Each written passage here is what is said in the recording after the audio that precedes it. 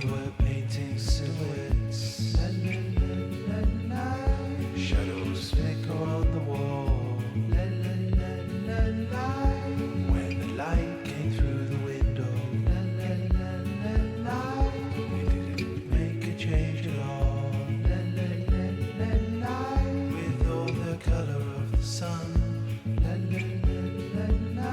We met the day at its beginning. La, la, la, la, la. Like the start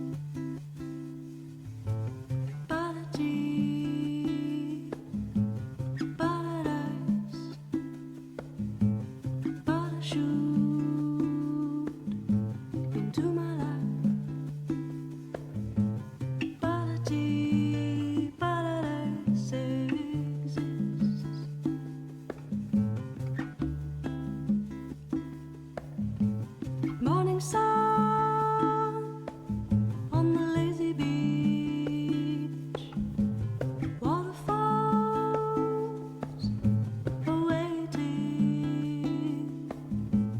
Take a swim in the salty sea.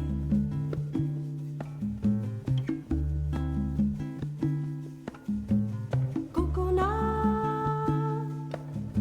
and acai, mango juice and coffee. Take a sip, take some time to be.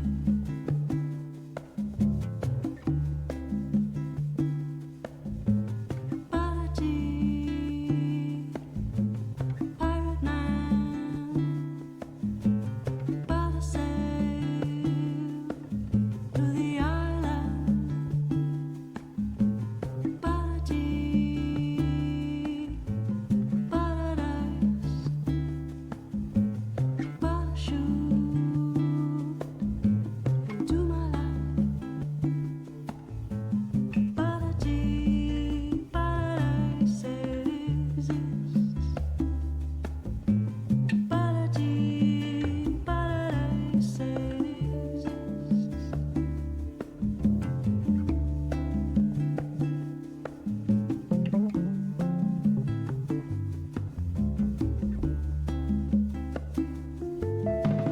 Bare feet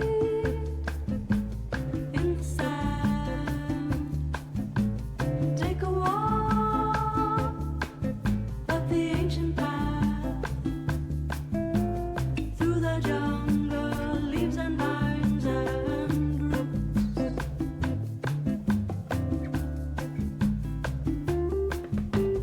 Butterflies,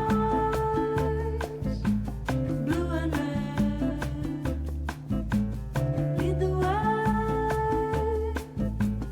overhead to the river, water sweet and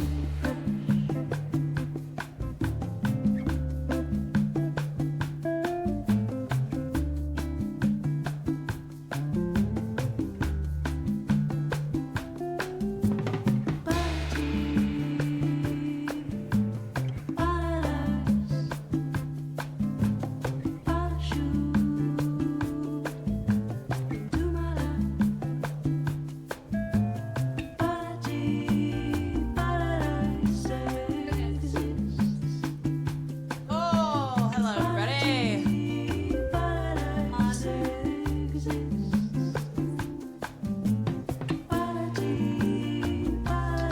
Hello, darlings. Just knocked over 10 cans.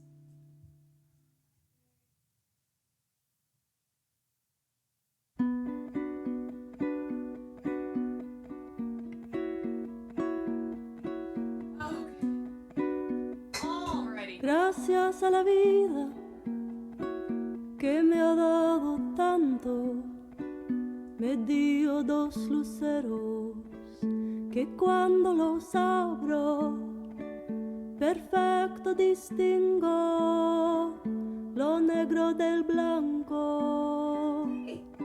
Y en el alto cielo su fondo estrellado. Y en las multitudes del hombre que yo amo. Ooh, okay. Alrighty. Hello. Loving the music, take your time. Oh, this is nice. What is this? Gracias a la vida? Oh, okay. Okay.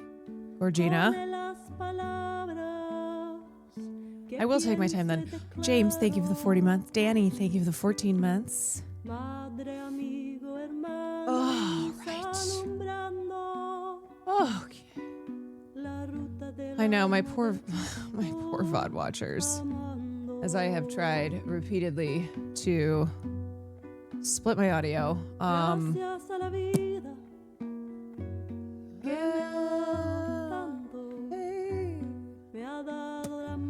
Okay, let's go live. Let's do it. Let me turn my camera on. That will help. Did you get Howarded again? Fool me once, you know? Fool me once. Fool me twice, and that's usually what happens to me, actually. What is the name of the song? It's Gracias a la Vida. Gracias a la Vida by Mia Doi Todd. It's nice.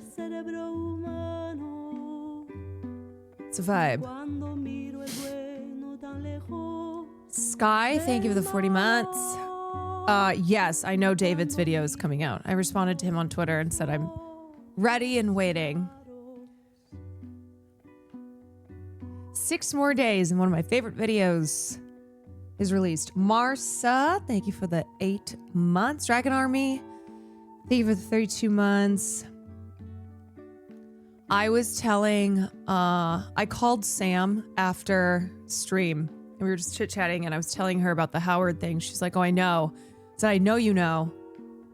And I know because I saw the clip of you and I was like, it was not funny. And I'm telling from my side of things.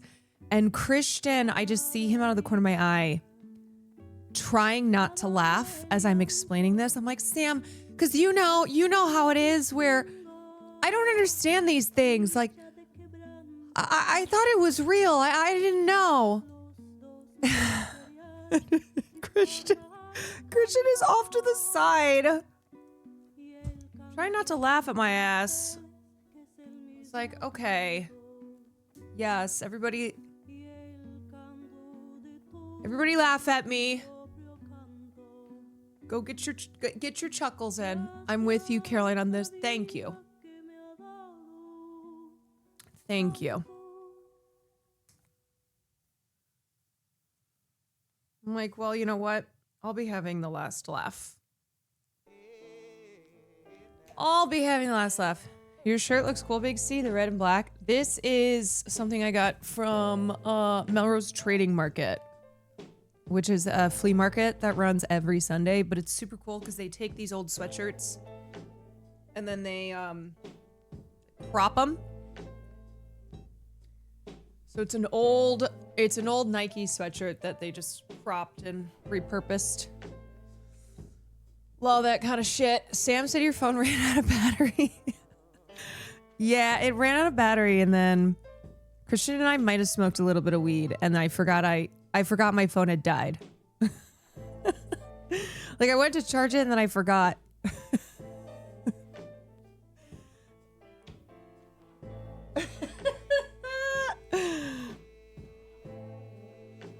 Which it's fine because she's had that happen as well. Her phone dies. So I was like, you know, you should expect that my phone will die. I should not expect yours will. Hi, Farley! You guys want to see this photo that she sent me?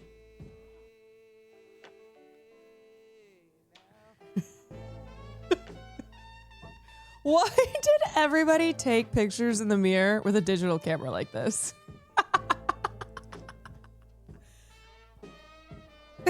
No, it's not me. I was never this sceney. Do you want to come up here? Come here. Come on. I've cleaned poop out of your butt the last 2 days. Come up here. Okay. Okay. Oh, the Farlington. The Farlington. I've had that pic in my phone for like 3 years and I laugh every time. God, I just love that.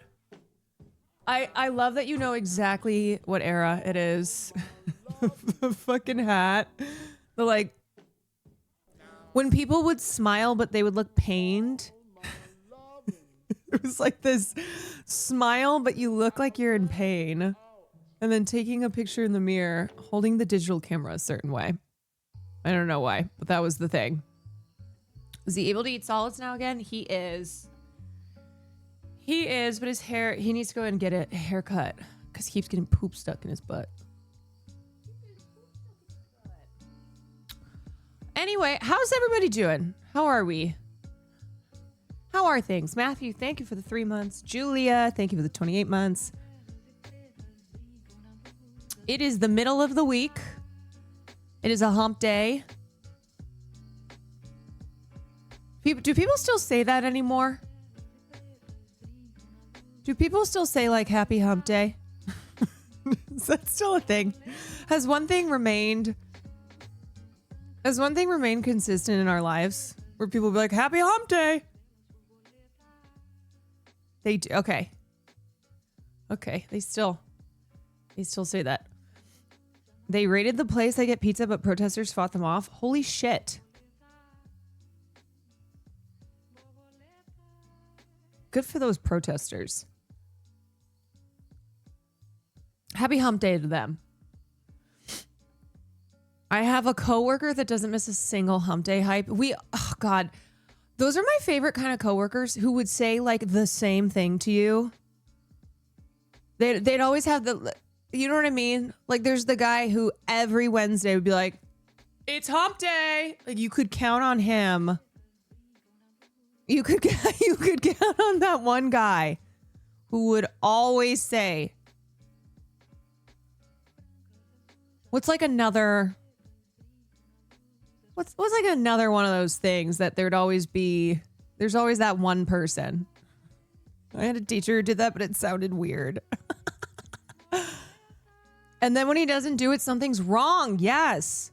You become so used to that person doing that. And you're like, that guy's kind of annoying. And then they don't do it one day. You're like, I kind of miss that. Yeah, Thirsty Thursday. It's Thirsty Thursday. Or the guy who says Mondays. Am I right?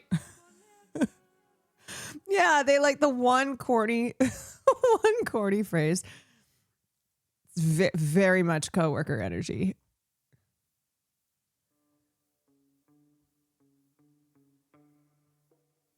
Throwback Thursday, y'all. My friend's husband, who's one of those guys, he's like so corny. So corny, never changes. Every single Friday.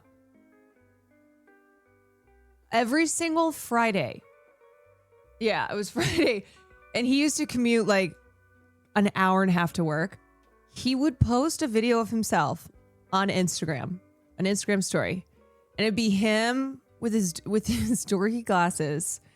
And he would be rocking out to Bust Down, Tatiana. I want to see you bust down. And his caption would be, it's Friday. Like he was just so consistent. Every single Friday you could expect that he would put out that Instagram video of him in the car about to drive to work, rocking out to Bust Down Tatiana. I want to see you bust. I want to see you bust it. And just so excited for the weekend. Living for the weekend, my man. He was one of those people who just always has had just very golden retriever energy. Just unfazed.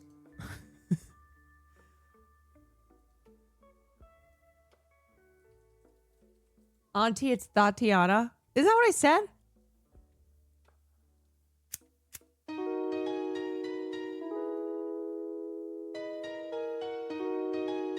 Blueface, baby.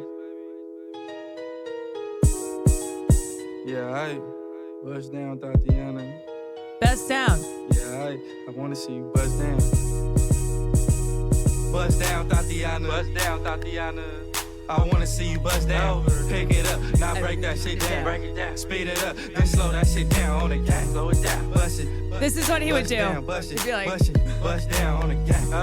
Bust down, Tatiana. Bust down, Tatiana. I want to see you bust down. Pick it up, now break that shit down. Break it down. Speed it up, now slow that shit down on the gang. Slow it down, bust it, bust down, bust it, bust it, bust down on the gang.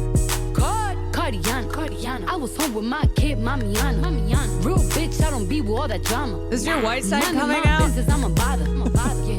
I ain't dragging, I'm lit like a For clapping back, bitch, I'm clapping on the dick. Bust it, I'm a savage. Bitch, throw it back like a 10-year challenge. Take him to the crib, then I push him on the sofa. Have his breath smelling like pussy and mimosas. We ain't finished, tell him beat it up. And if the pussy stop breathing, give it CPR. It's so tight, think it slipped in my butt. I don't swallow plan B, I just swallow the nut. Pussy dope, I'm the dope dealer. And if your pussy good, shouldn't have to maintain a broke nigga. Real shit, real life, everybody gang bang. No, they ain't real right. Since I came in the game, been a real one. Like my friend's husband, just the corniest dude. Every Friday would put this on, rock out his car, be like, "It's Friday, everyone." And ain't shit changed, bitch, I'm still one. All facts, no cap. Daddy, how you like that? Ain't got no time for no subliminals. After a while, bitch, being petty just means you're miserable. Yeah, straight lane. No, it was not. It was not me. Scorpion, thank you for the 4 months. Red flag on him when I come, I say Great Beer League, thank you for 26 months. I want to see you buzz down. Pick it up, now break that shit down. Break it down. Speed it up, then slow that shit down on the gang. Slow it down. Bust it, bust down, bust it, bust down on the gang. Bust down, Tatiana. Bust down, Tatiana. I want to see you bust down. Pick it up, now break that shit down. Break it down. Speed it up. What's the white people version of whose man is this? Is your white person test? Bust down, bust down on the gang. Blue face, baby. Yeah, I'm everyone's fantasy. What's the white people version of whose man is this? Don't be mad at me, I wanna see you buzz down. Bend that shit over on the gang. Yeah, who let this guy in? She threw it back, so I had to double. Hey, who do you think you are, pal? Back on the gang, smacking high off them drugs. I tried to tell myself 2 times. Now come on, sonny boy. Then the nigga wait, no. Absolutely, get a load of this guy. Oh my God, get a load of this guy. Hellos, ain't no running, Tatiana. You gon' take these damn strokes, Tatiana. I beat the pussy up, now it's a murder scene. Keep shit player, Tatiana, like you ain't never even heard of me. Get a load of this guy, you know what I'm saying? I wanna see you buzz down. Buzz down that shit up. Okati, thank you for 7 months. Now make that shit Matthew, thank you for the 3 months. Now toot that thing up, toot it up, throw that shit back. I need my... Man, it's so crazy because when I look at the Cardi B and Nicki Minaj, just never-ending beef, which primarily is because of Nicki Minaj. It really is when it comes to Nicki, you can just do nothing win. Buzz down, Tatiana. Buzz down, Tatiana. I wanna see you buzz down. Lick it up, now stir that shit down. I feel like she's been kind of Now quiet. throw that dick down on the gang. I haven't seen her saying much. Bust down on the see. gang. Buzz down, Tatiana. Buzz down, Tatiana. I wanna see you buzz down. Pick it up, now break that shit down. Break it down. Speed it up, now slow that shit down on the gang. Her last tweet, Nicki Minaj's last tweet is, "Angels bow before him, heaven and earth adore him. What a mighty God we serve." It was day after Christmas. Slow it down, bust it, bust down, bust it. How long is this song? It's 4 minutes.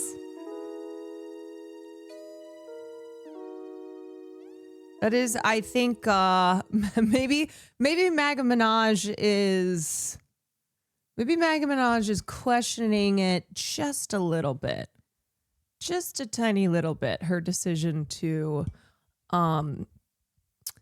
show her full ass on Toilet Paper USA's stage, and people were like, "Yeah, I don't think so."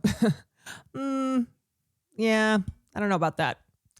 Cardi and Caroline Kwan song coming soon. I wouldn't want to embarrass Cardi with my rapping skills. So probably not anytime soon.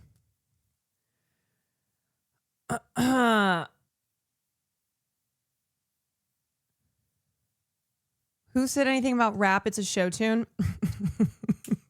Christian and I so love having him here because he not only indulges my musical theater kid heart, he will even one up. And last night Will kept being like, "Can we watch something?" And we'd be like, "Yeah, hold on a second." And then we would not do that and instead like sing, I don't know, songs from Chess. And then the news of The news of Ariana Grande and Jonathan Bailey, who are going to be starring in the London revival of Sondheim's Sunday in the Park with George. The news broke, and I'm sitting there with Christian on the couch. He goes, and he turns to me. I'm like, what?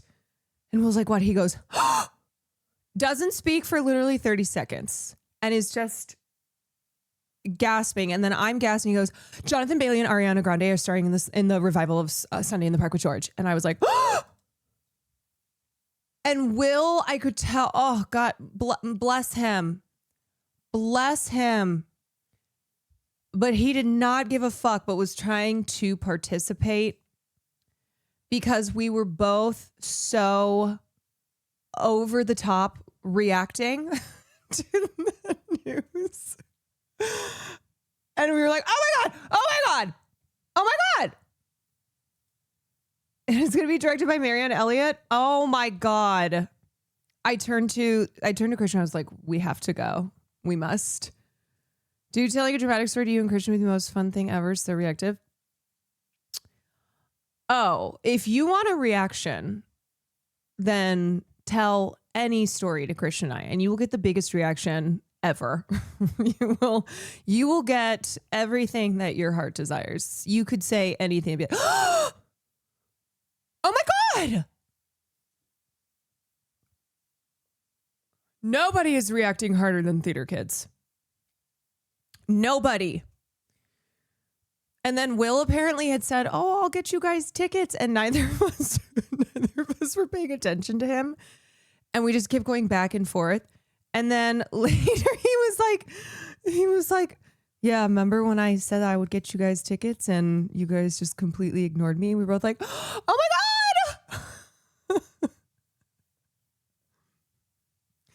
Oh my God, we are so sorry. But seriously, to be fair, Will reacts the exact same way when it's football related. I was in the middle of telling Christian a story.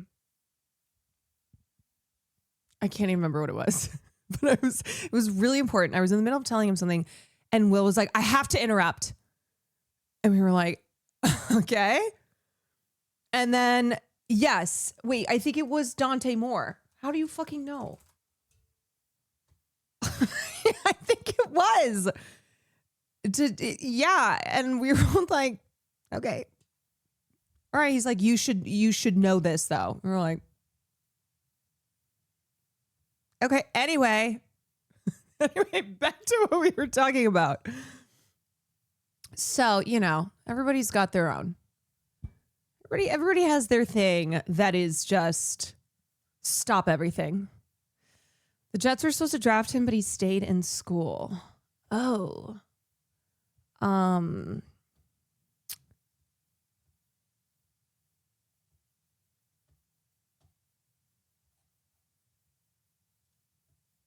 That's not good. I don't know. Wait, is this why Will was fighting, like yelling at Stephen A. Smith on Twitter? Anyone who follows Will, he like only tweets about Jet stuff. He was yelling about something that Stephen A. Smith had said. Wait, did you guys see when Stephen A. Smith, hold on, let me see if I can find this. When he accidentally said Charlie Kirk. Now this is my kind of football news. Charlie Kirk Wait. catch 8 receptions for 144 yards. Yeah. We saw Charlie Kirk catch 8 receptions for 144 yards. Yeah. We saw Christian Kirk. I'm sorry, I apologize. Oh my God. Christian Kirk. We saw Charlie Kirk. Is this the TikTok Ashley just sent me? Did you guys know that Charlie Kirk has not only come back from the dead, he's throwing 8. We saw Charlie Kirk catch 8 receptions for 144 yards. Looking downfield, he's got Kirk. Wide open, spinning catch. Kirk touchdown. And a diving grab by Kirk. First down, and there he is again. What a night for Kirk. I cannot get over. I'm screaming because Oh, Mort. Oh, yes. Catch 8 receptions for 144 yards. Everyone is like, We saw. like they all heard him say Charlie Kirk. And they're like, okay, at what point do we go, don't you mean Christian Kirk? See, I'm sorry, Christian. I'm sorry. I apologize. Oh, my God. Christian. I apologize. Oh, my God. Oh, my God. It's kind of crazy, though, that Charlie Kirk, right after he died, it was all, we just couldn't escape, right? We could not escape. We're in hell. The mega churches playing Charlie Kirk being like, I'm okay. I mean, not physically okay, but spiritually, I'm good. And every one of our politicians and people in media being like, oh my God, this is the end of America. And then nothing, right? They just move the fuck on once they got what they needed out of that. And now it's like Charlie Kirk's being mentioned on accident when Stephen A. Smith is talking about football. We saw. Like, that's when I genuinely think, yes, I agree. I think Erica Kirk pissed so many people off. They're like, I don't care about Charlie. I'm not going to pretend to care about Charlie anymore.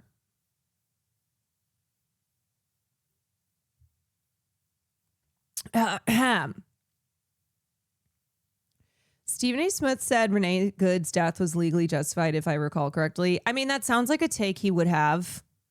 He frequently has ass takes. He can be a real fucking piece of shit. Sometimes it's like every once in a while, Stephen A. Smith will shock you and have a decent take. And then the next thing that comes out of his mouth is so horrible. You're like, oh yeah, no, that's who you are. Oh yeah.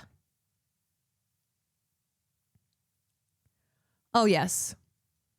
How could we forget? He's also friends with Mark Levin. LOL, so I assume he sucks. Yeah, he's... Oh, look, I also have to... I have to endure hearing Will scream about Stephen A. Smith's sports takes all the time. So this household hates Stephen A. Smith. Hey, Caroline, sorry for coming in with a random question. Have you watched Interior Chinatown? It's my favorite series of the last few years, but I've never seen anyone talk about it anywhere. Literally the only TV show that made me go read the original novel. I haven't seen it, but I did read the novel. It's so good. I love how it's like formatted in a script format. It's great. Are the Stephen A. Smith stands coming? I cannot believe that there are any like Stephen A. Smith stands. Hard to believe that there's Stephen A. Smith stands, because he does kind of seem like a guy who has the capacity to piss off so many different corners of the internet. Like he seems pretty all around despised. Like that guy pisses off. He really has the ability to piss just about everybody off.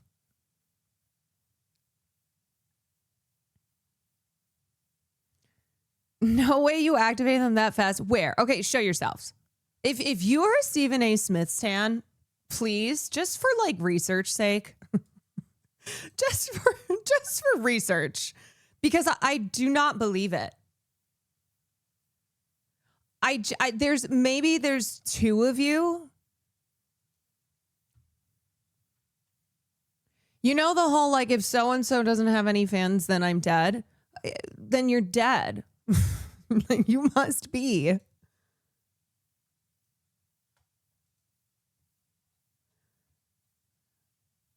Than you, Stephen A.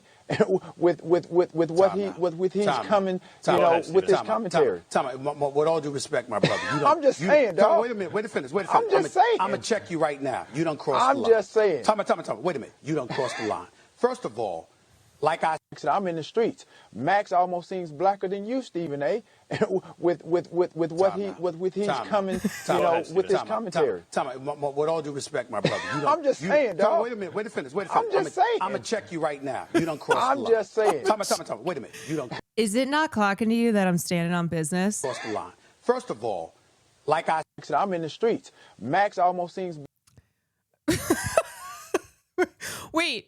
Is this guy who he's saying, is this Max? Just, I need a little context here. So the white guy, the one white guy here, Max, that's who he's saying is more black than Stephen A. Smith. So he just stays quiet the whole time. And that's why Stephen A. Smith is like, hold on. I'm going to check you right now. Stephen A. Smith basically got him fired because he was too good at debating him. Well, that checks.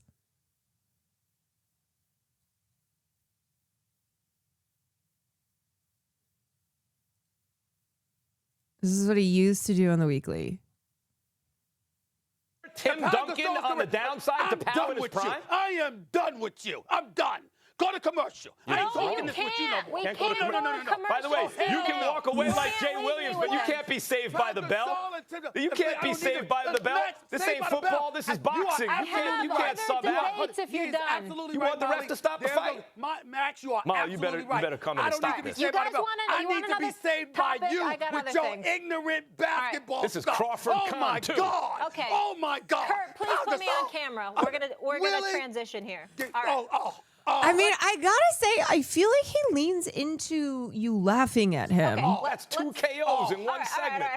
He's so dramatic. Commercial. Stop it. There's more show to do. Stephen A., hang in there. We got 4 minutes. Listening to you talk back. Like his whole thing is to just be a professional crasher outer. That really kind of seems to be. Yeah, it's like I don't even know if he's really outraged all the time, or if he just kind of leans into being professionally mad and having horrible takes. The fire on the tail. Smart man, thank you for the 9 months. The wings, he can fly. The claws on his feet, he could use that as a weapon. He's not as limited as Blastoise or Venusaur. I'm gonna go with. You know what? I kind of like Charizard. The fire on the tail, the wings, he can fly, the claws You picked the starters, now pick the final forms. on his feet, he could use that as a weapon. He's not as limited as Blastoise or Venusaur. I'm gonna go with. Okay, I'm not gonna lie. This kind of sounds like me giving my analysis on Pokemon. That's very much how I would do it. I'd be like, he is a dragon, so naturally that was me on Cobblemon. not knowing what the hell any of these were. Yeah, I mean, I picked Farley Rita. Then everyone's like, probably the worst one you could have picked. Me trying to conceal tears after learning my wife cheated on me. My 5-year-old son in the back of my GMC Grand Sierra. Oh my God.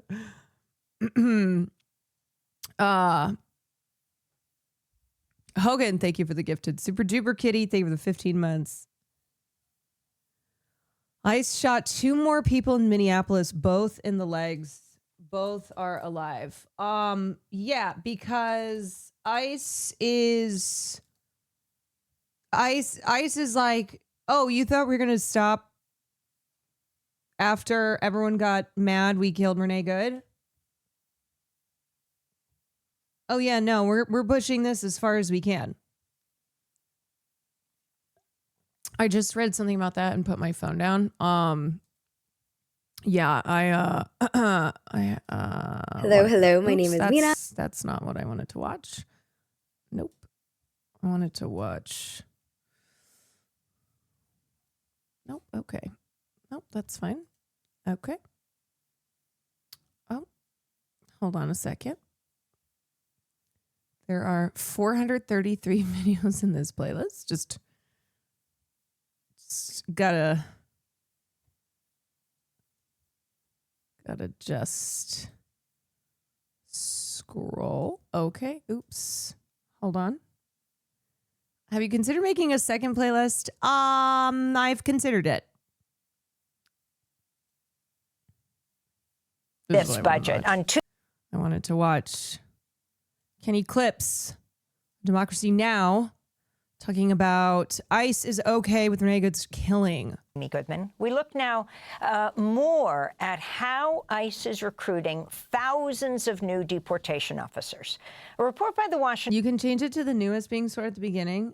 Oh, good to know. Post shows ICE plans to spend $100 million for a, quote, wartime recruitment strategy that targets gun rights supporters, military enthusiasts through online influencers. Oh, great. Along with people who've attended UFC fights, listened to far-right podcasts, or shown interest in guns and tactical gear. Yeah, so the worst fucking people ever. Ones who cannot wait to do violence that is going to be fully protected by the federal government. Uses the ad industry technique known as geofencing. Yeah, you know those hogs who are like, this is war. This is war. The violent radical left has gone too far and now we're seeking vengeance. It's like, for what? Because you killed Charlie Kirk. It's like, we did? Like, yes, and now it's war and the storm is coming. Yeah, these are the guys who like missed out on being school shooters. They look back and they're like, man, I wish I could go back to high school because I definitely would have been one of those. To send ads to people near military bases, NASCAR races, college campuses, or gun shows. Some of ICE's recruitment ads... They know what they're doing here. They know why. Those are the people that they're targeting. Those are the people, the like gun obsessed, MAGA screaming, red-blooded patriots. That's who they're going after. People who cannot wait to have the opportunity to do something like Jonathan Ross did. Appear to refer to white nationalist slogans. They're not even screening people. There's another Democracy Now! Video I was watching earlier where these journalists basically went through the process of signing up for ICE and were like, yeah, there's no background checks. Yeah, there's no guardrails here. There's nothing. Openly quote them after ICE agent Jonathan Ross killed Renee Good in Minneapolis. An ad on ICE's Instagram account claimed, quote, "We'll have our home again," and featured a song popular among white nationalists with lyrics about reclaiming our home by blood or sweat.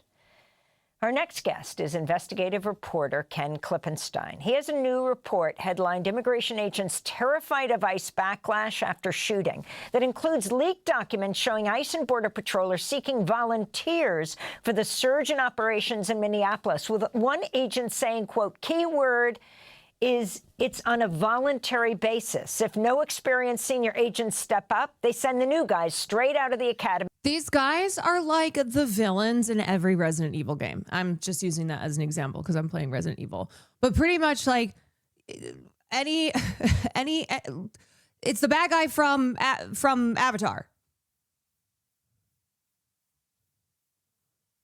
You know, it's that military villain. The one who's like, yeah, no, we need to kill them all.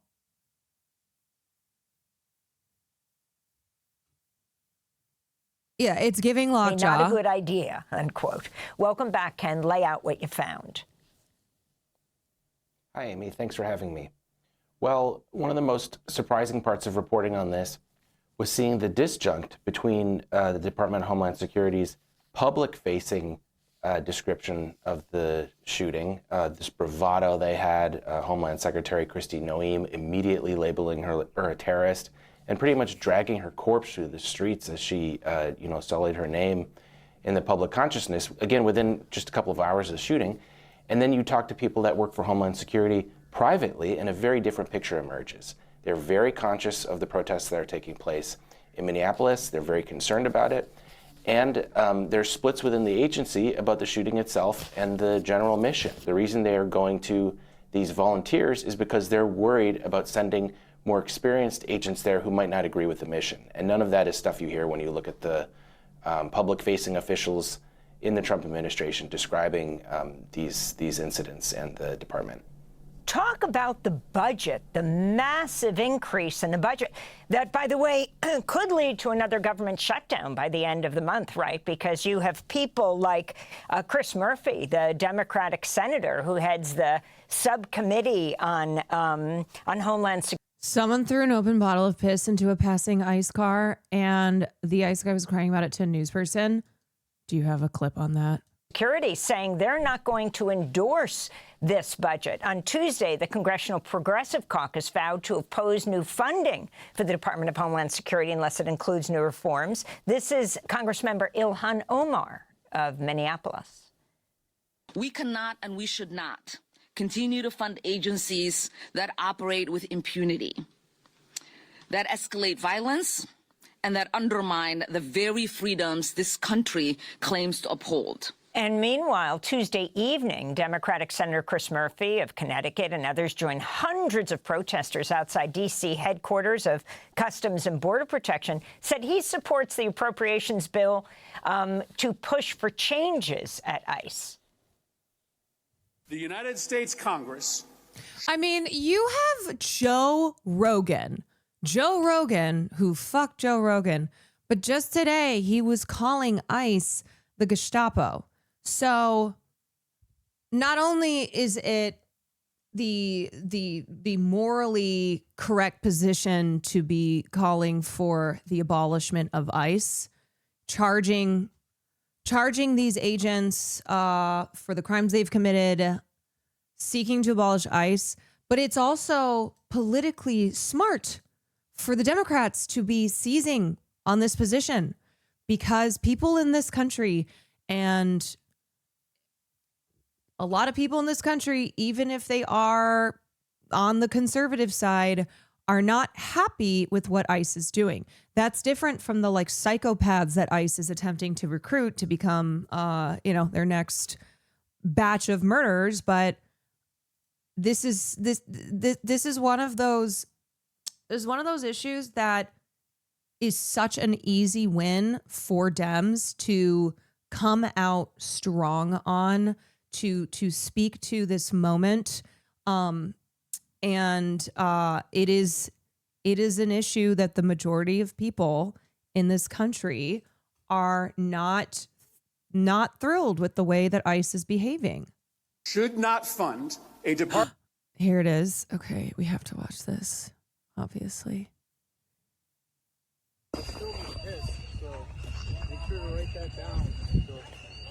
You said someone threw a bottle full of piss at you? Is that what? Yeah. You want it? All this is all piss. You're okay with me coming over to take a shot? All this? Somebody threw a bottle of piss and it went all inside the vehicle too, and all over me. So that's the peaceful protest you're seeing. Can't be running red lights. You guys are gonna T-bone into some family. Yeah. Oh, for God's sake, like. Are you telling people to obey the laws? Come on. That is incredible. The piss boys. You said someone threw a bottle full of piss at you? Is that what? Yeah. It's because warm piss will melt ice. You want it? All this is all piss. You're okay with me coming over to take a shot? All this? Somebody threw a bottle of piss and it went all inside the vehicle. Oh no, the little piss boys. The little piss boys are so sad. Someone threw some piss at the little piss boys. That's the peaceful protest you're seeing. Can't be running red lights. You guys are gonna T-bone into. Did you say pissful protesters? No, he didn't, but that's hilarious. Yeah, I'm a pissful protester. He sounds like a kid telling his teacher someone bullied him back after he bullied them. Yeah, he's like, he threw piss at me. Some family. Yeah. For God's sake, like. I'm sorry. What fucking nerve this dude has to be like, you guys need to drive safe. You're gonna hit families. Meanwhile, how many videos have we seen of ICE causing traffic incidents, of like pulling people out of their cars, of like crashing into them. When Jonathan Ross shot and killed Renee Good, and then she fell into the accelerator and it crashed into cars and a telephone pole. Oh, but these little piss boys want to tell us about driving safe because we might hurt people. Oh my God, get fucked. Department of Homeland Security that is not obeying the laws of the United States of America. Ken Klippenstein, are we seeing some changes in Democrats' positions here? Absolutely. Among Democratic voters, among Congress, there is some opposition, but among congressional leadership, they've made it very clear that they're not willing to shut down the government over this. They asked Senator Cory Booker this, for instance, yesterday on MS Now, and he said no, the last shutdown didn't work. Chuck Schumer had to be dragged kicking and screaming to even do the shutdown earlier this year to play hardball with the Republicans after he folded instantly at the beginning of the second Trump administration. So there are definitely splits within the caucus, but among leadership, there's opposition to the idea. That being said, among the public, there's been a sea change in opinion with respect to ICE and the deportations. Where there was more openness to it when Trump first came into office, that picture has completely flipped, and it's a deeply unpopular proposition. And that's what the opposition among the Homeland Security officials that I interviewed for my story are reflective of. They're part of the public, too, to some extent. Also, abolish ICE when it was a big position in 2018. You had Democratic politicians and other strategists who were like, well, this is gonna fuck us for the midterms. But guess what? They won the midterms in a landslide. So whatever misgivings that these holdouts had on abolish ICE as a policy position, it's wrong. It was wrong then, and it's wrong now. Like, absolutely, abolish ICE should be the stark position that they take. It's not. It's not to their political detriment. It'll be good for them. And they also are seeing all the same videos that we're watching, seeing the same protests, seeing the same public sentiment, and they have a lot of the same feelings about it, particularly the older, more experienced agents who are not the beneficiaries of this tidal wave of funding. I mean, they have more money than they know what to do with. They have tripled ICE's law enforcement budget.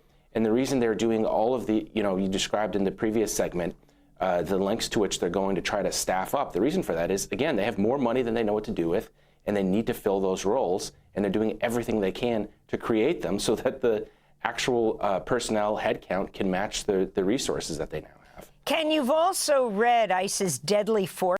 Yeah, here's stupid ass Richie Torres's new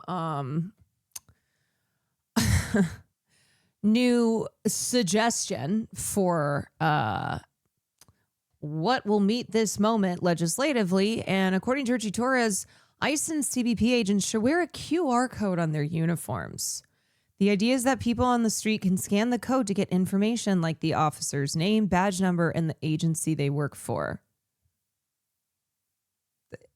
Oh, that's how we're going to meet this moment. We're going to have them wear a QR code. The proposal is stirring debate online about whether such a lawless agency would abide by the rules. I'll tell you the answer. Let me look into my crystal ball. Let me consult my Etsy, which, no. They will not abide by the fucking QR code. And perhaps more importantly, whether adding tech is the right solution when a requirement to simply add names to officer uniforms would be a more practical fix. Richie Torres, too, thinks he's so fucking brilliant. Thinks that he can find a way to, have his cake and eat it, too. Hey, here's an idea. Let's have QR codes. There we go. You're welcome. Yeah, who paid him to suggest that? What company? What company would be would be making money off of this QR code piece of legislation? Axios first reported on the proposed legislation on Tuesday, and a representative for Torres told Gizmodo that the plan is to introduce the House bill next week. The concept is that it could limit confrontations with an officer that could go south. Oh, the concept. The concept of a QR code stopping ICE from murdering American citizens in the suburbs. The concept. Someone can get a picture from afar without having to engage with the officer, as we've seen instances of ICE obscuring their faces and badges and not reacting positively to requests for identification. The legislation is called the Quick Recognition Act, QR, and it would require the Department of Homeland Security to create a verification page that lists officer's full name, badge number, agency, operational unit, or office, photo confirmation, verification timestamp confirming active duty status. The law specifically says that the pages should not list the home address or phone number of officers. Many of the secret police currently in America's streets aren't wearing badges or other ways for the public to easily identify them. Trump's masked goons are terrorizing the country right now, arresting residents on false pretenses, assaulting protesters, even shooting a woman dead in Minneapolis. It's all in the name of immigration enforcement, though Trump's real goal is to purge the country of anyone who isn't white and violently punish those who oppose him. And Torres seems to genuinely think QR codes can help. Stanislawski pointed to some police uniforms in the Dominican Republic that have integrated QR codes for identification purposes. Below, you can see the QR code on the left arm of the uniform. Notably, the police uniforms in the Dominican Republic also include the agency, rank, and name of the officer in addition to the QR codes. And it seems like including that in the proposed legislation by Torres would make a lot more sense than requiring the QR code alone. Yeah. Like there's so many things about here that you can just poke holes in this handy dandy piece of proposed legislation. If officers can only be identified by members of the public who have phones handy, almost a kind of tech tax, where does that leave people who may not have access to a phone for one reason or another? The Torres proposal has stirred plenty of debate on social media about what the law might actually accomplish, with some people expressing extreme skepticism that it will provide more accountability. Scanning the officers' QR codes as they bash my face in and steal my phone. Yeah. Hey, excuse me. Can you hold on a second? Sir, will you just hang on before you beat the shit out of me? Before you rip me out of my car, can I please scan your QR code? Please? There's a law about it. That joke about a stolen phone is likely referring to a new article from ProPublica about a 16-year-old in Houston, Texas, who was placed in a chokehold by federal agents and recorded much of the encounter. The agents took his phone and he used the Find My feature to track it to a vending machine where people can sell used phones. The vending machine was near an ICE detention center, according to ProPublica, and the agents had apparently sold his phone. They really are doing the most always. Like the worst. Just being the worst always. Beat the shit out of this kid. Took his phone because he was recording them, and then sold his phone.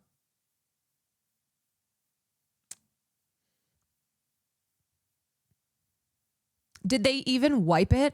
I'm guessing not, because they're pretty fucking stupid. The ICE agent who shot and killed 37-year-old Renee Good, identified by the Star Tribune as Jonathan Ross, covered his face and didn't appear to have any kind of identification visible that would identify him individually. His chest and back read police in large letters and federal agent in much smaller letters. Ross was only identified by the local newspaper after DHS said he had experienced a previous incident with an immigrant in a car. Shout out to those reporters, FYI. Shout out to those reporters at the Star who were the ones to identify who he was. That allowed these reporters to comb through federal court records to narrow down who they might be talking about. Without that detail, it's unclear how long it may have taken to learn Ross's identity, and it remains to be seen whether a QR code would have helped anything at all. Yeah, sorry, Richie Torres. I don't think that this is... I don't think that this is the move. One of them also took a truck of someone that they detained. Oh, yeah. No, they'll just steal people's... They're stealing people's lives. They're stealing people's lives. You think they won't steal your items? You think they won't steal the clothes off your fucking back?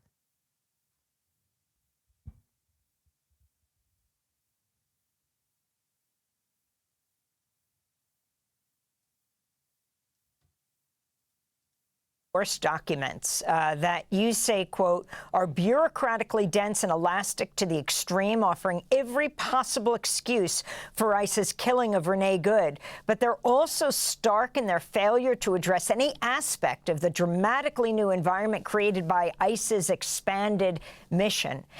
What do they reveal, these documents?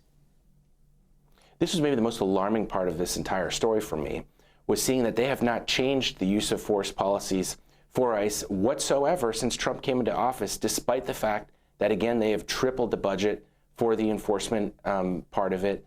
And in addition to that, just militarized the entire thing. They're wearing masks. They're being deployed in states where the majority of the state population doesn't support them. They're being used in a far more aggressive, sweeping, and ambitious manner than ever before. So you would think that there would be some kind of reflection of that in policy, at the very least, not just to protect the public, but to protect them as well.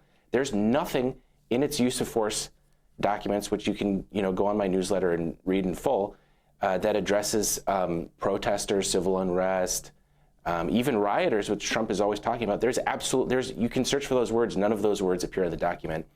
And what's more, we only know what the document says because it was accidentally uploaded by the Trump administration over the course of a federal court litigation. The entire thing was blacked out, redacted until December of last year. And that's a failure on Congress's part for not compelling ICE to release these things and make them public, especially with an administration that made very clear that this is going to be its signature policy, these mass deportations. Last question.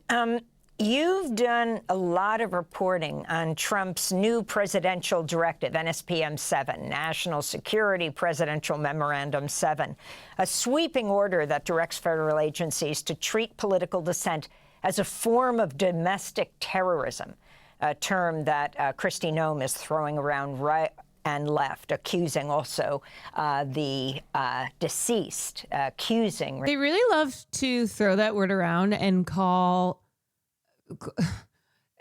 and call people who are not domestic terrorists, and never actually refer to the real domestic terrorists as such. It's not that they don't use that word. They're just always applying it in the opposite direction. Good of domestic terrorism. Can you put these latest developments in perspective? Yeah, so there's a straight through line from the shooting of Renee Good to NSPM 7, this presidential memorandum, that, as you said, redefined terrorism around a number of what are called indicators, because you have to terrorism is about pre-crime. You're trying to predict a crime before it has happened. That's what the word terrorism is for. And so how do you predict a crime? Well, you got to look at speech. And what are the speech indicators you're looking for? If you go and read the actual presidential directive, it literally says things like anti-Christian sentiment, anti-American sentiment, anti-traditional family sentiment, anti-capitalist sentiment. And it describes one of the things it describes is, if you say capitalism bad, you're a terrorist. Anti-ICE protesters and sentiment, which is exactly what we saw. Moreover, the Justice Department released a sort of follow-on memo citing NSPM 7, and one of the things that it was concerned with was, quote, impeding or interfering with ICE operations, which is exactly what Homeland Secretary Kristi Noem and the Trump administration accused Renee Good of doing by having her car parked in the middle of the road. So there is a straight line from NSPM 7 to the tragedy that we saw unfold last week. And finally, you say ICE is okay with Renee Good's killing. Why? Because its policy all but allows its ICE agents to carry these things out, and the only thing restraining them is their own perceived sense of being in danger. That is not a policy you have in place if you want them to carry out their responsibilities in a circumspect way, because not only can they say whatever they feel they perceived, because we obviously can't, we don't have a window into their mind, but in addition to that, all the propaganda you've been describing earlier about them being deployed to war zones, and literally that's how they're recruiting ICE agents at that point, that creates a psychological environment in which they genuinely believe that. And that has been another aspect of reporting on this that surprised me. They don't see it as rhetoric. They think that that's actually describing the conditions on the ground. A war zone, as your previous guest described it, the war and terror come home. That is overwhelmingly believed by the younger cohort that's joining ICE now, and they need to be restrained by firmer policies than that their own perception was that they were in danger. Well, I think the other thing too is, sure, they believe it, you know, they genuinely believe that they're heroes in some war, but I also think it's a matter of if they at all accept responsibility for Renee Good's murder, if they like at all show any any accountability here, then they'll think it puts a crack in their power. They don't want that to happen. They don't want it to be, oh, okay, so this is the limit here, and then it casts their other actions in a more critical light. So no, it's a matter of never admitting fault, because this is a war, and in war you have to do whatever it takes. Ken Klippenstein, I want to thank you so much for being with us. Investigative reporter. We'll link to... And just think about that. Your president, I mean, okay, if you live in America, unfortunately, Donald Trump is the American president. But for people who support Donald Trump, you are supporting the president of the United States authorizing these federal agents to go to war with the American people. Like it is Donald Trump going to war with the American people. That's what it is. Even if you think you're not one of them, if you think you're, you know, you think you're on the right team here, what you are supporting is you are supporting that war against your fellow citizens, which does include you. Your recent articles at democracynow.org. Thanks for watching Democracy Now! On YouTube. Okay, let's take a look at this shooting. So hard to go from a joyful basketball game on the north side to seeing all this blow up on Signal when I was putting the baby to bed. Haven't heard from all the students I've texted in the neighborhood yet. Hope they are safe. Yeah, it seems pretty intense out there right now. A person was shot in the leg by a federal law enforcement officer in Minneapolis on Wednesday evening after resisting arrest and violently assaulting an officer. The Department of Homeland Security said in a statement as the city is still reeling in the aftermath of last week's fatal shooting of Renee Good. Officers were conducting a targeted traffic stop at about 6:50 p.m. local time involving a man from Venezuela who DHS said entered the United States in 2022. The man fled the scene in his vehicle, crashed into a parked car, and then ran away on foot. The law enforcement officer caught up to the subject on foot and attempted to apprehend him when the subject began to resist and violently assault the officer.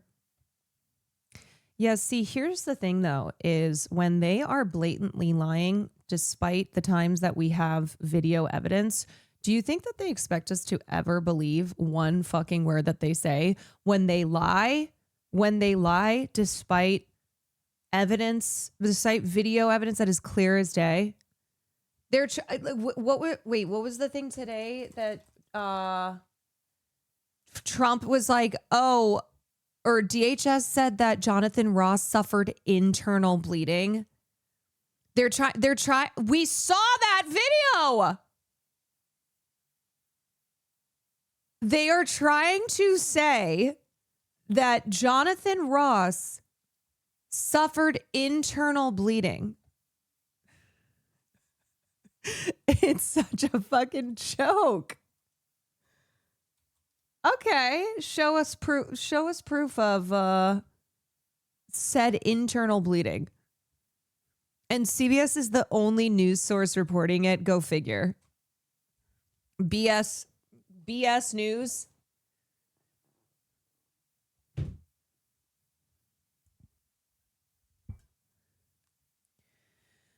Okay, so DHS is saying that this Venezuelan man tried to violently assault the officer. During the struggle, DHS said two people came out of a nearby apartment and attacked the officer using a snow shovel and a broom handle. After the suspect got loose and joined the attack, the officer fired defensive shots, striking the initial subject in the leg. The officer and initial subject are both in the hospital, and the other two individuals are in custody. We are aware of reports of a shooting involved federal law enforcement in North Minneapolis. We are working to confirm additional details. You know, the other thing that happens too, do we see the do we see the further chaos and violence that these agents cause when they go into people's communities, when they act violently, when they act like the barbaric thugs that they are, and how the only thing that results from it is just more chaos and violence? Does anybody feel safer? Does anybody feel like these guys are making our communities and our country safer?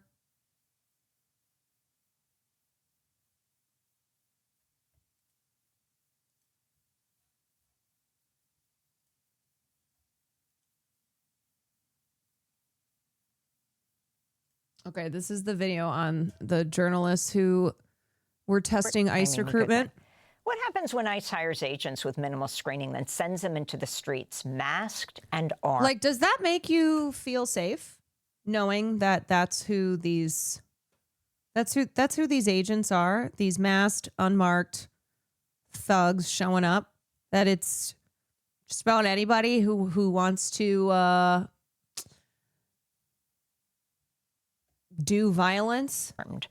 We look now at the agency's hiring practices as it surges agents to Minneapolis and other cities. We begin with an independent journalist who applied for an ICE job and was offered it without even a background check. Laura Jadid wrote about her experience in a piece published Tuesday by Slate magazine, headlined, "You've heard about who ICE is recruiting. The truth is far worse. I'm the proof," was the headline.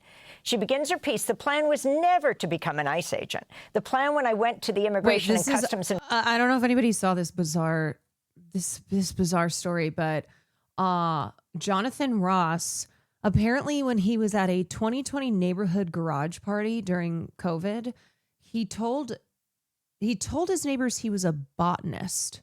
He said he worked with plants as a botanist, so he lied about what he did, the neighbor told the outlet. He's worked for ICE since 2015 when he joined the agency as a deportation officer.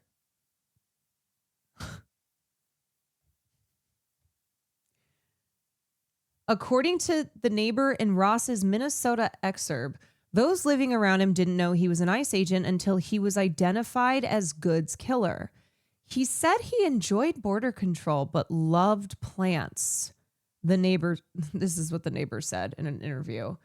Ross, whose house displays a yellow "Don't Tread on Me" flag. Is anybody surprised? Is anybody surprised that Jonathan Ross has a "Don't Tread on Me" flag at his house?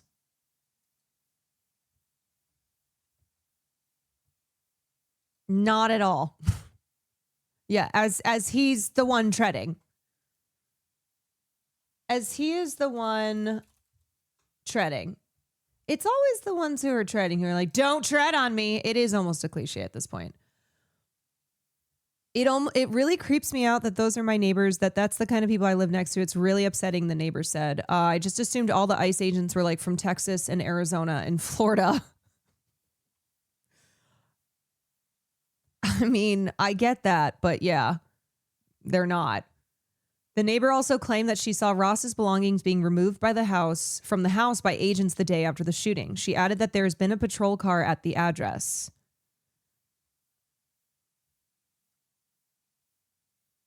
In an email, a DHS spokesperson told the Daily Beast that we are not going to expose the name of this officer. He acted according to his training. They confirmed that the agent in question had more than 10 years of experience as an ICE deportation officer and was a member of ICE's special response team.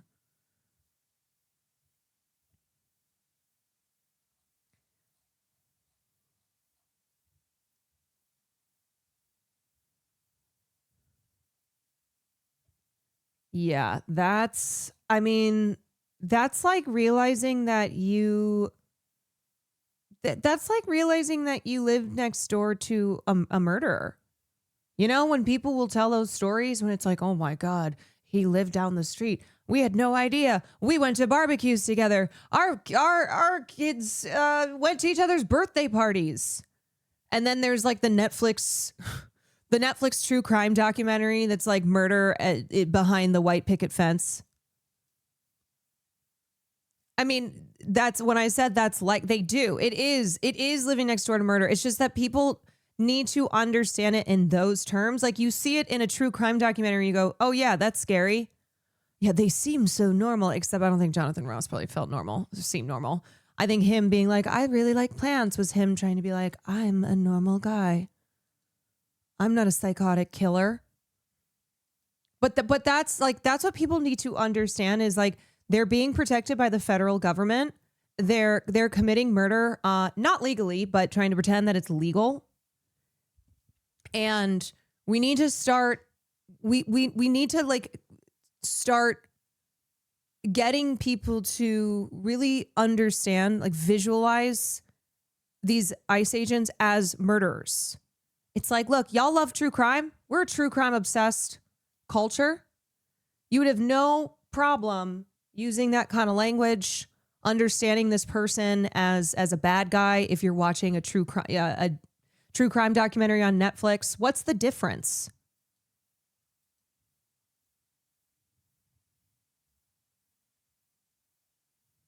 Enforcement Career Expo in Texas last August. This guy never seemed normal. That is something that I always want people to say when they interview the neighbors in those documentaries. I just want one person to be like, yeah, I always thought that guy was fucking weird.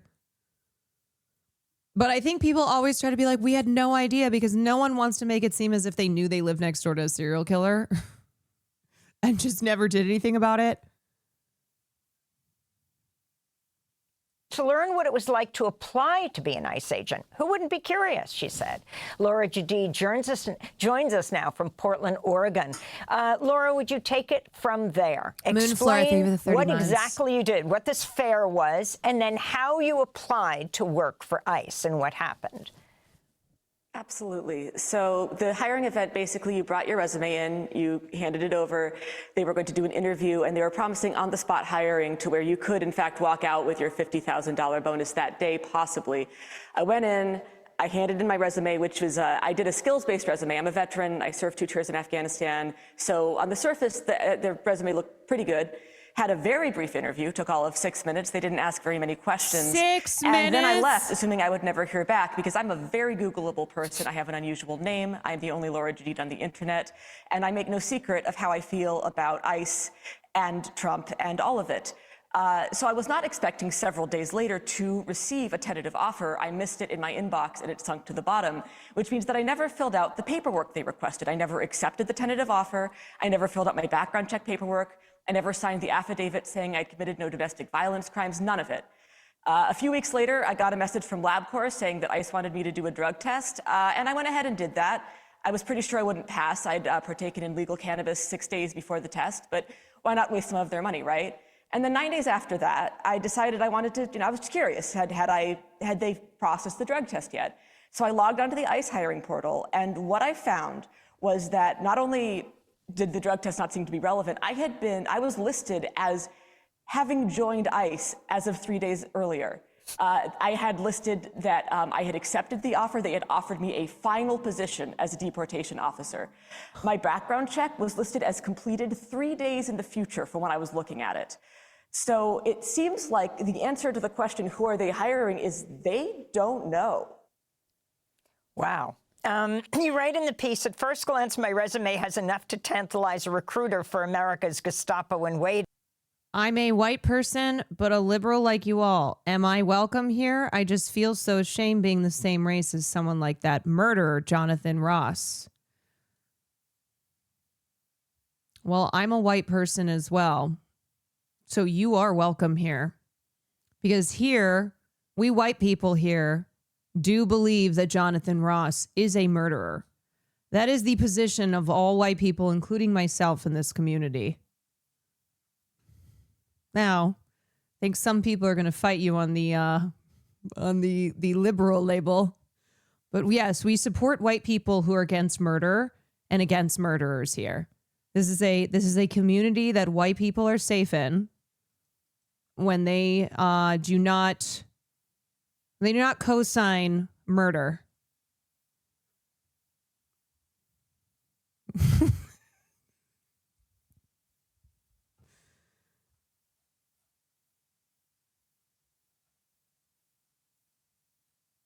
Any other questions? I Shank Mods.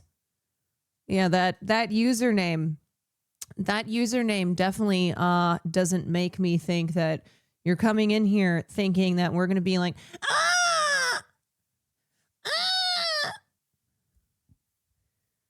The only person who's out here pooping their pants is you.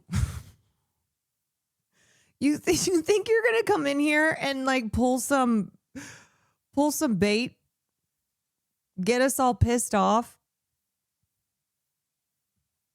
I Shank Mods. All right, I'm sorry. Look, I might have gotten got by Nandre, who called me and was asking about Howard, but I have been around the block before. So I suspect what you're up to, and it's not going to work. You're likening ICE to the Gestapo?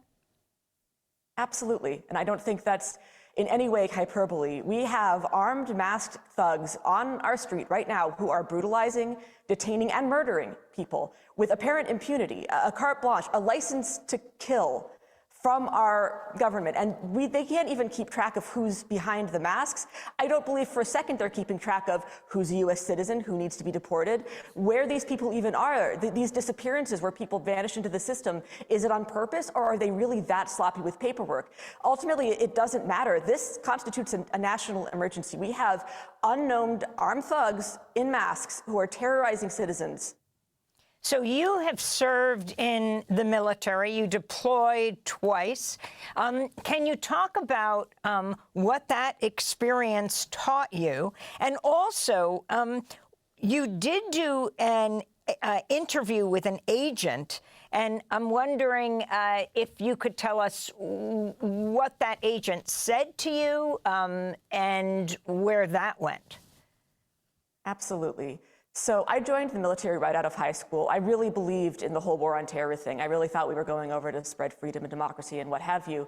And when I got there, it became very evident very quickly that that was not the case, and that we were doing it was a bad war, and we should not have been there telling people what to do. I was in Eastern Afghanistan for the first deployment, Western Afghanistan for the second. So I did not see combat, but as a military intelligence collector, I saw plenty of the decisions that got people killed on both sides that didn't need to happen. So I came back very disillusioned, like a lot of people, and actually like the ICE agent that I spoke to, which, by the way, this interview wasn't actually part of the hiring process. It was an optional step to see if I wanted to join up. But he told me that he was also joined right out of high school. He also deployed. And when he got back, he also got out as soon as he could. He didn't want anything to do with the military. But he had a lot of trouble assimilating, as a lot of veterans do. And so about 6 months later, he decided to go for law enforcement. And the rest is history. He's been an ICE agent, he said, for about a decade. He likes the work. He feels like he's getting instant results. And this is very sad to me. And also, wait, so this guy was in the same boat as her, where he deployed to Afghanistan, came back, was like, holy shit, the U.S. military is evil. Wow, we were just completely lied to over there. I was completely... I was vulnerable. I was manipulated. I was preyed upon. I went over there. I regret it. I can't believe that I did that. And then now it's time to do it at home. Yeah. Like the shit that we were doing over there, it's now time to do here at home. How do you go from that? How do you have that realization then go, yeah, I'm going to join ICE? Emblematic of a problem we have, where we use this language of terrorism and weapons of mass destruction and freedom and democracy at the barrel of a gun. We did this overseas, and it's come home in every conceivable way. Talk about your concerns about them not doing a background check. I mean, what does this mean for people who are documented to, wife beaters, people kill women? DHS accused her of lying and she ratioed them. Oh, you mean once again, DHS is proving that they're the fucking liars? This is such a lazy lie. This individual was never offered a job at ICE. Applicants may receive a tentative selection letter following their initial application and interview that is not a job offer. It just means they're invited to submit information review for review, similar to any other applicant. They got community noted. This author has provided video evidence of her ICE recruitment and hiring portal, showing a tentative offer, final offer, and onboarding date. This is the most like, oh, she's got the receipts.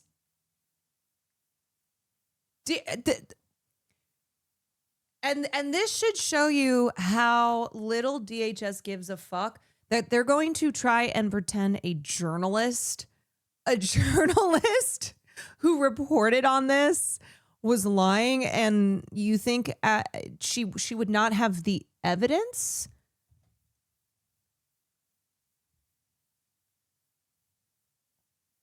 She's like, here you go. Why would I lie about this? I'm not y'all.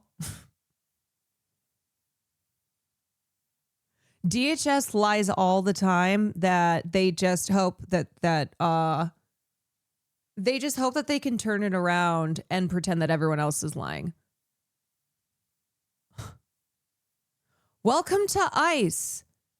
As a period, your duty location is New York, New York. Your EOD was on Tuesday, September 30th, 2025.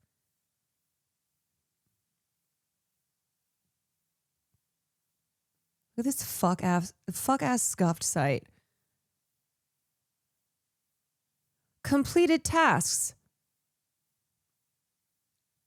Background investigation.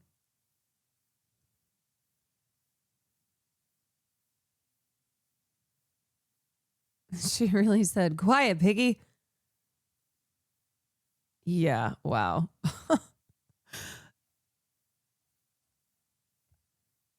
I will say it again. They think you're stupid. Do not prove them right. Do not fall for their bullshit. They do not. They think so little of you that they're like, oh yeah, these dumbasses will just believe anything we say. We don't even have to do a good job covering our tracks. We don't even have to try to sell believable lies. Because these dumb fucks will just believe that we're the good guys, that everything that we say is true. They think you are stupid. Yeah, I mean, it's very funny that they hired a lefty journalist with a profile on an Antifa watch. Can't wait till the thumbnail is Caroline on the ICE job confirmation. Yeah, is this how we win? I join ICE and destroy it from within. That's hilarious. Yeah, does the sub goal change from joining LAPD to joining ICE? I became an ICE agent. But what's not funny is they didn't make me sign a domestic violence waiver. So how many people with domestic violence convictions are running around with guns in our cities terrorizing people? How many people who have been committed of sex crimes or crimes against children are in charge of detention centers where there's no oversight, where people won't be missed and won't be believed? The horror, it boggles she the gets mind a 10K how already? bad No. this really is. And you were hired to be a deportation officer. What exactly is that? Where would you serve? Yeah, so yes, deportation officer. Basically, the agent was very keen on letting me know that I wouldn't be given a badge and a gun right away. I wouldn't be out in the street messing people up. I would probably have to push paperwork for about 6 months before I got there. And when I expressed that was fine with me, with my analyst background, he actually, the atmosphere changed. He was like, no, listen, we want everyone on the street with guns eventually. And I had to reassure him that that was also fine. It's They were like, hey, I'm so sorry. We're not going to be able to let you start killing people right away. You're going to have to do probably some paperwork, some administrative stuff. And she's like, yeah, that's fine. He goes, well, I mean, we really, we would have you out there tomorrow. Seems like, you know what? I like you. I'm going to make sure that we get you gun in hand out there in the streets tomorrow. You're pretty cool. Focus is very much getting people out on the street with guns, and the focus of the people applying apparently is to get out on the street as quickly as possible to brutalize people. I'll just end by asking you. You said you signed up. God, the process being to get people out there on the streets to brutalize people as quickly as possible. This is a rogue agency. This is what we mean by these lawless thugs. That their whole goal is just to brutalize people. And they're hiring people who are just chomping at the bit to do so.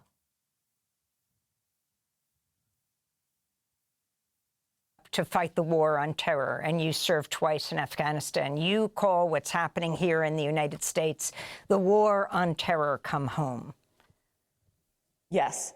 It is very sad. It is not surprising, but it is very sad. This is a national emergency. This is a state emergency. And frankly, it's past time that governors called up the National Guard to protect the citizens who elected them to keep them safe from the people actually terrorizing us in the streets.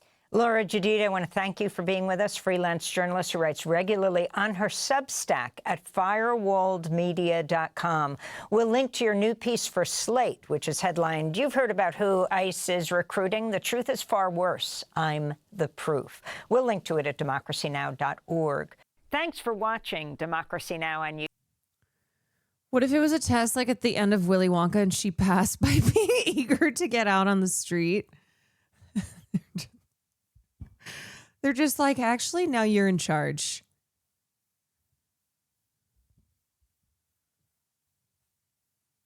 Okay, wait, we covered this. Oh, did y'all see this fucking piece of shit? Bill Ackman donated $10,000 to the GoFundMe for Jonathan Ross. Because, as he said, innocent until proven guilty. Oh, innocent until proven guilty. Something that Bill Ackman only applies to people who are like caught on camera in broad daylight committing murder. Yeah. The GoFundMe was set up by a literal Nazi.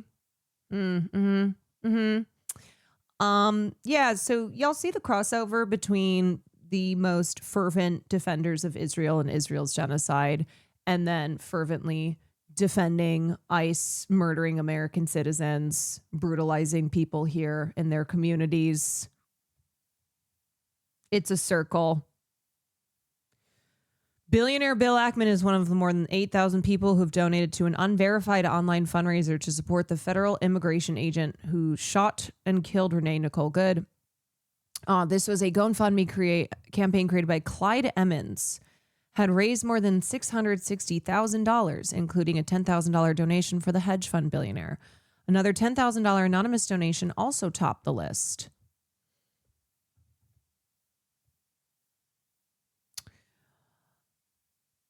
Oh.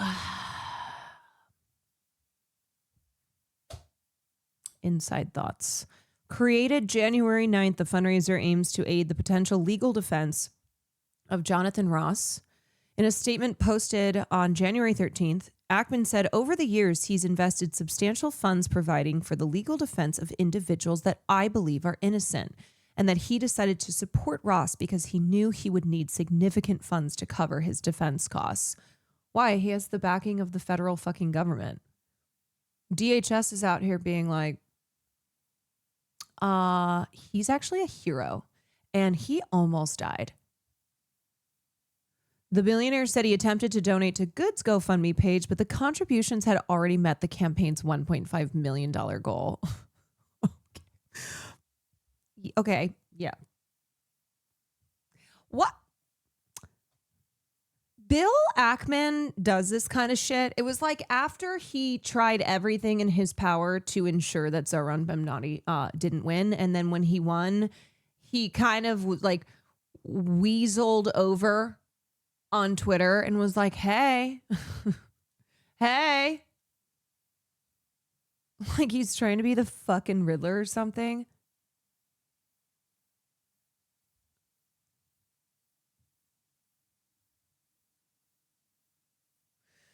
The fundraiser for Ross has not been verified as of January 12th. Yeah. Who's to say that this Clyde Emmons isn't just going to try to pocket this shit. He's just taking their money. The billionaire said his intention in supporting Ross and attempting to support good was not to make a political statement. I was simply continuing my longstanding commitment to assisting those accused of crimes of providing for their defense. Oh, really? Is that a longstanding commitment? Or is it just that you love supporting fascists? I strongly believe that only a detailed forensic investigation by experts and a deep understanding of the law that applies will enable us to determine whether Ross is guilty of murder. Ackman said that he did not do any due diligence regarding the incident apart from quickly reviewing the handful of videos circulating online. Oh, well, thank you. Yeah, Bill, we definitely can't make any decisions until you have stepped into the ring. He also considered the option of donating anonymously, but thought his public support would more easily raise the funds needed for Ross's defense. One day you may find yourself accused of a crime you did not commit without the financial resources needed to defend yourself. You and your family will pray that someone will be open to believing you are innocent and will be willing to help you pay for your defense. If you find yourself accused of a crime you did not commit without the financial resources needed to defend yourself, well, hopefully you're not against Israel. Hopefully you don't care about Palestinian lives, because Bill Ackman definitely will not come to your defense. Who created this fundraiser? Emmons said he's from Mount Forest, Michigan, and wrote on the page that he created it to help Ross. Ross is a U.S. Army vet with deployments to Iraq and years of experience. I feel that the officer that was 1,000% justified in the shooting deserves to have a GoFundMe. Funds will go to help him. He doesn't even know Ross personally, but don't worry. He watched the video and was like, this guy definitely didn't do it. I mean, he did it, but he's justified. I mean, really, that bitch deserved it, huh? Although the GoFundMe page has yet to be verified, GoFundMe said the company is currently reviewing all fundraisers related to the Minneapolis shooting and working to gather additional information from the organizer of this fundraiser.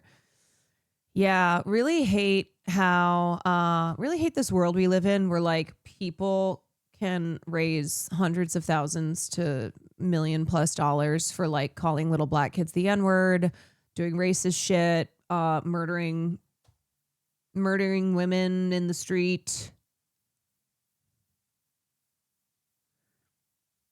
Some lawmakers have called for Ross's arrest, but as of early January 12th, no charges have been filed in the case that's garnered national attention.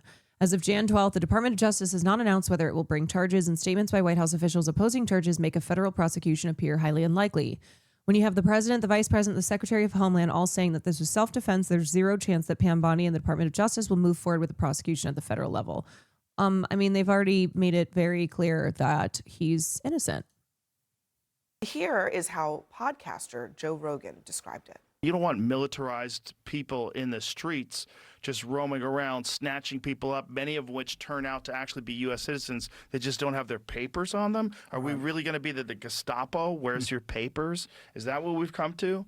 That has also become a big part of this so-called enforcement.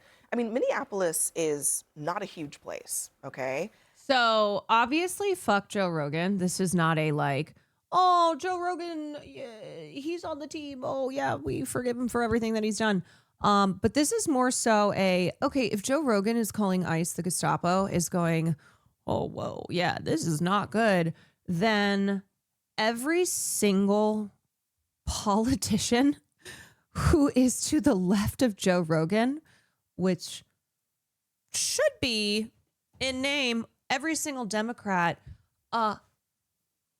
you better be doing something about this.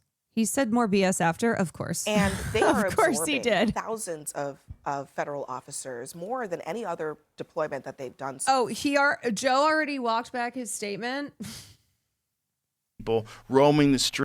Okay, wait. Someone is here, they should be able to stay in this country, and ICE is operating illegally, and we shouldn't have militarized groups of people roaming the streets, just showing up with masks on, snatching people up, some of them U.S. citizens, and shipping them to countries they didn't even come from. So that's why they have to wear a mask. If you want them to do that job, if you want them to be able to deport 500,000 people over a year, which is a lot of lot of people, if that's the real number, you know, they're going to be, their life's going to be at stake. Yeah. You're not going to be able to get people to do the job unless you allow them to be anonymous. And then, again, allowing them to be anonymous creates a whole host of other problems where you could have people pretend to be them. And how would you know who's who and who's not? Once someone is here, they should be able to stay in this country. He's so wishy-washy in this episode. He still defends ICE. I mean, that's kind of classic Rogan. He will say one thing and then truly the next second say the opposite. He's a centrist, you guys. Come on. That's what it's all about, right? He's a free thinker, and that means freely thinking and stating both sides of a position. So far. And he was still kind of defending it. Yeah, I mean, I don't think that's the clip. That's obviously just one part of the entire episode. But that does happen a lot with Rogan, is that one part will get clipped and people will be like, oh, this is what Rogan said. And then it'll truly be like 5 seconds after that, he says the opposite, or it's like he's still defending. But Joe Rogan breaks with Trump, and it's like, oh, actually 5 seconds later he defends Trump. we are seeing these encounters where you're seeing This guy has the federal most intense officers, eyebrows. Maybe ICE agents, maybe Border Patrol, walking down the street, stopping people, sometimes because they look Somali or they look brown or whatever it is. This is according to those people who were stopped, and asking them, where are your papers? Show me your papers. Where were you born? That's the stuff that we're seeing. And Americans like Joe Rogan are concerned about it. And I think part of it is, look, Joe Rogan's identity does not depend on defending Donald Trump and his administration doing things that are indefensible. And I see people all the time bending themselves on TV, bending themselves into all sorts of pretzel shape because they subsist from being a Trump supporter, and that's all they've got. Joe Rogan, I think, is speaking out of conviction, is speaking out of what he is seeing. And I think it's reflective of what a lot of I can't watch this. Oh my God. This is classic liberals who are so they're so desperate to be like, see, they're one of ours. See, they do have strong convictions. They do have the ability to. This is so classic liberals love to elevate voices on the right. Whenever they say anything that can be perceived as like breaking with the right. Oh my God. It's whatever. Republican. Okay, whatever. Americans feel right now. People are showing up at the street. Anna's like a never Trumper. She's one of those. Because they are pissed off at what is happening in our country. It is heartbreaking to see these images in America. We are the country that's supposed to be an example for the rest of the world. And the things Joe Rogan is happening done in with the our MAGA streets sphere. Are the type of things that happen in these third world countries. And they do bring all sorts of bad memories when you see these masked men targeting people. And it's not just Minnesota. I mean, we remember the woman who got pulled out of the street in Boston by masked men. We have seen pregnant women dragged. In Minnesota, we saw 2 young teenagers who were working at Target, like so many of our children do. American citizens. Have a job while going to school, being pulled out, while screaming. Is Anna just a regular staple on Abby Phillips' panel now? U.S. citizen. I'm a U.S. citizen because they look Latino and they were Latino. That is un-American and unacceptable. And good for Joe Rogan for standing up and denouncing it. More of Trump supporters, if they want him to be a good president, should be doing the same. Let me play what he said about the Renee Good video that we've been discussing. Listen. It's complicated, obviously, but it's also very ugly. To watch someone shoot a U.S. citizen, especially a woman, in the face, when people say it's justifiable because the car hit him, it seemed like she was kind of turning the car away.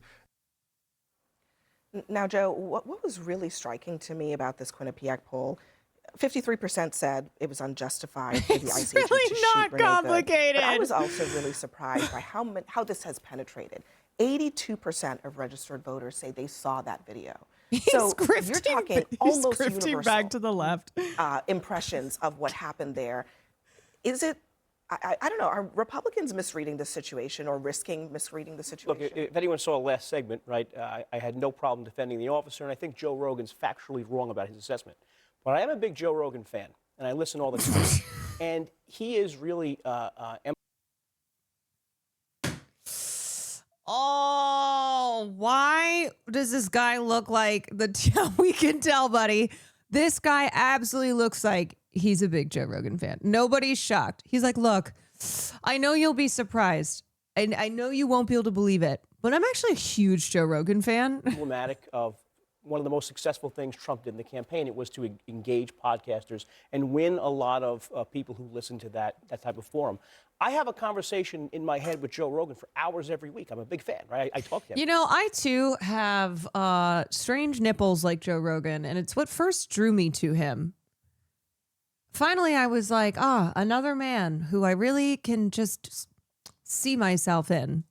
So when I hear him challenging something that I believe, or my gut reaction to something, I actually listen to him. So I do think this is a problem for Trump because I think he is a very good barometer of where people stand. Again, this instant, he might be factually wrong on. I think he is. But he is a good barometer of where a lot of Trump supporters are. And I would. Wait, he's saying he's factual. Hold on a sec. This guy who's a Rogan fan, and yet he's like, but I disagree with him on this one thing he's saying about ICE. Somehow he keeps getting worse. Would have they have the Waffle House indicator for a hurricane? Like if the Waffle House is closed, there should be a Joe Rogan indicator. All right, with us now, stand-up political commentators Karen Finney and David Urban. And friends, what I'd like to do is not relitigate the video. That's the type of guy that you just have to turn to and be like, I can't talk to you. You're such a loser. I'm sorry. I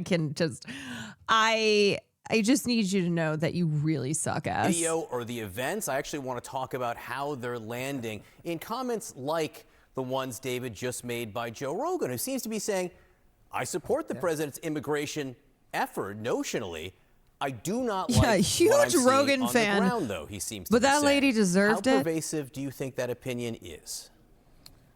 Yeah, John, listen, I think it is very pervasive, right?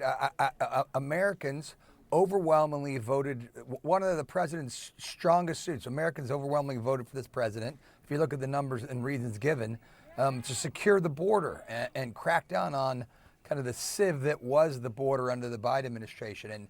And this administration effectively sealed that border up and did that. And then the president promised to go after the bad hombres and the drug dealers and get those people out of America. And there's a lot of support for that in America. What there isn't support for, and the polling bears this out, this isn't David Urban's opinion, this is the polling, it bears out that people do not want to see what you're seeing on your screen right now. They do not want to hear what Joe Rogan is saying. They don't want to see masked men geared up like Delta Force walking down the streets of America, asking people for their papers, throwing them on the ground, zip tying people who are doing sheetrock, gardeners, nannies. They don't want to see that, right? That's not what they voted for. And so it is really hurting this president in the numbers on an area where he was strongest, on immigration, strongest. Now it's becoming a weaker point. Karen knows this. President Obama deported lots of folks, but he did it in a completely different way. The Obama administration.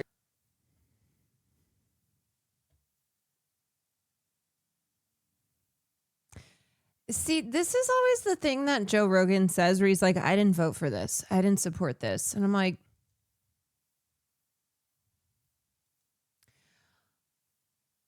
okay, Trump did tell you exactly what he was going to do. And you know the types of people that he targets and that he targeted in his first administration. But yeah, it's like wanting to have plausible deniability to be like, no, but he said he was going after criminals. And clearly these people aren't criminals. It's like, okay, Trump was already president once. We've been through this song and dance where he will go, they're sending in rapists and drug dealers and I'm going to get them all out. That's who we're targeting here. And then they're targeting families. They're targeting like desperate people.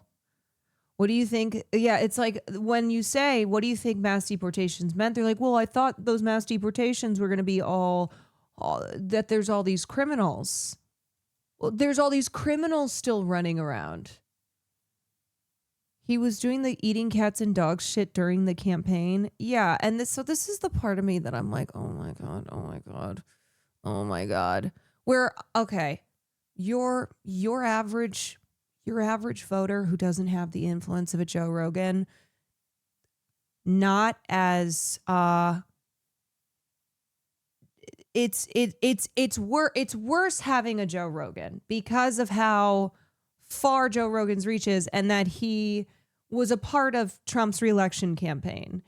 And yet you're like, no, Joe Rogan is just he's a fucking idiot. He is so stupid and also wants to make it seem like he was bamboozled, that he has plausible deniability because this isn't what he supported in supporting Trump.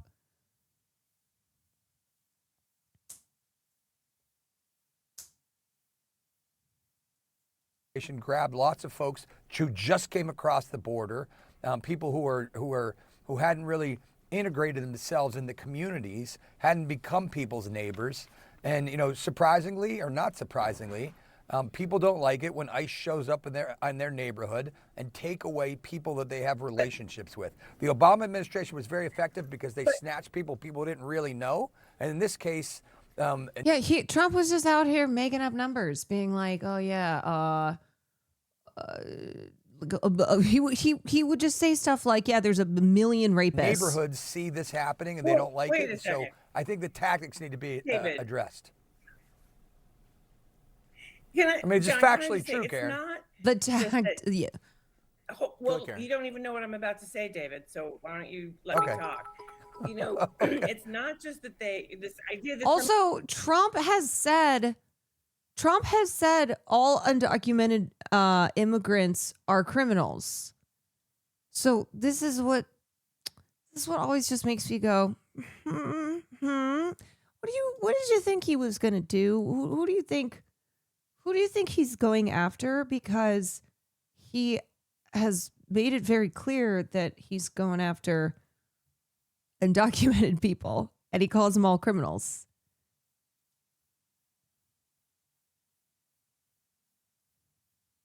How there's a difference between, it's not just taking people that people know. It is the violence. It is the terrorizing of communities. There's a story in USA Today. A couple was getting back from a cruise. They're in Miami. The ICE or Border Protection comes into their cabin, hauls them out. The gentleman of the couple, they're both American citizens. He's a Coast Guard veteran. I mean, it's the violence that people are really reacting to. And David is right. I mean, this is really, people are very aware of this story, and they're very aware of other stories where they're seeing this armed militia essentially acting as though Americans have no right. Yeah, also fuck Obama. Yeah, obviously. Fuck that deporter-in-chief. We have the right to ask someone to see their badge, who they are. But these ICE officials are acting as though you don't have that right. And they're smashing car doors, ripping people out of their cars, even when individuals are saying, wait, I'm an American citizen. Let me get my ID. That is part of it. It's about the way they are conducting this, far beyond, it's not just taking nannies and taking, day laborers. It is now, and we saw an American citizen get shot in the face. So it's as traumatizing, frankly, as the George Floyd murder was so many years ago.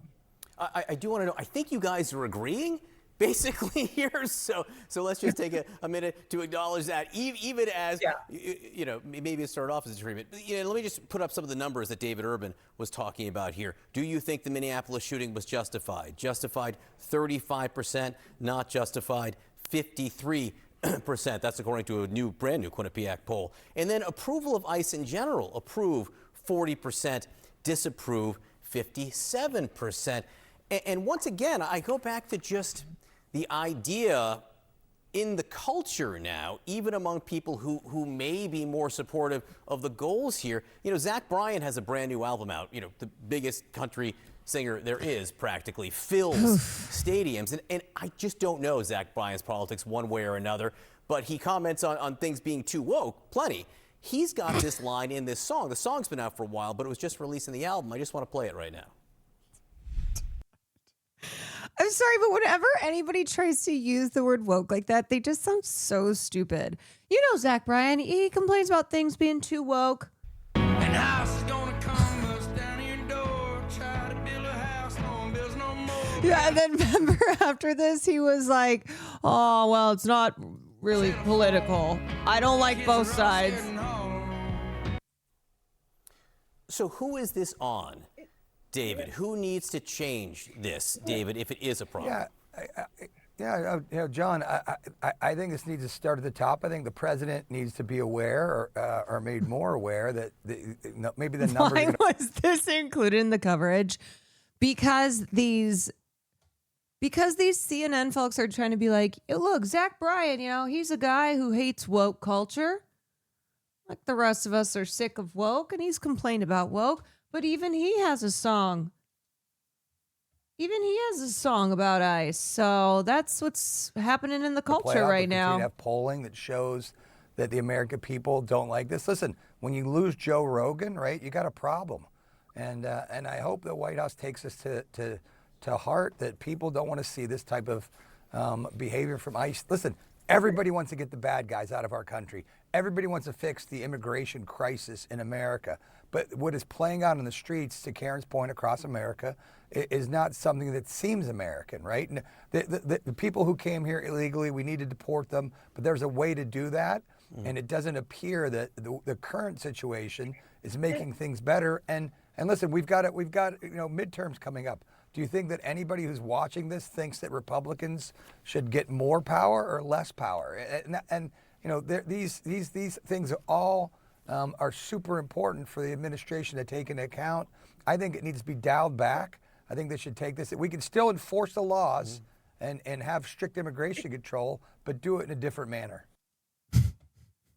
He's like, let's do it in a way where just the optics aren't this bad. Okay, we just really gotta work on the optics. Oh wait, before I get to this, I wanted to cover. Here's a live look outside. I wanted to cover this here with the Minnesota, or with the federal prosecutors resigning in Renee Good's case. Out of the Whipple Federal Building in Minneapolis, this is where protesters have been clashing with federal agents.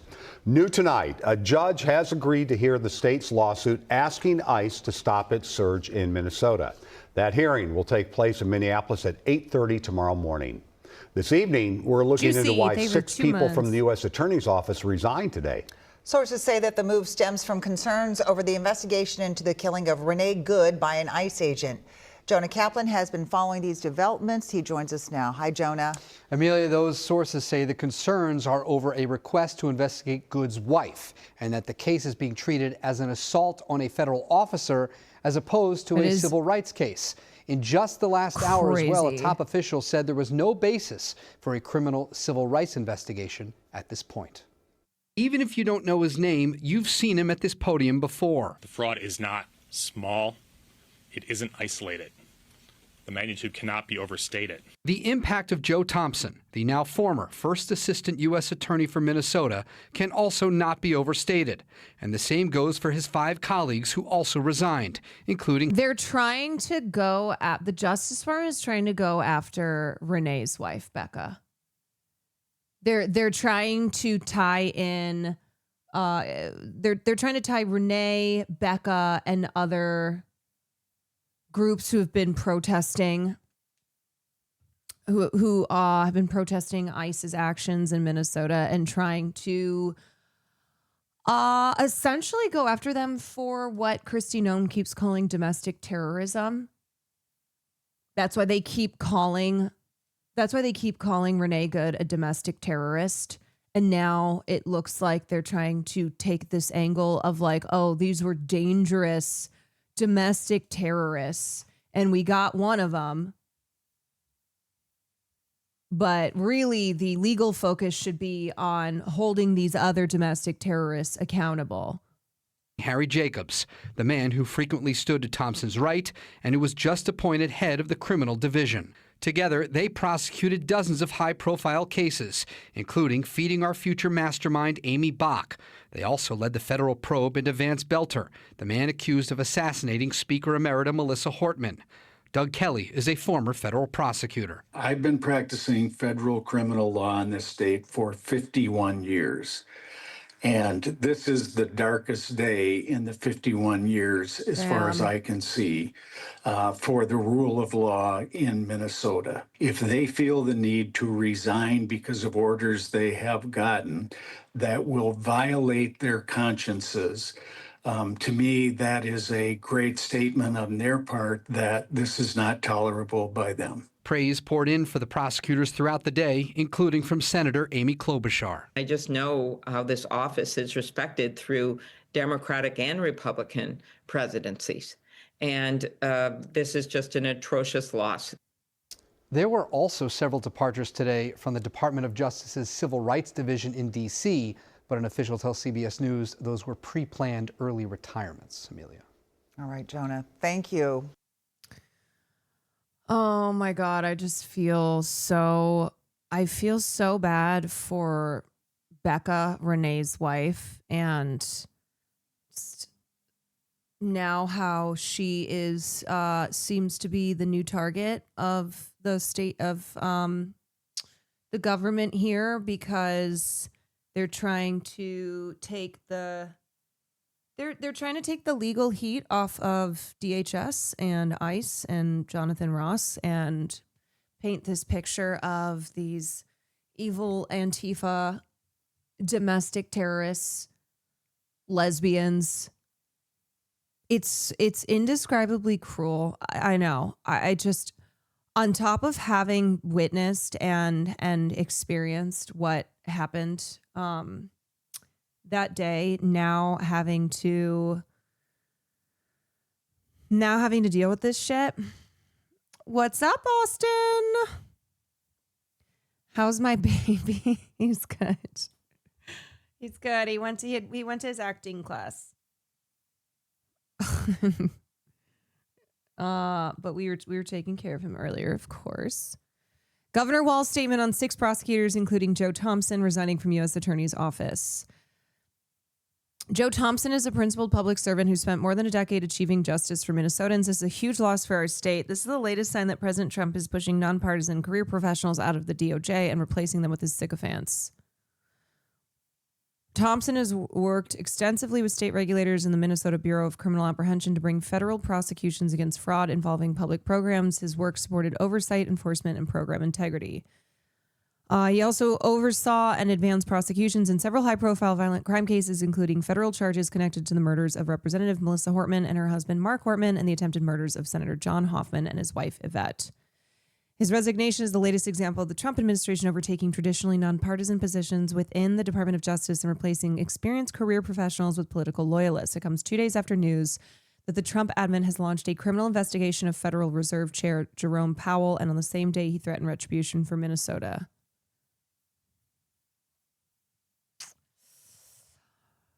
I just am.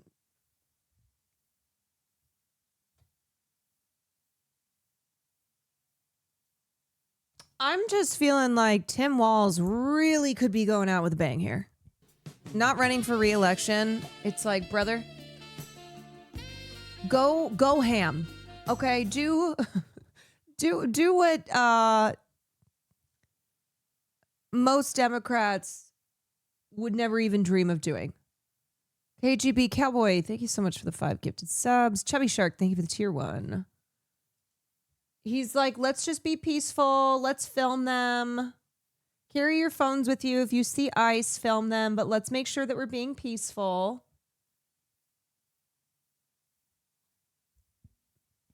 Come on, Walls.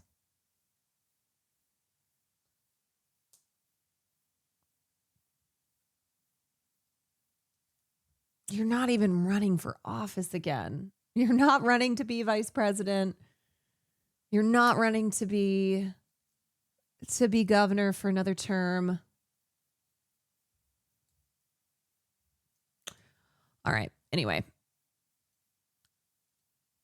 let's watch this interview here with Ashley St. Clair escaping the right-wing bubble, leaving MAGA-land. So if you are not aware, Ashley St. Clair is one of Elon Musk's many baby mamas. But all this shit went down when Elon did what he tends to do, which is to treat these women, no matter the fact that they gave him a child, treat them like absolute shit.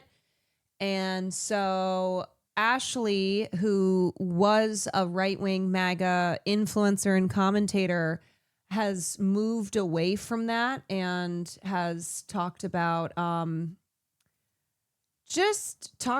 how she was wrong and that her views on, or her earlier views on things like trans rights have changed. She also, now Elon Musk is trying to get full custody of their child because I think the recent thing, this is on a why I left the right. A rare why I left the right, especially at a moment like now where woke's not really back. You kind of have some right-wing commentators or the, apolitical type who will take the centrist position on some things because they are kind of testing the waters out. But no, we haven't reached that point in the culture yet where we're going to see people kind of backing away from being full-throated fascists. So here we have Ashley St. Clair. Ashley St. Clair, why I left the right. What preceded that was just many, many more images being produced. And the age I was in them got younger and younger, down to 14 years old. It was horrific. Until recently, Ashley St. Clair was a star in the MAGA conservative influencer world. She built a large and powerful following by leaning into culture war rhetoric and boosting MAGA policies. She worked for Charlie Kirk's Turning Point USA and... Like, I know he always looked bad, but sometimes you see a picture of him and you're like, damn, he really looked bad. Gained national attention several years ago after publishing an Don't raise temperature. Be civil, motherfucker. People are already dying. Wow, Nomad's Land, man. Thank you so much, because I'm definitely the person who's raising the temperature out here. Yeah, it's me. It's really me. I'm the problem. There's a hell of a lot more people who you could go bother them with this bullshit and not me. Like, who are you? Sarcasm? You need to... No, you don't get to say dumb shit and then go, it's called sarcasm, it's irony, it's humor, it's satire. Be civil, motherfucker. See, you're one of those people who you say dumb shit and when you get called out on it, you're like, it's irony. trans children's book. Ashley was welcomed into the upper... No, it's just being annoying, all right? It's just being annoying. Y'all, can we just understand that when you do that kind of shit, when you think that you understand like what a good joke is, that you think you're effectively employing sarcasm, you're really just being a dum-dum. You're just being annoying. Echelons of the Trump world. And her proximity to power on the right only deepened when she began a relationship with Elon Musk, who she later had a child with. But lately, Ashley's public posture has begun to shift. After Grok, Elon Musk's AI chatbot began to flood the internet with non-consensual deepfake content depicting Ashley and countless other women, along with even children, Ashley became increasingly outspoken of her criticisms of Musk and unchecked AI development. And just earlier this week, Ashley posted something that suggested that some of her other earlier views on things like there is comma before motherfucker. Okay. Trans rights have changed. So I sat down with Ashley to talk about how she got started in conservative influencing, MAGA 1.0 versus MAGA 2.0, the right-wing internet pipeline, and how her positions on things like LGBTQ rights, healthcare, immigration, and more have evolved. I know it's really tempting to write people like Ashley off or get really angry at the harm that they've committed, but Ashley is surprisingly candid and thoughtful and does seem to want to make amends for the harm that she's caused over the years. Ashley, welcome to my podcast. Hello, hello. I guess to start off, I feel like people really started to pay attention to your posts in the past week or so because you've been calling out just the obscene level of deepfake adult content that Grok has been producing. When did you first notice this was a problem? Like, how did this stuff make its way into your feed? I was so upset that this even came into my purview to begin with, because right before... Y'all, it's fine. We don't need to keep making this a thing. Just let's whatever. I don't care. Before I found out about it, I had made a statement saying that Twitter is a demonic place that makes me spiritually regress and I would like to stay off of it. And then I got a text from a friend with a Twitter link, which is usually like what hit the timeline now. And so I go and I click it and Grok was undressing me. It had taken a fully clothed photo and put me in a bikini. And I, of course, immediately asked Grok to stop. Yeah, tell me about that interaction. And when you saw that's that what Grok's content doing about these days. yourself, it's so disturbing. I remember the first time I saw the first deepfake I saw of myself was like so disorienting. Like, what did you do in that instance? So I immediately started, as I said, I replied to Grok very publicly and said, I do not consent to this being posted. I do not want you producing any more of these. And Grok at first responded and said, sorry, it's just a humorous post. I again responded and said, no, it's not. Confirm that I don't consent and confirm that you're not going to produce these images anymore. Grok said that they would no longer be produced and that it confirmed my non-consent to these images. What preceded that was just many, many more images being produced, and they only became more and more explicit. And the age I was in them got younger and younger, down to 14 years old. They found photos from the depths of the internet, since I am very much a child of the internet. I grew up on the internet, so they dug them up. And then they were undressing 14-year-old me, 15-year-old me, up to, they took a photo of me with Grace Belden, in which I was fully clothed, and my toddler's backpack was in the background. They put me in a floss bikini, bent me over where it's basically nude, and made videos where I'm, touching myself, and it was horrific to see. I feel like the children's backpack gets me so much. It's so disturbing. I mean, obviously you have multiple children, including one with Elon Musk. Like, you would think that you would be able to kind of get some sort of accountability from this company. What was X's reaction to your posts? It was very difficult. So I went through the same avenues that everyone else has to go through, which is just 3 little dots on this publicly distributed post from Grok, 3 little dots that you click and you report post and you hope and you wait. Some of these were removed after I made a big obnoxious stink about it. Others were, I was told they weren't a violation, including ones of me covered in white sticky donut glaze, which I'm sure you can imagine what that was. And others, I just got no response and they remained up. Yeah, I saw so many images of children covered in the white sticky donut glaze or Elmer's glue or like other things. And I saw you were highlighting as well, like some other instances you've seen. It's not like you were alone in being targeted in this, situation. It seems like this is such a widespread problem all over X. That was the most disturbing part, was when I publicly spoke out about this.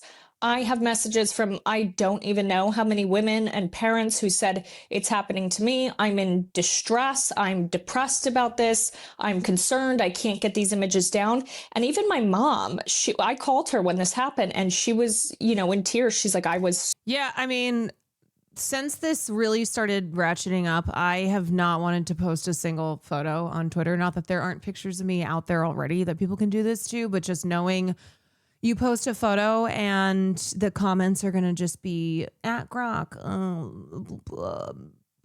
take her clothes off, at Grok, make her a child. So scared this was going to happen to you. It's been happening for about a week, and I've been documenting so much of it. So my mom had troves of this stuff that she's like, I don't even know who to report this to, the authorities or X, or what do you even do? And it's children real children that were then taken by Grok and put in bondage, covered in fluids, undressed, put into not only bikinis, these users were asking them to undress them and then put them in intimate wear that were children's themed. So like a bluey bikini, I saw a girl who looked about 4 years old put on, and it was horrific. Yeah, it just seems like it's so widespread and so shocking because the company seems to have only doubled down and actually is punishing you for speaking out. I mean, I saw that basically you had like your Twitter premium removed. Can you talk a little bit about kind of like the backlash you've received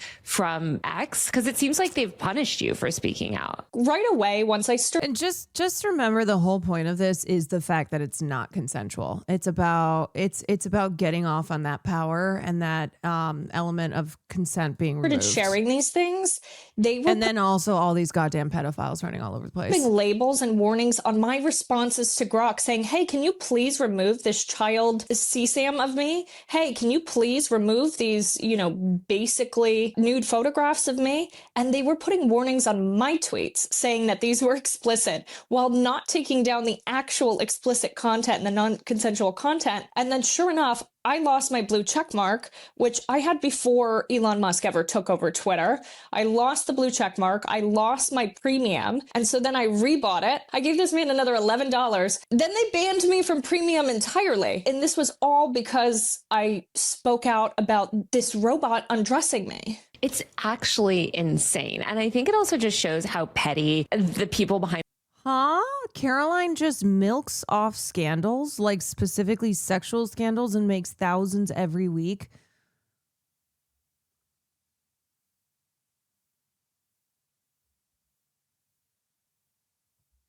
Excuse me?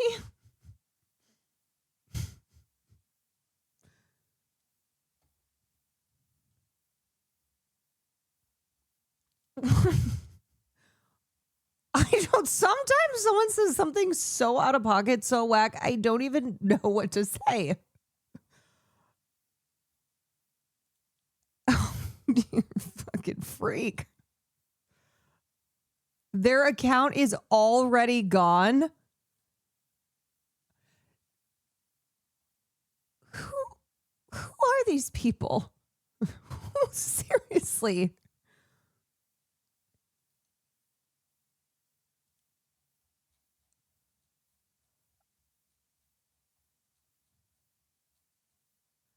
They probably wrote Manible's shit somewhere else. I'm like, there's no way they would remove that fast from saying that shit. That was not a chatter. That was an evil spirit. So sometimes it's really hard for me to believe that it's a human being on the other side of that. Like, it's really hard to reckon with. It's just an evil spirit. Oh, I need to get the I need to get the sage out. It's just an evil apparition. I gotta sage. Gotta sage this place. The concept of you making more money while covering really depressing topics where I'm pretty sure people feel awkward about distracting with alerts.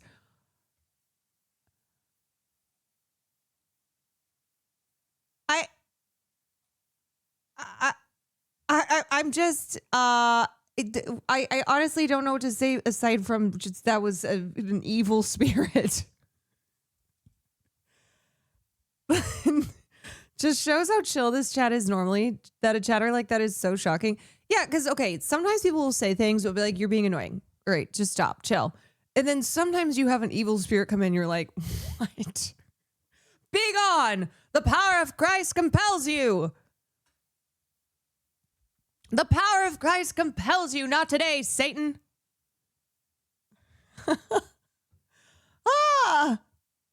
We just got visited by the entity, bro. Yeah, it's like in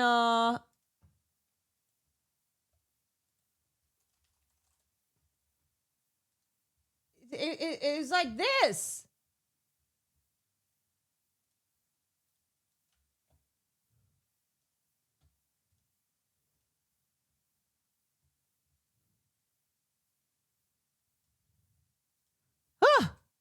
All right. Well, hopefully that's the only one.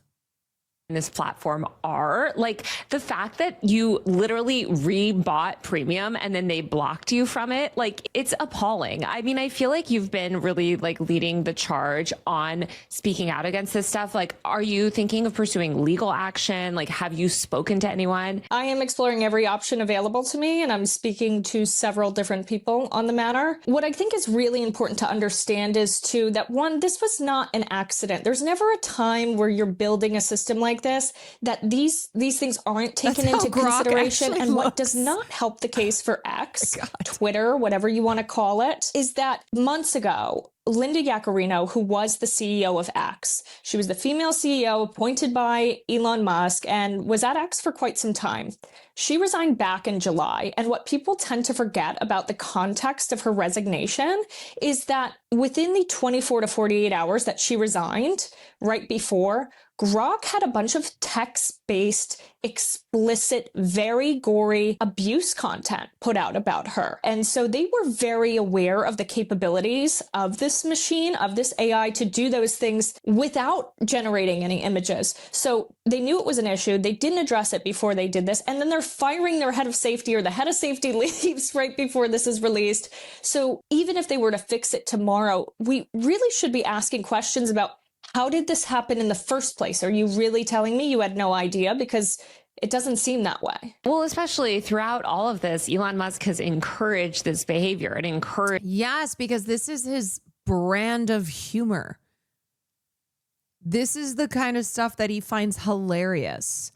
That he says, epic, sideways laughing face, people, and actually tweeted out like tips on how to get the most out of Grok and how to like get it to generate images even better. You know, like it seems like, as you said, like this is like rotten to the core. It's not like this, oh, this company made a mistake and they're fixing it. One thing that was really bothering me is all these reporters being like, Grok apologized for undressing or whatever. And incredible reporting from Grok here. Based on reports, Ashley St. Clair's X Premium was revoked after she publicly criticized Grok for generating sexualized images of her without consent, including childhood photos. This led to the loss of her blue checkmark and monetization. X hasn't officially commented.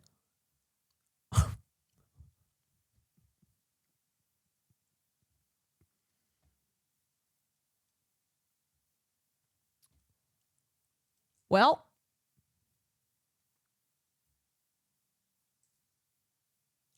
Grok talking about Grok in the third person.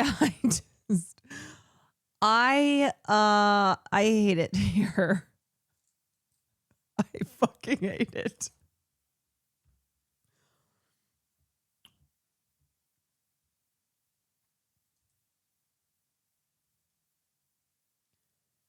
Do you remember Mega Hitler? Grok? Yeah, I love all the different eras of Grok now.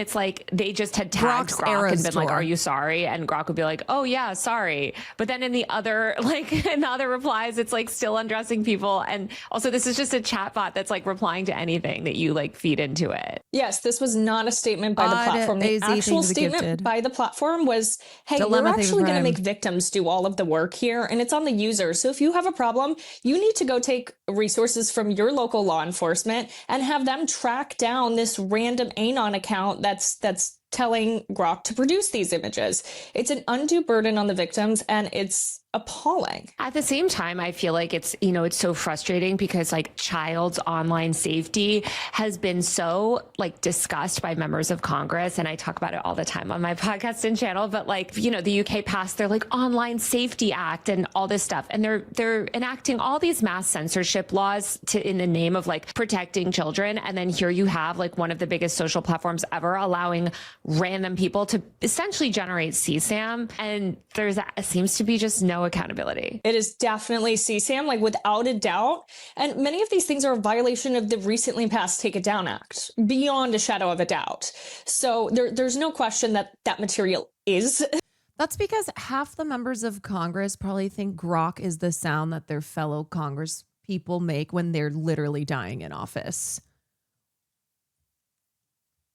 So many of them just do not understand this shit at all. The material that we think it is, but yeah, they're oddly quiet on it. And if you realize, I think it was today or yesterday that XAI now has a new Pentagon contract. This is appalling. And another one's so many grokking. times censorship, you were absolutely right, is funneled in and ushered in under the guise of protecting certain groups or certain demographics. And I spoke ad nauseum with the BBC about this and said, hey, the UK, it's really good that you guys are now trying to ban this or take action against grok for producing these images, but you kind of stepped on the rake here because you guys had so many very laborious censorship efforts that nobody's going to take this seriously, even though it really needs to be taken seriously now. Exactly, because now we actually do need to prevent harmful content for minors and adults online. And we can't do that because they have all these ridiculous like censorship and surveillance laws in place. And just listening to this interview so far, you're like, man, wouldn't it be so awesome if people like Ashley St. Clair never saw opportunity to grift to the right? You listen to her, you're like, wow, you are a person of sound mind. You make sense. You know how to communicate. You seem pretty smart. And just knowing that, knowing that they just look at they look at the culture and go, oh, I should go in this direction, even if it's not shit I actually believe in, because that is going to be most beneficial. I don't know. There's something kind of depressing about it. As much as it's very rare. It's very rare to get the why I left the right these days. You said poison the well with all of it. Tell me a little bit about like your history on Twitter, because I feel like you've been Till they on themselves it are for a long affected. time. Yeah. Can you talk about kind of like how you got on and started building a platform and how your experience of the platform has evolved? So I am very much a product of the internet. I was kind of that first generation that just grew up on the internet all the time. It is like, obviously I want people to change. I really do believe a lot of these right-wing influencers are grifters, that their beliefs are hollow and they're just driven by profit and what they think will be of the greatest benefit to them. But it does kind of suck that it is you don't have people, and it's still pretty rare that this will happen too, but that they don't change their tune until it is something that personally is affecting them. Facebook account at 11 or 12. And then I got on Twitter relatively young as a teenager and just kind of joked around and said provocative things. And it was just the place to kind of get everything off your chest. And that obviously evolved once I was also on Twitter as a teenager, and I just don't understand this. Never was I like, you know what? I need to say some real fucked up shit because I just need to get it off my chest. Mine was, I've told the story a million times, but like Twitter is a place where you could pretend that Julia Stiles was coming to your school. You could start a hashtag and like try to make it a thing. Was around 18 and went to college. I cannot relate. I cannot relate to this. Well, you know, I was a teenager and Twitter was a place where you would just say slurs and get stuff off your chest. And I started dipping my toes into politics. And the moment I started doing that, I very quickly, as soon as I was saying anything that was like slightly right of center, it would be picked up and shared by others within the right-wing community. And at that time on Twitter, it was like the 2016 era. They really wanted more, especially young women, to be a part of this and usher in some of this messaging. So I grew very quickly on the platform, and that I loved is so depressing to hear it just like this, where she goes, you know, anytime I would say anything right of center, that shit would just pop. There was an entire built-in network for it, and I was rewarded instantly. Twitter. I really did. It used to be fun. It was more fun even when people were fighting with each other. I just felt like there was a different air about it. I don't know if you feel the same way, but it was not the nasty hellscape it is now. It was so fun. It was like, I mean, it was like toxic in a different way, maybe. And like journalists were always like way too online on Twitter. Like I think to the detriment of like their ability to understand other platforms. But as you said, it's, you know, I feel like when you really started to like gain an audience. No, I mean, Twitter is definitely worse today in 2026 than it was 10 years ago. It was in that era that was, honestly, it was also like resistance lib era of like 2016, like where it was like these like super like resistance accounts were getting a lot of attention, and then you had like conservative accounts growing, and like there was just a lot of like back and forth, but it didn't feel as like vicious, I think, back then. No, it was more trolly. It was the meme era. Memes are winning the election, you know, someone's going to jail for Hillary Clinton memes. It was so different. Talk a little bit more about you were a resistance lib back then, right? Yes, but the way that just that question, Caroline, you were a resistance lib back in 2016, correct? Yes, that is correct.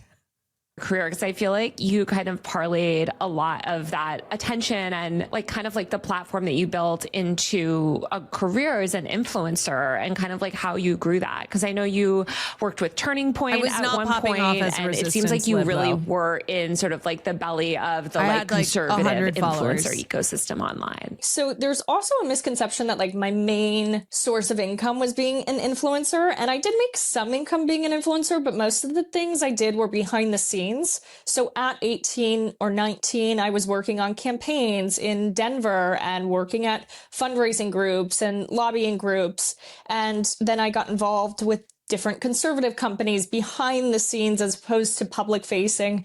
And I did a lot of the influencery stuff, but most of my work was primarily operations of different conservative organizations, different production companies, different campaign companies, until can you feel the regret where you think back? I feel like I get like trauma flashbacks sometimes. First of all, like I get trauma flashbacks, and I was, you know, like when you're in college and I wasn't even a right-wing influencer. Young and you're starting out. Like one thing I'm so glad about being like a millennial, so old, but like at least we only had like Facebook, you know, and a little bit of Instagram, but it wasn't really like public in that way, you know? And I think like you came up truly in like the beginnings of that world. Like obviously conservative influencers like existed before, but like that was like MAGA 1.0. And that was when people like Tomi Lahren were popping off.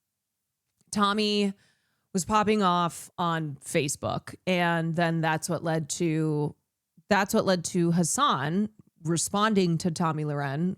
Will and Hassan worked on the breakdown or whatever it was called at Young Turks, because this was before there was a real kind of infusion of young right-wing emerging digital stars. You know, now there's so many Tomi Lahrens out there.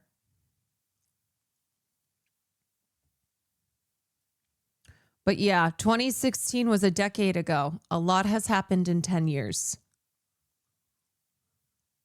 Opportunities for influencers were not what they are now. Like there weren't all these trips, like there wasn't all this stuff. Like it was such a different world. And the access was much different too. It was like within a couple tweets, it's, you know, Don Jr.'s talking to you and saying, great job, or he's at the event you're at, because it was truly more grassroots. It was like, oh, I'm here with Don Jr. and Charlie Kirk, and here's my friend Jack Posobiec, and we all have these Twitter followers, and it was just so different. People forget, but like the MAGA movement was... You know, people like to rip on me for my old Resistance Lib tweets. I don't think Hassan and that fuck-ass hat get enough shit. Is all I'm saying. Anti-establishment, it was grassroots. Like they really did effectively kind of like upend that old school like Republican RNC, like Mitt Romney, I guess, like style of republicanism. It was kind of punk. There was something like sort of punk and counterculture about it in a way that you're like, oh, we're going against the mainstream. That was, I guess, very enticing to a teenager. No, I know. I think it's hard for people to understand. And this is something I heard actually a lot on the 2016 campaign trail. And then at CPAC too, like even CPAC back in 2017, 2018, when I would talk to some of these young people, this is when Turning Point, probably when you were like, Turning Point was just getting started. This was so early. Like they were just... The fact that we're yearning for the woke bay era of politics. We're like, please bring that back. Because we are no, actually never bring woke baby sort back. Of getting rolling. But like a lot of the MAGA sort of youth back then, it was like they just wanted to kind of go against the system. And there was this idea of like draining the swamp. Now, of course, haha, none of that's happened. They're protecting Jeffrey Epstein. But like, I don't know, like, were you always a believer in like conservative politics? Or was it more just like, oh, I'm like getting all these access and opportunities and suddenly you're like finding yourself in it? I think there were parts of it that were appealing because when I first went to college, I went for philosophy. And to me, philosophy, you're supposed to be open-minded and consider both sides of the argument. And right as I'm starting as a freshman in college, Donald Trump was going to visit the school, and every head of the philosophy department signed a petition to stop him from speaking there. And I was like, whoa, hang on. You know, I disagree with some of the things this guy says, but isn't that really like antithetical to what we're supposed to be doing there? And so I think some of that really vitriolic backlash, which now there's a point to be said, like maybe they saw things we didn't see before, but in that moment, it's like... Okay, as someone who also studied philosophy, I don't really remember the emphasis on the study of philosophy being like both sides. The understanding both sides of an argument. It was so intense that it almost causes the inverse reaction. And I didn't experience life. I'm sitting here debating socialism and whether or not people should have health care. And I was on my dad's plan. So it was also just like, you know, I'm sitting here telling people like, oh, you know, don't get handouts and work for your own. And I'm on my dad's health care. And so it was also just like the ignorance of youth. And again, it was one of the first eras, because I don't really count the Obama era as like an influencer era. It really was Trump.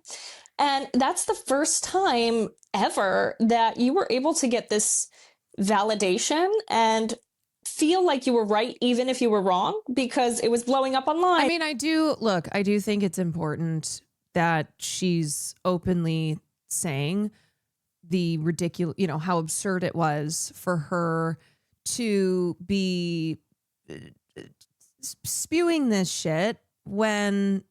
And tell, you know, just repeating what she had heard, or that, oh, I'm supposed to say this kind of stuff because this is the side that I'm on. And recognizing how ridiculous that was. So she is a person who is obviously now openly talking about how her political journey has brought her to this point. I do think a big part of it was when shit started to affect her personally, but that's kind of the truth, how it will go for a lot of people who move away from right-wing politics. Is it will be something that personally affects them, and they will move towards the they will move towards more of a collectivism. Maybe I've been wrong about how I see things, and now I'm moving in this direction of a more collective political belief system.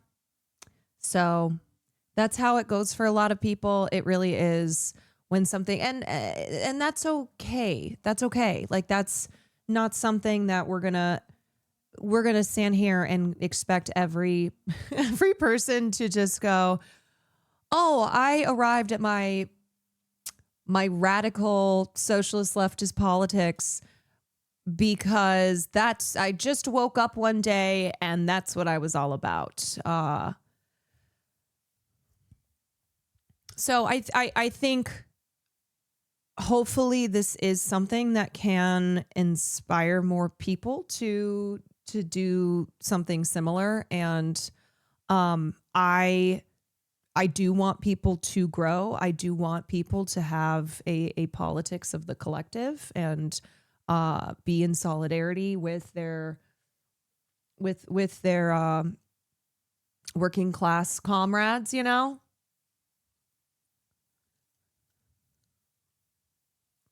Here's her apologizing for anti-trans use. Yeah, I think she talks about it in this interview. I feel immense guilt for my role and even more guilt that things I have said in the past may have caused my son's sister more pain. I don't really know how to make amends for many of these things, but I've been trying incredibly hard privately to learn and advocate for those within the trans community that I've hurt. I also haven't said much on this because I've gone back and forth over whether my voice would be helpful on the issue, since it will be framed as disingenuous or just turning because I'm scorned. Even this reply will become right-wing hysteria, but yeah, I'm sorry. Let me know how I can help.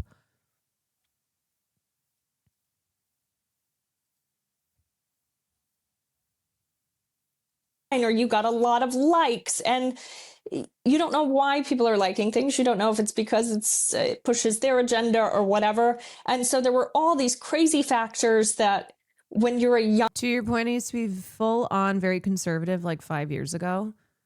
Yeah, I mean, I think there's a lot of people who have really changed their politics over the last couple years, 5 years, decade, especially when you're young, you know, as a teenager. Maybe you're still very heavily influenced by your parents, by the culture that you're brought up in. And then as you grow up and things change, your beliefs change. And I don't think that's ever something that we should go, nope, that's not acceptable. Nope, sorry, if you didn't arrive at your current politics from the day you were born, then see ya. But I think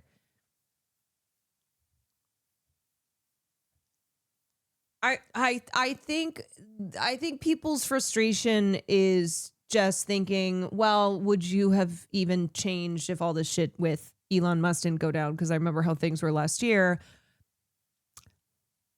But at least she's openly expressing how her politics has changed and that she is taking responsibility for that and saying, I was wrong. So if that's what radicalized her, then that's what radicalized her. Young and hungry kid is really attractive. Totally. I mean, I think I was talking to somebody that went through like the Daily Caller's like news journalism program or whatever. And there's so many journalists I know in media that have gone through these like sort of right-wing pipelines. And it's because they exist, like they're well funded and there's opportunities. And I totally understand because then otherwise there's really no point in reaching out to people who currently hold right-wing politics.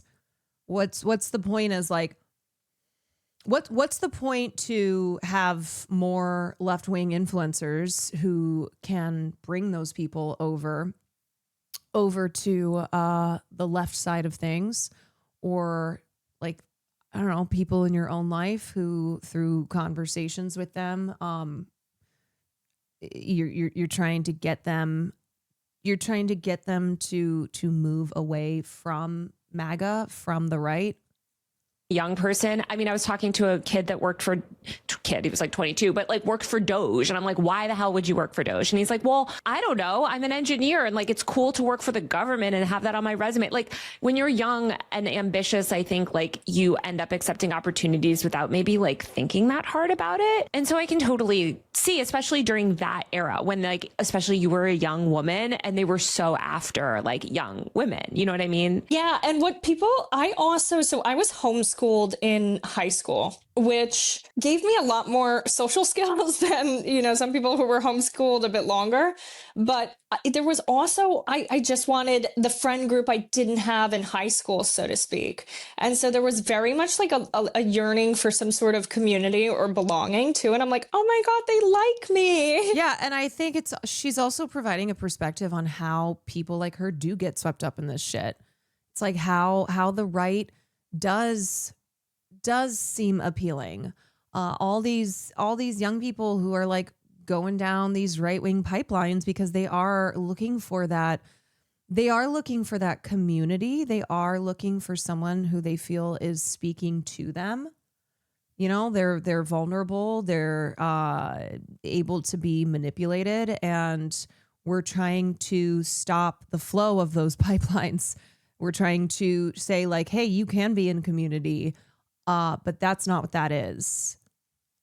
And that's, and I felt the same way when I got invited to a party when I first started college or whatever. So I think that was also very appealing in a way that kind of makes you ignore other ideologies or flaws in certain thinking or why I didn't critically think about the issue of healthcare. Yeah. Well, also it's like when you take a hard position, or especially during that era of MAGA before, like I know liberals would be like, Trump was always like this. Yes. But like it was different. Trump 1.0 was radically different than sort of Trump 2.0. But that is very important, though, because it was not what it is now. And maybe they were more suppressed, but it was a lot easier to a lot of the isms were much better disguised in 2016. I would argue that as somebody that covered Trump, that was also, we currently live in an environment where nobody wants to admit that they were wrong. Nobody wants to say that they fell for something, whether it's AI or not. This attitude of, ooh, if you're changing to try and improve yourself to be better, then people will shame you for it. I responded to this on Twitter today, but look, I'm not the number one Kai Cenat defender out here, but I saw these tweets from these shitfuck drama Twitter accounts that are trying to, it seems, mock Kai Cenat, who is talking about how he's trying to be a better reader and a better speaker, and he has himself on video showing that journey about how he looks up words that he doesn't know, that he's trying to develop his skills. And it's like, this is good. This is something that, man, I feel we really aren't seeing a lot of. And for somebody who has such a massive audience of young people like Kai Cenat has, I think this is something that's good for those young viewers to see. It's great to be working on your reading skills, especially at a time where AI is just proliferating more and more. And there are genuine fears around the younger generations not growing up with the ability to read and to write and to form critical thinking skills. So here he is, like, looking up a word when he's reading so that he actually understands.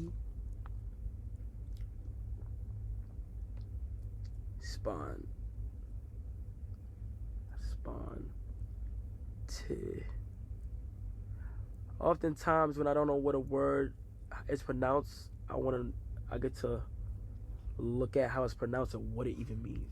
Spontaneity. Spontaneity. The condition of being spontaneous. Spontaneity. Spontaneity. Spontaneity. That is what you do when you are actively trying to develop better reading skills. If you look up and go, how do I become a better reader? One thing you'll see is look up words, actually look up their definitions so you can understand their meanings. When context clues, when there's you're not going to fully grasp the meaning of it in whatever sentence you see that word in. Like, this is really basic shit. It's actually a really depressing sign of how things are that you have people trying to rag on this, being like, oh, you're looking up words. It's like, what are you doing? Posting shit on Twitter to try and just constantly dunk on people? Yeah, I tweeted and said, people can't even wipe their asses without consulting ChatGPT or Grok. So I think someone actively working on becoming a better reader is a good thing. And not just someone, but Kai, who has, as I said, a massive, massive audience of a lot of young people. So this is how influence works. If Kai is showing himself trying to become a better reader, looking up words, trying to understand it, then that's going to influence a lot of people who watch him. Like, that's great. That's really good to say, hey, reading is good. Reading is good. Becoming a better reader, these are important skills. Admitting publicly that you don't know something, that's great. That's great. We don't want everybody walking around acting as if they know every damn thing. Not wanting to admit when they don't know something. Trying to learn because they don't know something.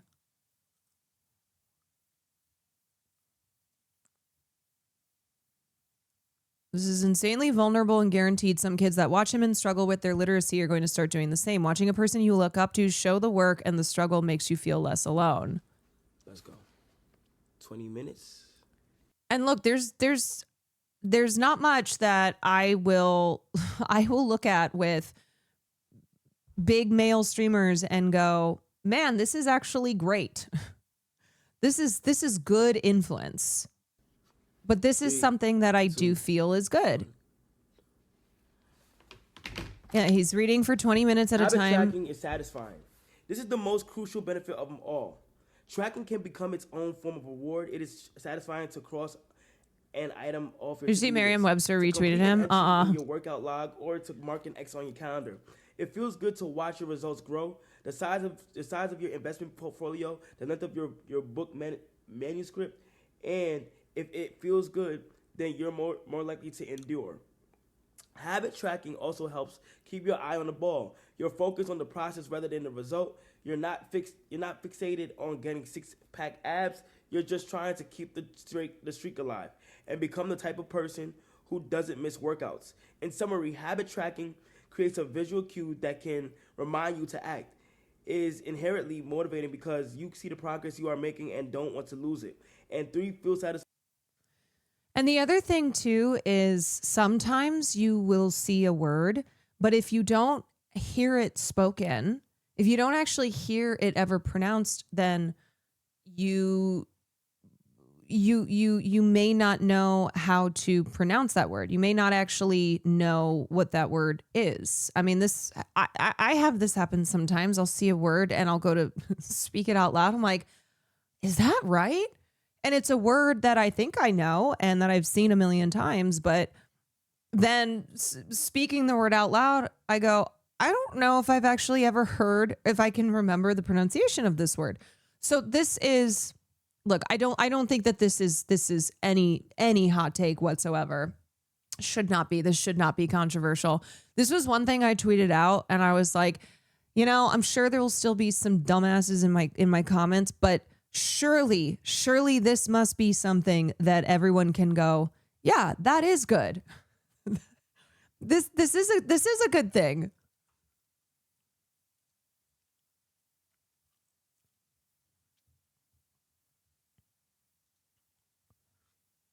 We love this so much. Keep up the good work, Kai. Got retweeted by freaking Merriam-Webster. Oh my God. That's amazing.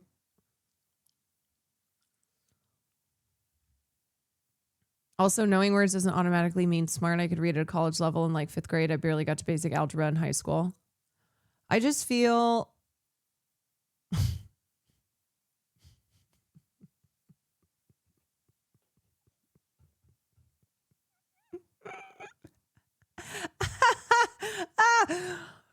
the power of Christ compels you.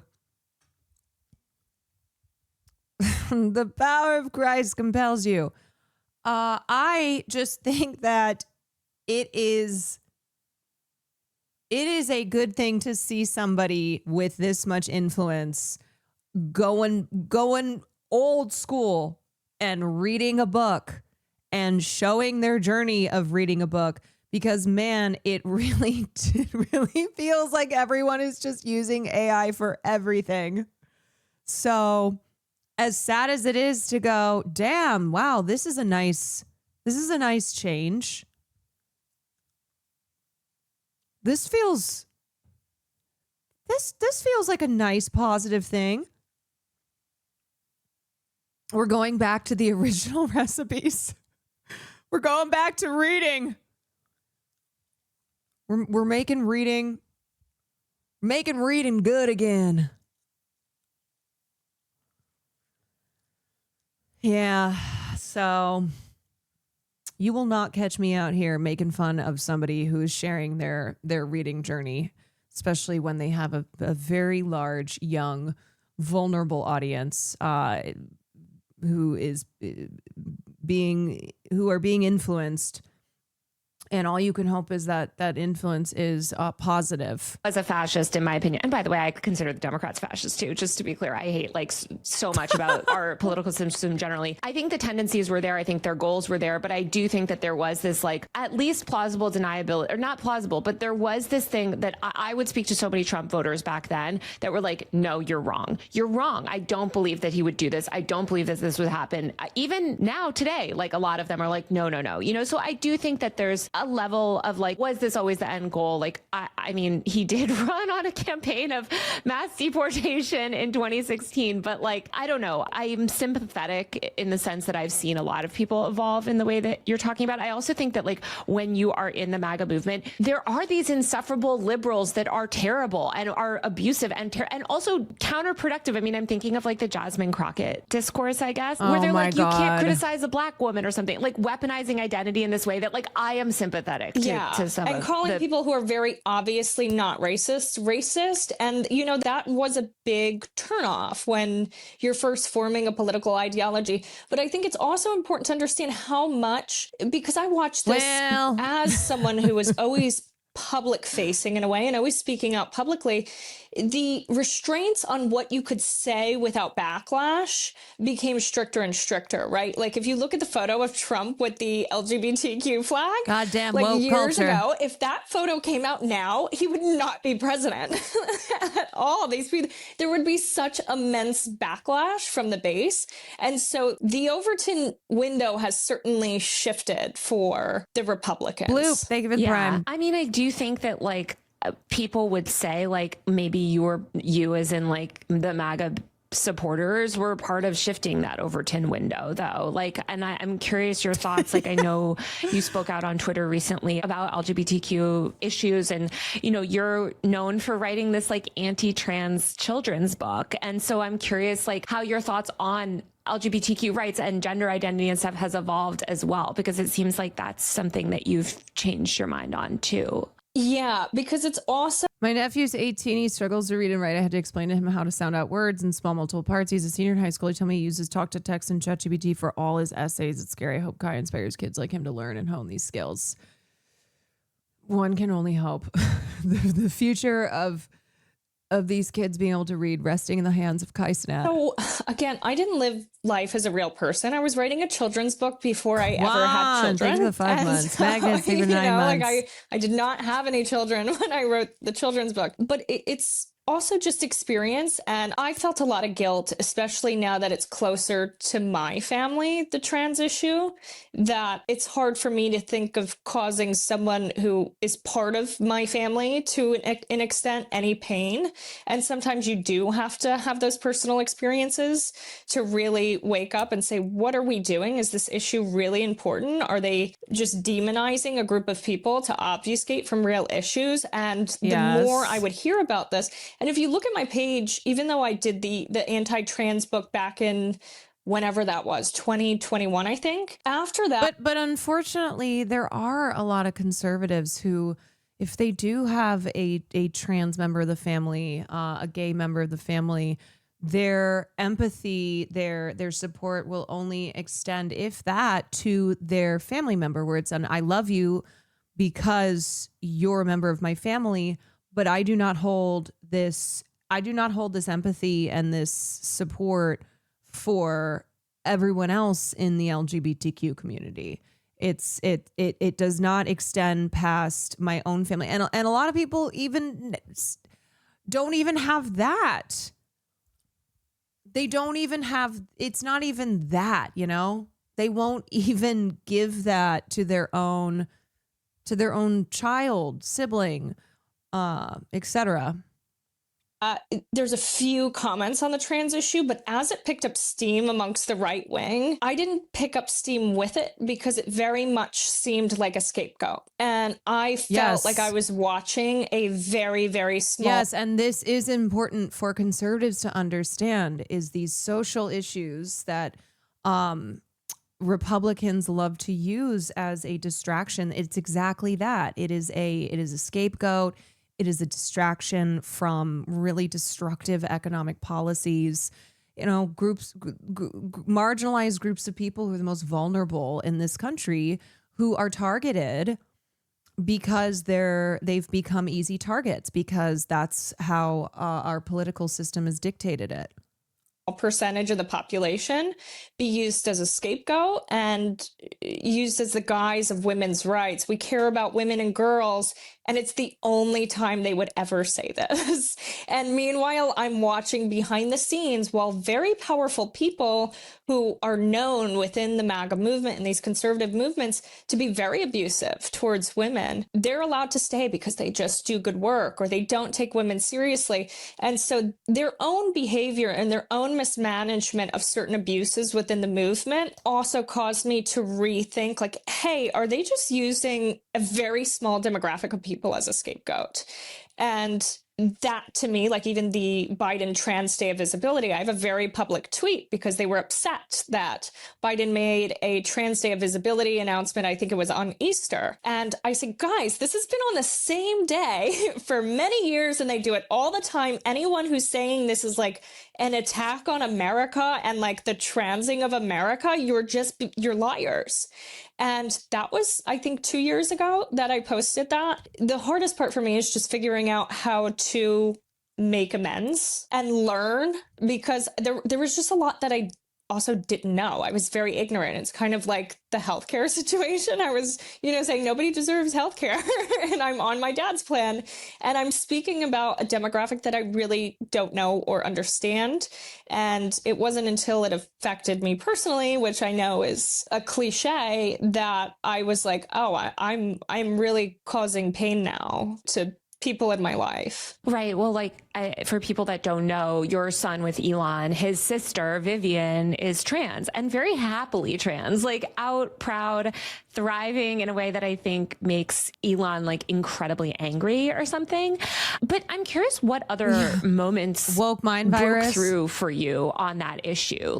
When you look back over that evolution over the past 4 or 5 years, what were other moments or pieces of information? There were certain companies that I worked for that I can't name, but they were very involved in the trans issue. And while there were certain things that were crazy, yes, that's how I think a lot of people probably know Ashley St. Clair, is because of all that shit that went down last year when she gave birth to another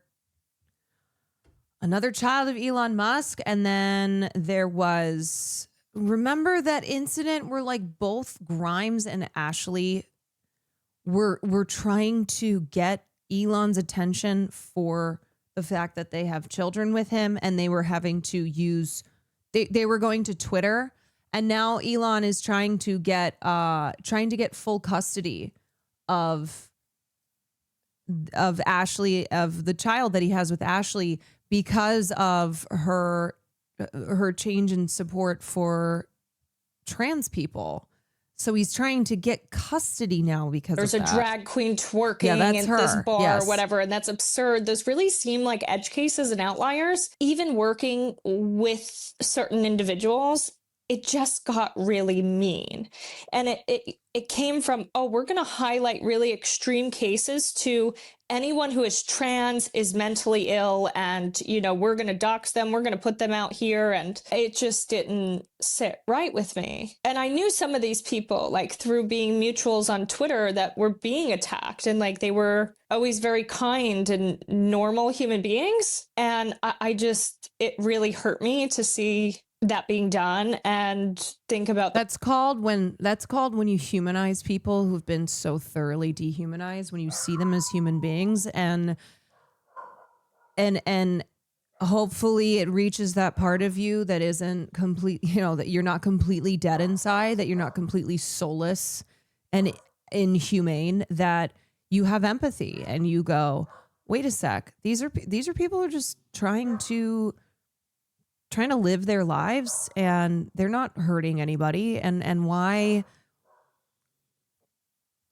is so much pain being done to the way them? that I helped push that or normalize that as well. I saw in your tweet, you know, you were saying you were hesitant to weigh in on this because you don't want to seem like you're like, oh, they're going to say like, oh, you're just being opportunistic, or, oh, you're just scorned and now you're pivoting. And I feel like that happens a lot where, you know, I've talked to some other people on the right that I know have evolved on certain issues, and they don't want to speak out because they feel like it'll be seen where people will be like, oh, now you're just grifting because whatever, they, you know, as if there's any place to grift on the left, by the way. There's no money on the left. Surprise, surprise. I know. And I did that when I didn't have a check mark, okay? So I did not make any money on that. As soon as I lost my check mark, I was like, well, might as well say everything that I don't want to be accused of grifting on, since I'm not making money on this anyway. So no, there's not. And I'm back in school. Like, I'm not trying to start the defectors of MAGA for democracy over here. I'm trying to finish my degree and raise my kid. Mama, I prefer that. You guys, we have somebody else who wants to share his why he left the right. Oh, I left the right because, well, it's actually a really long story, but basically I realized that life is worth living, and being bitter and gross and ugly is a choice. But homosexuality is not. They don't do theater, okay? They Right. just Well, they do theater, but like really poor, it's not bad good. theater. I Yeah, know, yeah. I know. The Like movie, like the movies, the music, the theater that they have to offer, it's not good. Yeah, no, mind you, the best art comes from the gays. Clock it. Yeah. Right, Farley? Is Taylor Lorenz interviewing her? Yeah. Oh my God, I live. So you know that she had a child with Elon Musk. Right. That's why a lot of people probably recognize her name. Sure. And then now he's suing to get custody, full-time custody, because she's pro-trans rights. Because she's legitimately a why I left the right story. No, right. And so And he's like, okay, well, let me silence her real quick. yeah. Let me take this child I don't care about. Right. Because mind you, he doesn't give a fuck about them damn kids. Oh. Girl, ever. Yeah. You're good. Go hang out. Go hang out. Christian, I know you don't want to hang out with me. I know you don't want to be with me. You don't want to be with mother. A son who doesn't love his mother. Yeah, that's true. No, I'd rather have him have an Oedipal complex. I'd rather have him have an Oedipal complex to be in love with me. An edible? Yeah, I want him to do edibles.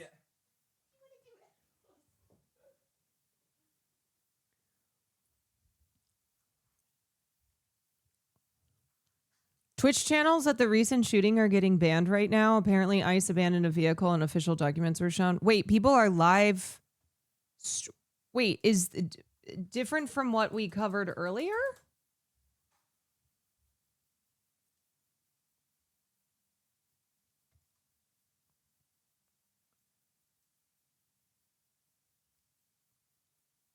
Wait.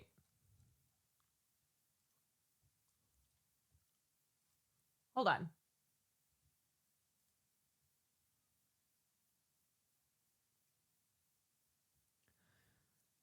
Another shooting happened 2 hours ago. Is that what is it? That's what Loaded with weapons.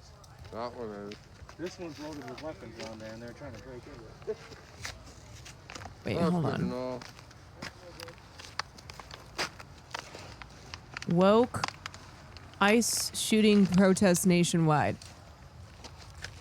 Wait, so they're banning all channels that are live streaming from there, or they're also banning anyone who's watching protest content? If you can't, that's okay too. If you want to do something, there's so many things you can do. You can write your Congress. Sorry, protest, yeah, like the protest streams. There's so many things. Go to city council meetings. The abandoned ICE vehicle for your documents or city. something is an issue. ICE vehicle. Speak out there. Abandoned. There's like this one on the left will be possibilities are abandoned soon, endless. you're saying? But now is the time, like, to stand up for what you believe and got banned for doxing an ICE agent? Shut up. Sooner rather than later. Touching shit, Because- and if you're moving Okay, shit wait. and you're doing shit, then that's your personal choice, and good luck. But oh boy, not Okay, but not here. this is the shooting that I did cover, correct? When they shot who they claimed was a Venezuelan man who had assaulted an ICE officer. Okay. News media can't touch shit. Can't put our hands on anything. Yeah, Twitch stream's down for a while. A shooting 2 hours ago, then apparently protesters smashed up some cars that were suspected to be federal vehicles. And then because of feds cleared out from this road but left one vehicle, it's been broken open. So essentially, what these platforms are like, So let's recap. this on is the way home. doxing? All right. Well, actually, should I recap when I get home? Put one in the chat if I should recap when I get home. I'm full of tear gas and I can barely Put a one in the chat. Let me get home and then we'll recap what happened through the whole night. Yeah, let me go home and shower, change, get out of my clothes, and then we'll do a safety meeting stream. We'll do that because we got a long day tomorrow. We got another really long day tomorrow. Between covering, there's a Wait, so he got banned on daytime, obviously. He got banned on then Twitch, and now he's streaming on the veterans YouTube. Protest at noon, so you have that going on, and then we'll see what happens after that. Okay, we'll see what happens after that. So if you guys haven't hit the like button, make sure you're subscribed. If you haven't, we'll have a congratulatory 100K safety meeting later on when I get home. Thank you guys so much for watching. Hit the like button, subscribe to the YouTube channel if you haven't done so. Okay, I see. So he was simulcasting. So he was simulcasting, and then Twitch murked his channel. What's his channel? Mercado Media. Yeah, it's not. It is not anywhere on Twitch.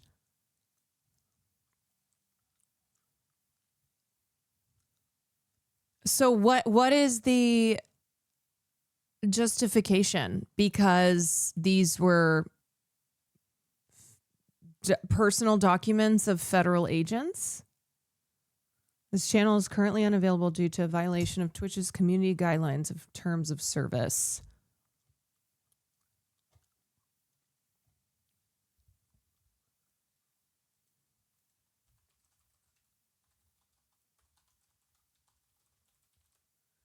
Does it says it's a temporary ban.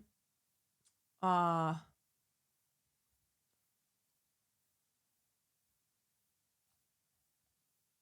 mean, that's not him. That's not doxing like on I don't know, in the way that rule is a part of TOS. You know, usually that would be, oh, okay, so you have some chatter and then you dox their personal information, or I don't know, like when people get when people do when people do this kind of thing with streamers that they're beefing with, and if they were to like have intent to dox, to share their personal information as clear in hold on one second. Okay, so what? Okay. Still on scene out here at tonight's shooting by federal agents in Minneapolis as the feds depart, community members appear to find 9mm unspent rounds behind.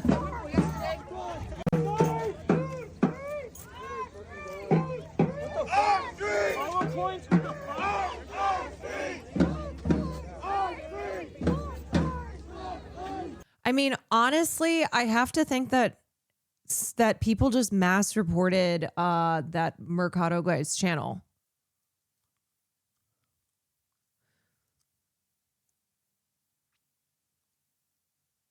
Also left behind by the feds appear to GW, a stack of papers including arrest warrants and intelligence now in the hands of Minneapolis community members opposing ICE.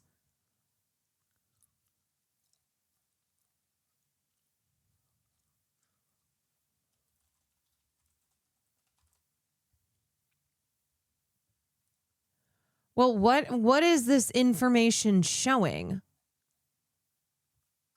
Is it showing these officers' names? Like, is it just identifying who they are? Twitch's definition of doxing also usually includes ways to protect VTubers, which could be the loophole that they use to ban them. What is Twitch's definition of doxing? Names and hotel address? Well, that doesn't seem... That's not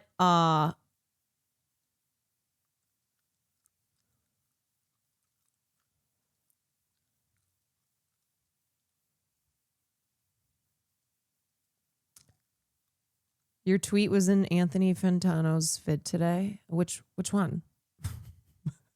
Which tweet? Okay. What is Twitch's definition of doxing? Let me pull this up.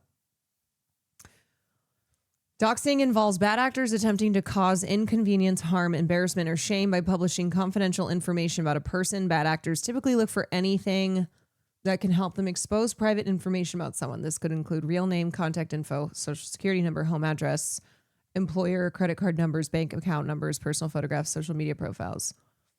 Doxing isn't necessarily illegal if the information exposed is part of the public record. Such information includes arrest records, marriage certificates, major traffic violations, and real estate transactions. If someone accesses and publishes these records, even without your consent, they may not be doing anything illegal. Doxing can be illegal if someone publishes information that isn't in the public record, such as your bank account info, credit card numbers, or birth certificate.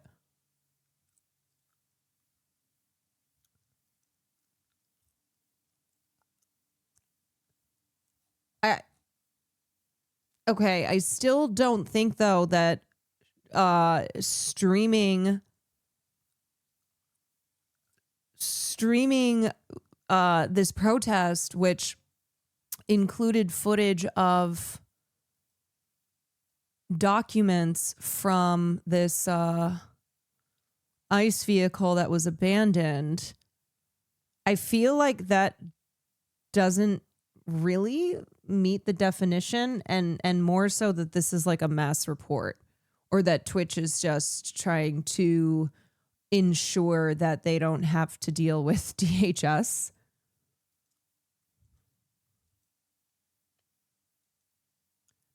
Did he stream reaching into the car and take? I don't know. I just became aware of this.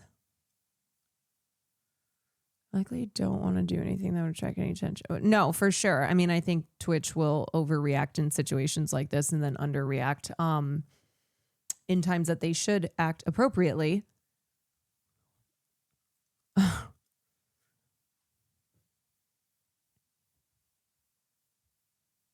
I found a Twitter stalker brigade that's trying to get anyone showing this shot of the docs ban weird stuff. Be careful showing anything on stream.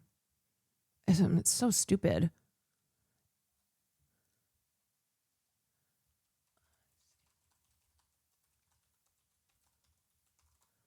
I mean,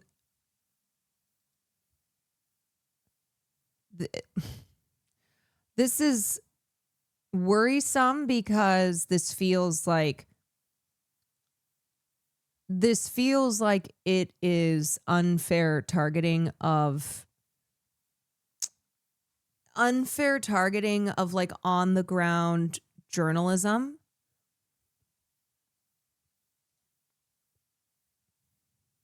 Is YouTube still has the clip up? Well, it doesn't seem like he was banned on he wasn't banned on YouTube.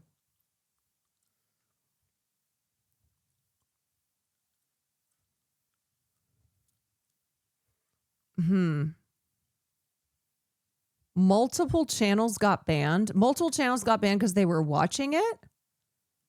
Aside from the actual guy who was live streaming the protests. That's real fucking stupid. These are probably people too who don't have like a partner manager or anything to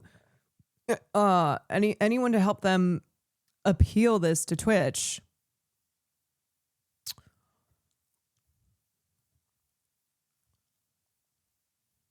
Man, I know.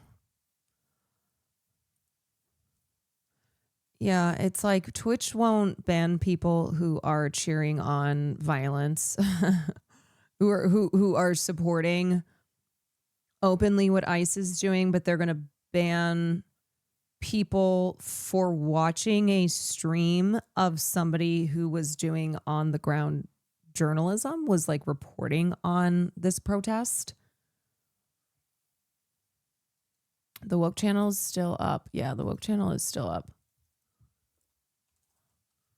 Woke look, they have multiple streams on their feed here.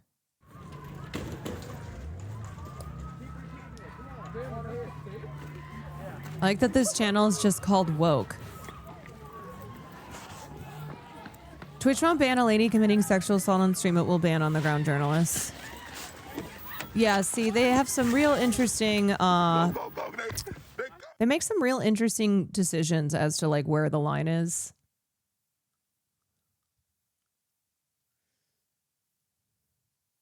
I watched it live and the streamer was looking for someone in the street and saw some people with documents and went over and asked, and as they were talking, he got banned.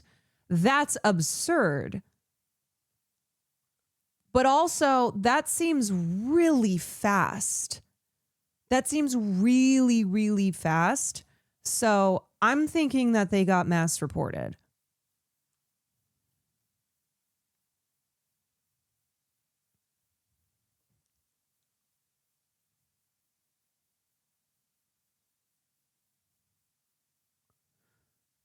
It's so crazy that Twitch would probably ban you if you were streaming at a protest and something happens to you. They're like, oh, sorry, there's blood. You're like, yeah, that's my blood. They're like, yeah, but TOS, so gotta ban you. Okay, so he saw people with documents, went over, asked what they were talking, and then the ban hit.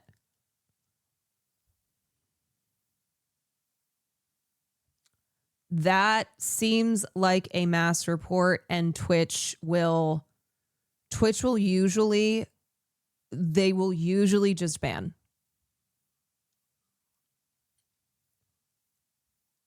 That kind of seems to be their policy, especially with something like ICE protests.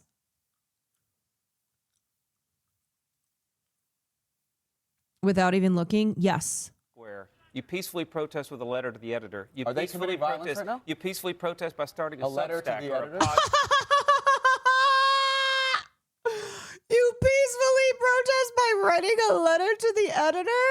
Okay, dude. Like starting like, a podcast? you don't- Hold on no, a wait a second, minute. Brad. You cannot Brad, interfere there are with. a lot. We've been in this country now in the midst of protests of all forms for a long time. We have seen protests in this country that don't stop. Hey, as long as that letter is strongly worded, and you're golden, because they cannot challenge letter to that. the They editor. cannot challenge a Okay, strongly you worded letter. see in the history of this country, What a fucking peaceful, joke. justified protests in which people put their lives and their bodies on the line. They leave their homes, they go and do something that. Also, it's like, why is this emphasis always on these protesters being peaceful when sure as hell these thugs are not? These agents from these agencies from this government that are being protested are anything but peaceful. And yet the onus is always on the victims. It's like, oh, you got to be peaceful. Oh, well, I don't think they were really peaceful. Oh, well, they should have just been writing letters. Officials tell they them shouldn't it's even be out unlawful there. sitting at a segregated counter, crossing a bridge. People have been doing that in this country for a long time. That is also Civil disobedience is honored. It's Listen, honored. civil disobedience is peaceful protest. This man looks like he's a real expert in civil disobedience. You peacefully protest by starting a Substack or a podcast. Yeah. You know what? I'm gonna go around and be like, hey, everybody, this is not the way to do it. We just all need to ChatGPT letters to the editor.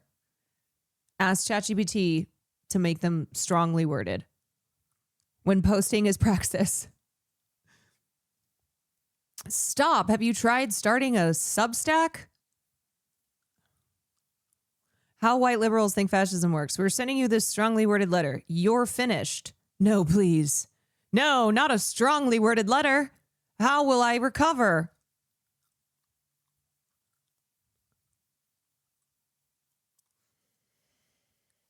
Can somebody explain to me what ICE is? Is it government or private facility? Because it's beginning to feel like race cleaning. Okay, so ICE is a federal law enforcement agency, and they are under the banner of Homeland Security. So that is that. So you're hearing ICE a lot, law enforcement agency. They were an agency that were started in the wake of 9/11, along with Homeland. And the whole point was, we were told that ICE and Homeland were to protect our security, our border security, preserve our national security, keep people safe, conduct criminal investigations. And what really ICE is a rogue agency that does not follow laws except for their own. And that is how we have ended up in a situation. That is how we have ended up in a situation like what has happened this week, where a woman was shot multiple times by an ICE agent and killed. And there have been a lot of protests. Now, this is not the first time nor the last time that ICE has done something like this. There are plenty of examples of them just violating people's rights, brutalizing both immigrants and people who are protesting on behalf of those immigrants.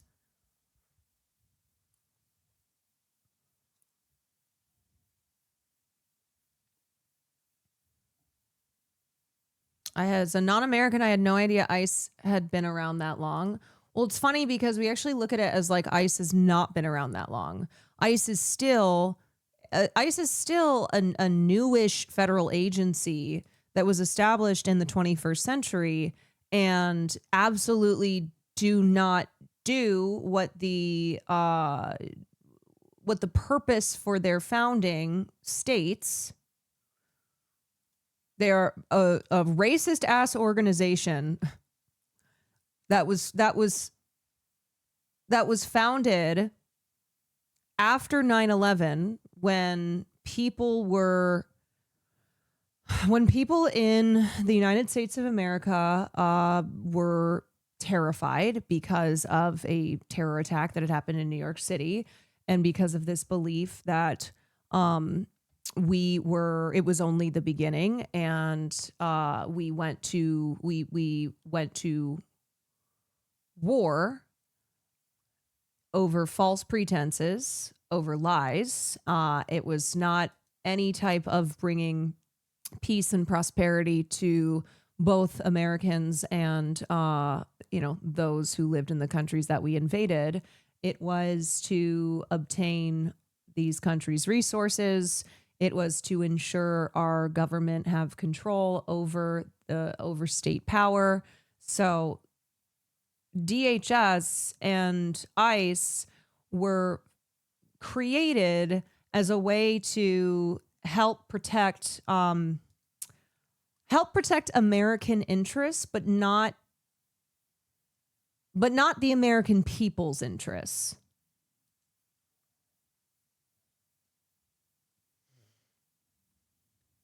I'm older than ICE and I'm 30. My younger brother's older than ICE and he's 24.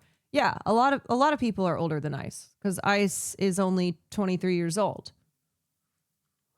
Part of the narrative behind creating ICE was centered around how the plane hijackers could have come across the unsecured border. If you pointed out that the 9/11 hijackers flew here from Germany, not sneaking in the southern border, you were told to shut the fuck up and love freedom more.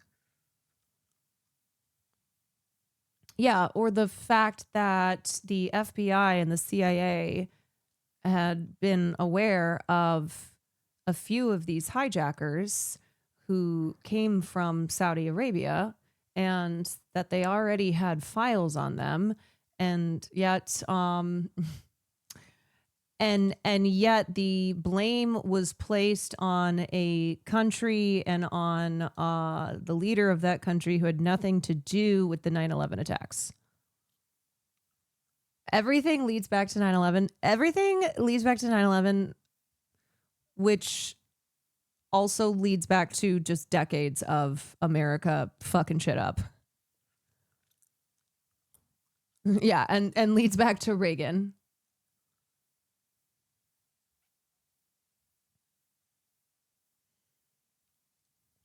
In other words, the U.S. received 9/11 as a result of being colonial, and ICE was America doubling down on colonialism. This is the logical conclusion of a nationalist government and country with fixation on said nationalism.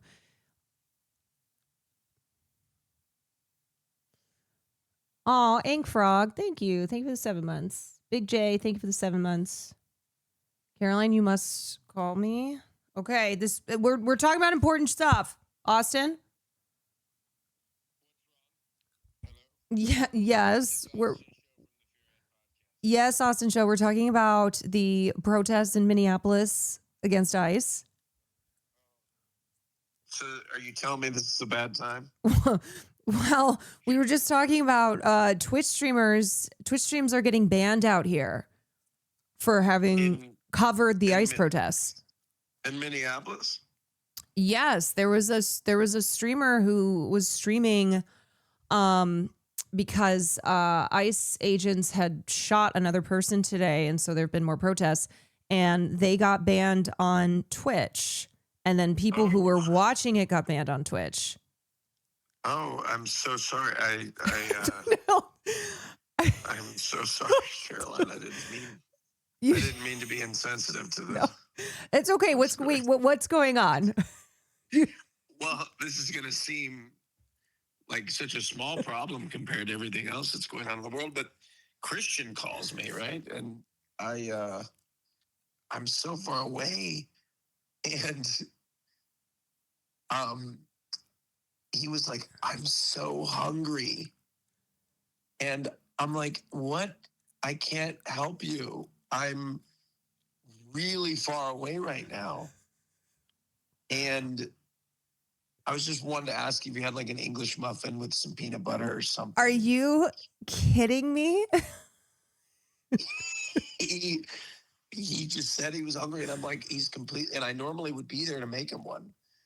But Christian, I have a frozen pizza in the freezer. I know, Mother. Austin is calling me, asking if I have an English muffin for you. He literally has called and said, do you have an English muffin with some peanut butter? I shared with him that I was hungry. It was unrelated. It was not a request, mind you. I was just, God forbid I updated my boyfriend on my personal, like, on my individual experience, lived experience at the current moment. Like, that's all I did. And mind you, now he's sitting here calling you. What did he ask you? Sitting here calling me as I'm covering the ICE protest and saying that Christian needs an English muffin with some peanut butter. Say you should need to leave there and make it right No, now. he's saying that you are hungry. Yeah. He's So, saying and he asked you, as you're covering, oh my God, streamers getting banned. She was covering. I had no idea. Do you not do any research? You have the Twitch app. Open that shit before you call your Twitch streaming friends. I'm short loads. I've got bad connection up here, and I just looked at Dennis and I'm calling you. He's in his bunker. Yeah. Look, there's a frozen pizza. A frozen pizza? Hussein. Would you eat some of it if I made it? Yeah. You would? Yeah. Okay, then Wait, I can make it. get a frozen pizza? If not, I can also like get pizza. I thought I did get Are you hungry? I can eat. Wait, what did I buy? I thought I bought There's like strips of bacon out there. strips of bacon. Caroline was making bacon today. I did. And I'm in the shower and all I hear coming out of the kitchen is Oh my God, the fire alarms were going. They do that every time I make bacon. I was dying laughing. I was like, that is iconic. I was like, that is iconic. That's like, I'm like, I feel like every time I watch you cook, or like every time you're cooking, like, didn't you burn something the other week? Yes. I did see that. Yes, Austin. Yes, darling. We're gonna get Christian food. I might get Auntie Caroline some food actually. Yes, Christian's gonna get Auntie Caroline. I might even charge the Fear End podcast. He's a great chef, but sometimes he leaves the burners on without the flame lit. That's not. I like how it's like you are a 4-year-old child who is staying here. No, right. And Austin keeps checking in and be like, how's my baby? Right. No. He And what's needs wild is to eat. anytime Austin has an opportunity, he's gonna throw some shit my way. Yeah. I'm catching a stray. Like, it's wild that somehow even came into fruition that we're talking about maybe the one instance that a burner was left on. But mind you, I've never done that. I've never done that. So you're just making something up merely to what? Offensive people really think that you did it now. Oh, and you think by saying some shit like that everyone is like, oh yes, Christian totally left the burner on. That's hearsay. We love you too. Are you hungry? Love you, Austin. Yeah, I'll eat. Like, What? Do you want to like verify when Christian gets food? No. I was just thinking today. I was sitting in this coffee shop alone. And I went there today. I drove there and I just wanted to enjoy a nice cup of coffee alone. And I saw this beautiful woman and I'm like, my God, she looks familiar. Mm-hmm. And then she saw me staring at her and I quickly looked away and I was like, oh my God, now she thinks that I want her or something. And I thought, God, do I need to tell her that I'm gay? Are you under the influence? Oh yes, I'm very high. But anyway, thank you for sharing. Do you ever sometimes I see a beautiful woman and I go, my God, and then I'm just like, wow, I'm not attracted to you, but what if I was straight? You know what I mean? That's what I say sometimes. Oh, that's nice. You know what? Let's sit with that a little bit. Yeah. Yeah. That's Well, nice. no, it's just like what if I had a wife and a beautiful family? Like, what if I was straight? You know what I mean? Well, then you would have a wife and a beautiful Well, family. It's like you're asking a question. I don't know. I don't want a wife. I mean, if you were heterosexual, okay, theoretically, like given this pretense, okay, and you grew up in today's society with the gender norms for which society has pushed men in, and you, I think that if you were straight, you'd be a devout Christian, and I think you would have like 4 children. You would wear a cross necklace. 1000%. Oh, I would definitely wear a cross. Wait, do you think me being gay is the only thing that saved me? It's the from one being, thing like, keeping you from being MAGA, 1000%. Yeah. Wait, what? Like, I think if you weren't a homosexual, like, obviously you're not MAGA for a multitude of reasons, right? But, like, I think if you grew up as a heterosexual man, you would 1000% be on the MAGA train. My parents are both liberal. You would still find a way to be MAGA. And mind you, there's a lot of young men whose parents are liberal who are getting red pilled the house down. They're watching. Yeah, I mean, they're watching. I don't know. You know, and and I do like a little tax cut. Oh my God, I cannot. I'm just fucking with you. I'm just kidding. I'm just kidding. So, I'm joking. It's a joke. Come on. Come on. You all know I love a tax hike. Come on. Ain't nobody believe that. Of course. Are you kidding me? Sales tax, gas Austin tax. Show famously loves huge tax taxes. guy. Huge tax guy. He Looks forward to tax season every year. Are you kidding me? I look forward to the Tony Awards. Taxes. Caroline looks forward to award season, and Austin looks forward to tax season. Sometimes I pay him twice. Yeah. Oh. Sometimes you pay a tip. Pay a little tip. That's right. Well, I tip the worker, and then I tip the government on top of it. Oh, and where's that government money going? So let's talk into that then, because where's that tax money going? So you notably know where your tax money is going, and yet you're paying double the money. So it just seems like maybe you're championing causes that I fear might align you with a certain political ideology potentially, or Okay, I don't so know. I'm not MAGA. I'm not MAGA. Okay, everyone else in the show would love. Okay, so I'm gonna I'd like everybody to know that I'm not MAGA, and I would never be MAGA even if I was straight. Period. Well, we agree to disagree on that, but And I would never be a dictator. You kind of I don't know. You've been spreading a lot of propaganda about me recently to make yourself seem like the savior and make me seem like I'm messing up beds here and there. I just feel like there's a lot of don't protest too much. I have a photo of Christian in the bed, like completely messed it all up, but he's in his underwear, so I can't post it anywhere. Okay. Right. Wait, that sounded wrong. It wasn't anything sexual. He was just in the bed, like he wasn't in his underwear for any particular reason other than to just exist in his underwear. You know what I mean?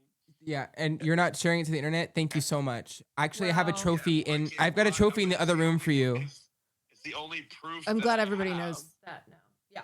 Right. It's the proof that I have that he is. I'm messing up. I can take a photo of the bed right now, and it is very. It's proof that you're not straight. Yeah, like what? Well, I'm so. No, wait, what? No, what? No, wait. You think I'm straight? I gotta go, Caroline. This is too much for me.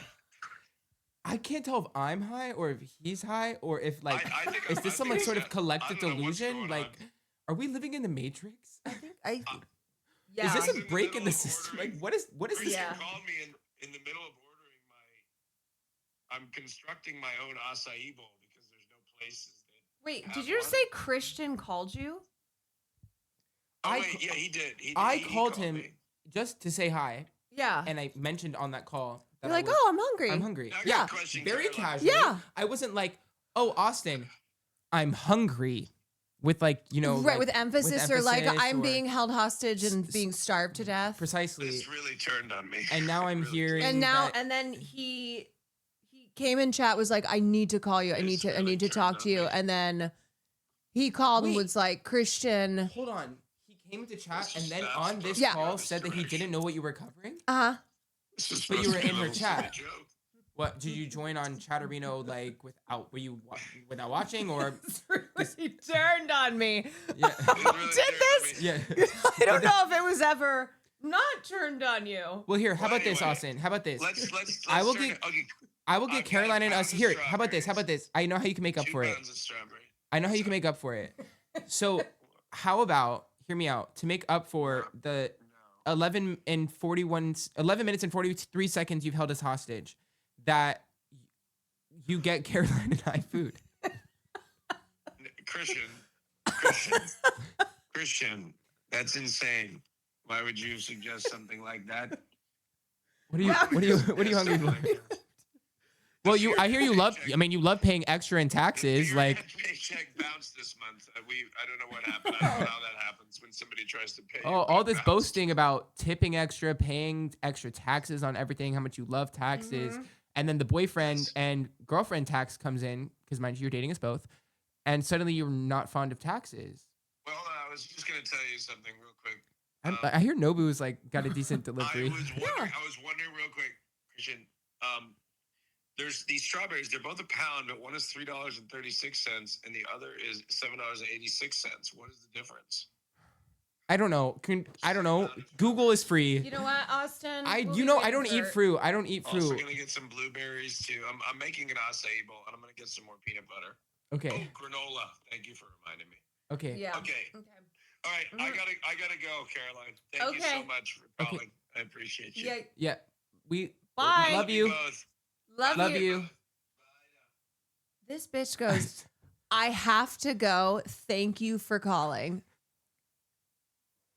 You know what? Honestly, I want to be that high. Do you know I wish that weed affected me like that anymore. He is also the only friend of mine. So Peach will say, she's like, when she's stayed here before, she will pull up in my stream while she's here. If I'm covering something, she's like, oh, I'm not going to go in her room.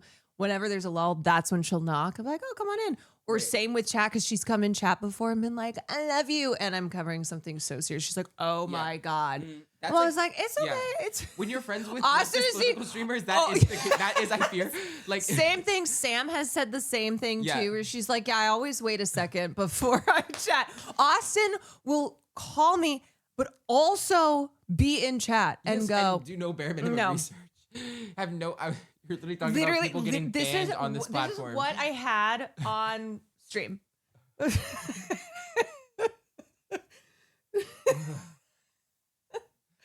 he called and was like, Christian needs an English muffin with a little bit of peanut butter if you have it.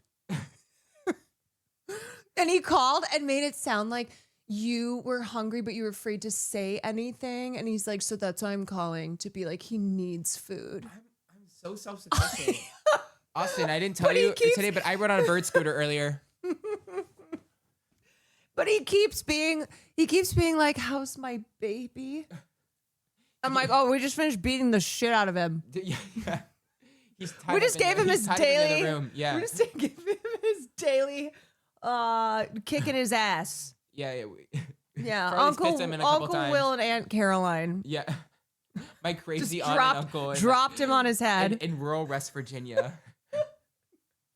I like get the shotgun. Like You better run, gay boy.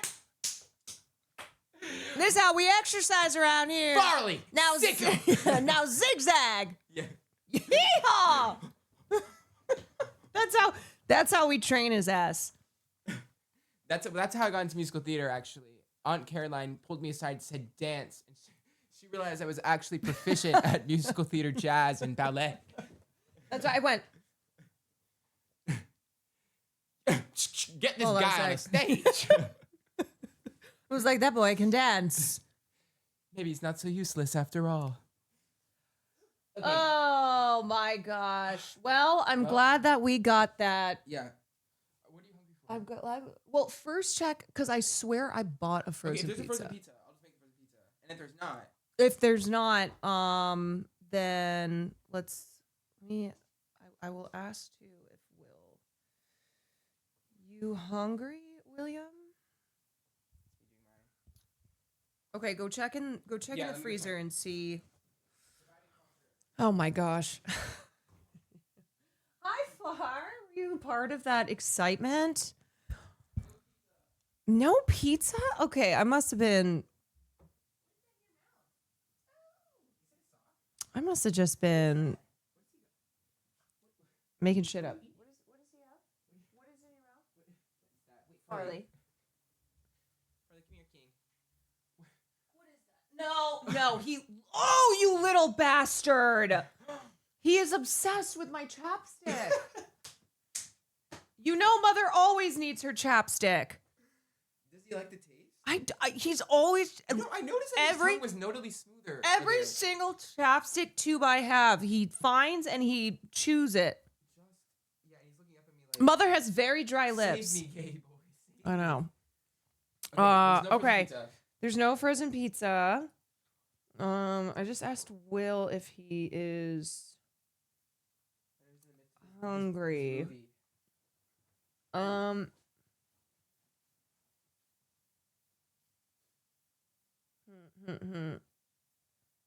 he hasn't responded yet. If you want to pop over there, just take my phone, pop over there, ask him if he wants food, and then just order stuff. Okay.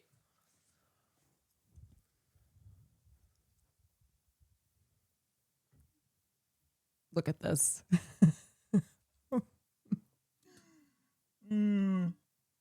Oh my God. Sunny, thank you for the 16 months. Farley walking out. Why would you link this, Nandre? I hate this so much. I hate it. I hate it.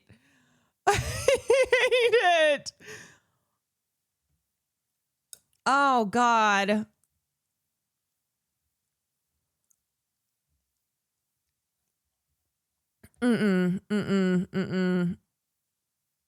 Why'd you show us? Because sometimes if I'm suffering, you have to suffer as well.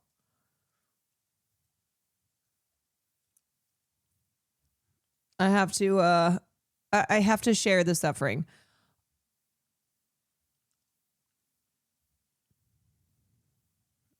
That's Howard. That is Howard. Okay, so we had been talking about the bullshit bans on Twitch, which I think again has to do with mass reporting, because it just doesn't seem that he would be banned that fast.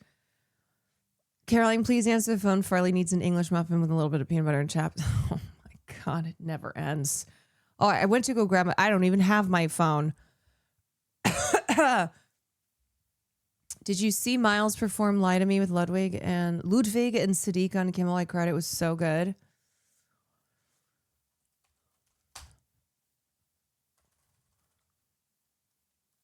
Wait, do you mean I lied to you? He said order whatever. Yeah, which was. So now I'm like, I don't know. What sounds? I'll literally eat anything, which also doesn't help.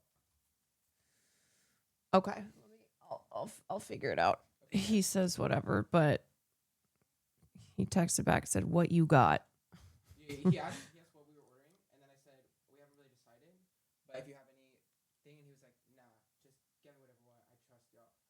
He does. Like, he put 3. He does say that, yeah, and me, who's the most the most indecisive person, Boujuliani. Thank you for the prime. Okay, I will order. I mean, I gotta see what's even. Oh boy. I'm so sorry. No, that's okay. I can't have Austin calling me again, being like, he needs that English muffin. Do you want? Let's see, maybe some. It's kind of late though, so I don't know. Yeah, let's see what we got here. So for 5 minutes until closing. Damn, okay. See, the thing with Indian food is it's either really good or not. Or it's not fire. She put you in the corner. Mother would never. Oh, never. No. I don't really recognize any of these. I know, because I don't want to order it and it like sucks.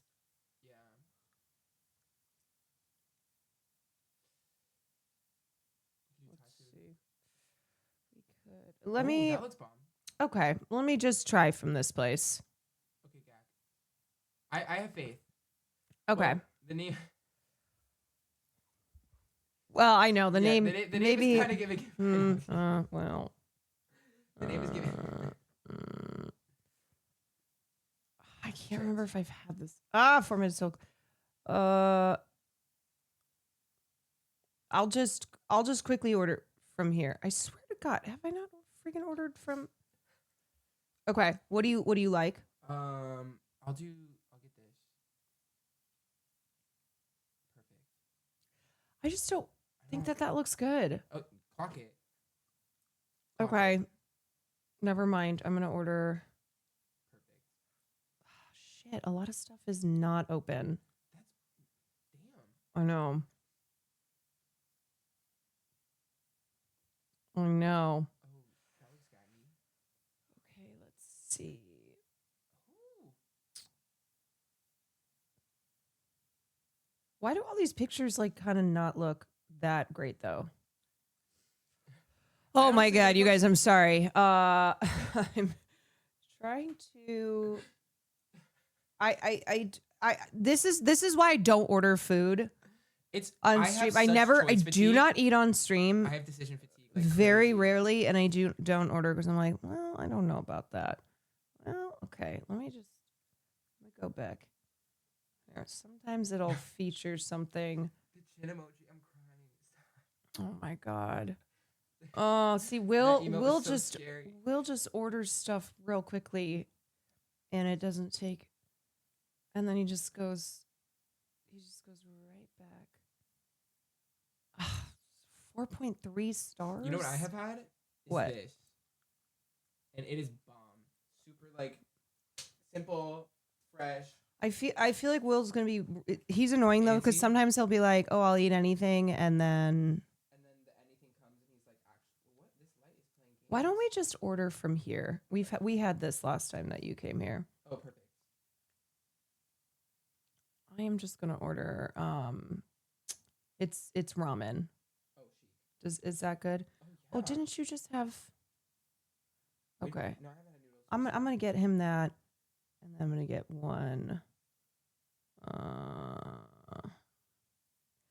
Oh God, I can't decide. Oh, I'm so. Oh, I can't decide. Oh my God, I'm begging someone to make a decision. I'm trying to, but you guys just had. Oh gosh.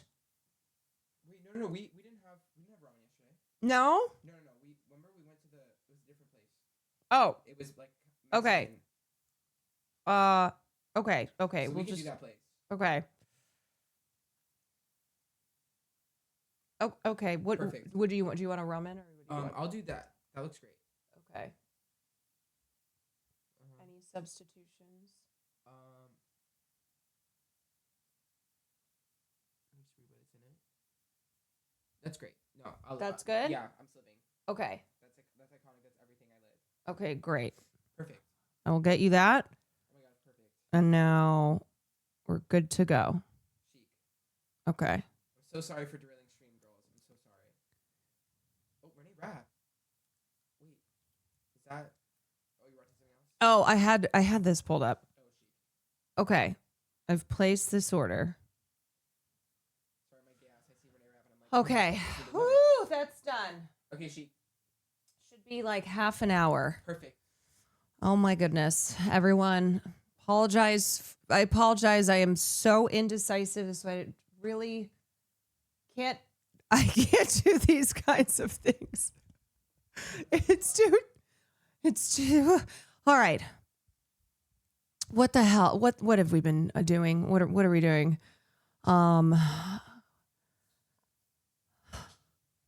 All right, here, I have to go pee anyway, so The Sinners soundtrack is let me just pull Here this with up. The song I Love You, Raphael Sadiq, It Miles is Austin's Payton, fault. and Ludwig Göransson. Smokestack Live. Something I want to tell you. It's been a long time. Hope it don't hurt you now. Hope it don't lose your mind. When I was just a boy, about 8 years old, you threw me a Bible on that Mississippi road. See, I love you, Papa. You did all you can do. They say the truth hurts, so I lied to you. Yes, I lied to you. I love the blues.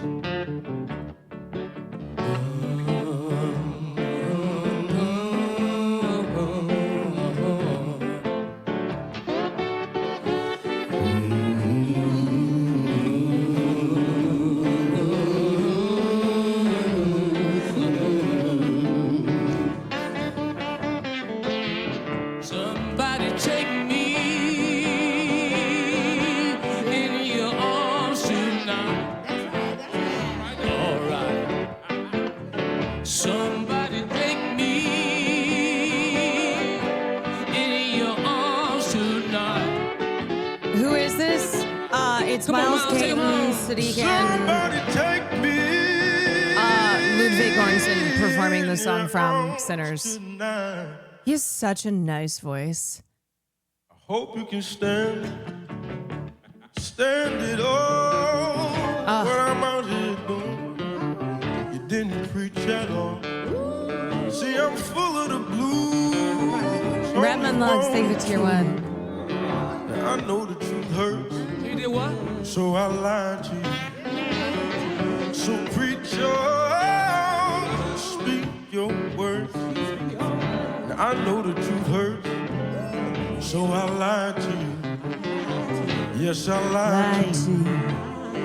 I love the blues. I love the blues.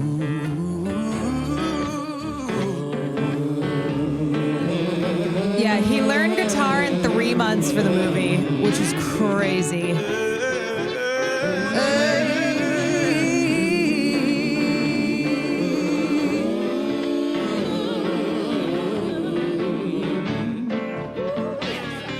Well, somebody take me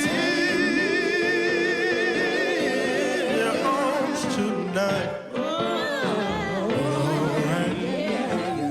Somebody please take me in your arms tonight. Yeah. Well, somebody take me in your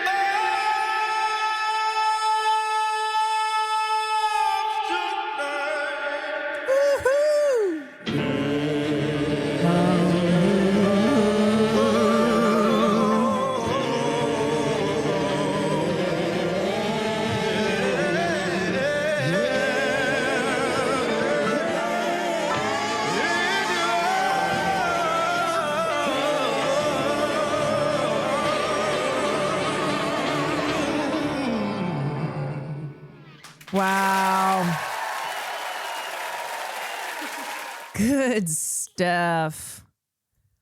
Good stuff. The way I'm about to rewatch Sinners, he's so talented. He is real talented. He is. And man, am I pushing for this song at the Oscars. Please. He's only 20 years old, which is crazy. I know. I feel like we had a lot of really great young emerging talent from last year.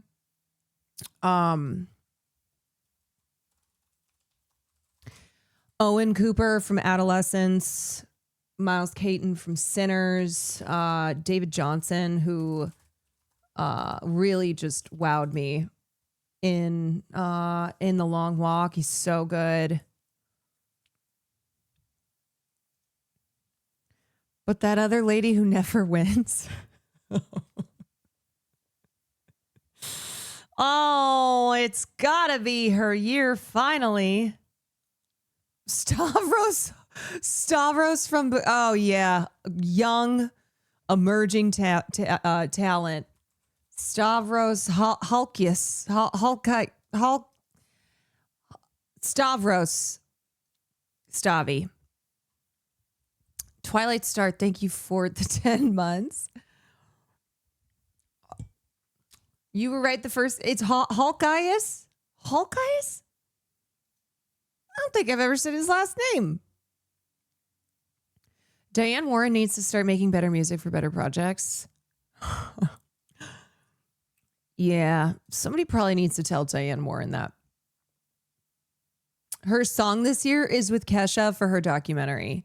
Yeah, every year Diane Warren is like, why am I like the most nominated songwriter at the Oscars and I'm still not winning? It's like, well, girl, you see these movies that your songs are nominated in? She always pops up with something. Yeah, and it's like the Cheeto movie.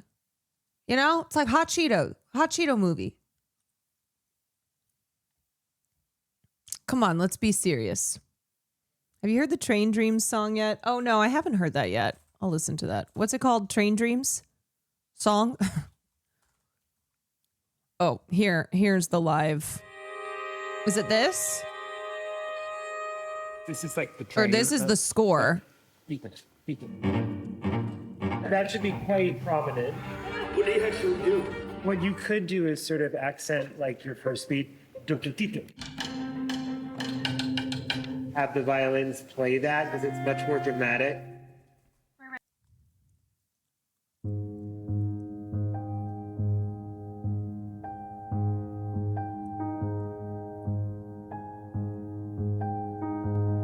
Can I just say, though, I kind of side-eye when people go on Bill Maher's podcast. And why was Joel Egerton on Bill Maher's podcast?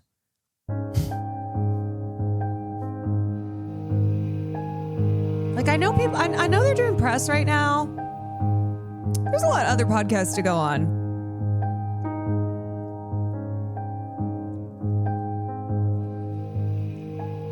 I've seen a grizzly big as a house. I'm so torn. I'm so torn up. Nick Cave's a Zionist. Yeah, that sucks. Heard of a boy called Elvis something. His voice could drive young girls insane.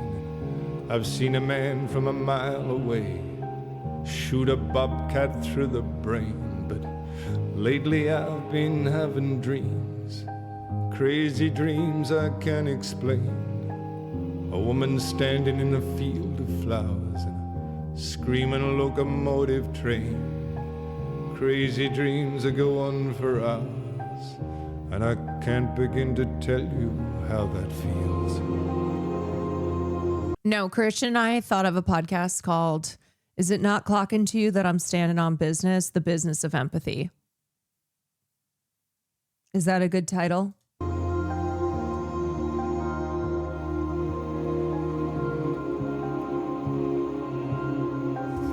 It's too short? Shit.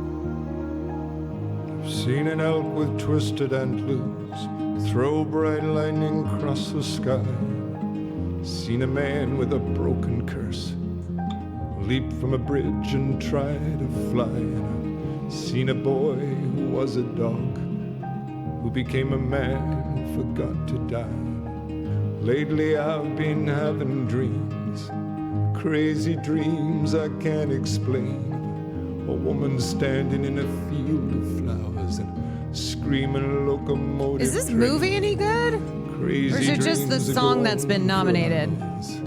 And I can't begin to tell you how that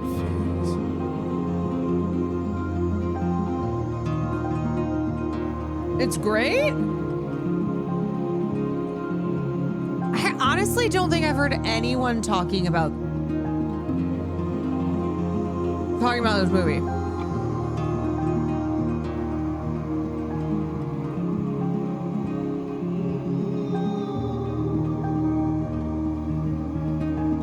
the space that connects me It's where by I the am now, Sing Sing guys? to the place where I'll one day be, so measured in the words that we speak, and the strange and wondrous things I've seen. I'm not kidding you. I don't think I had heard of this until the Globe, seeing that, or at least not heard of it in any way that stuck out of my head, like that stuck with in my mind.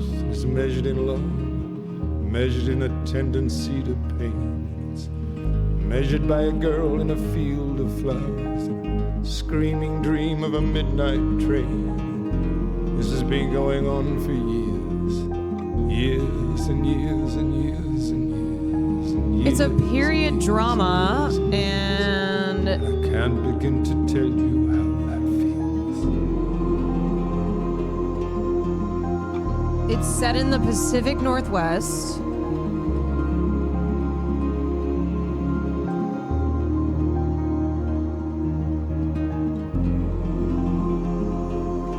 And it's like, it's the era of when the railway was being expanded in the PNW.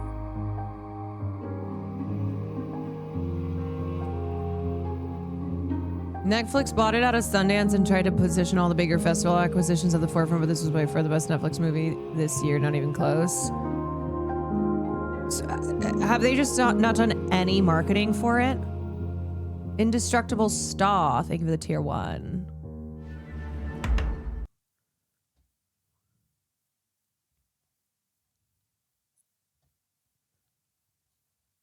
You know, I feel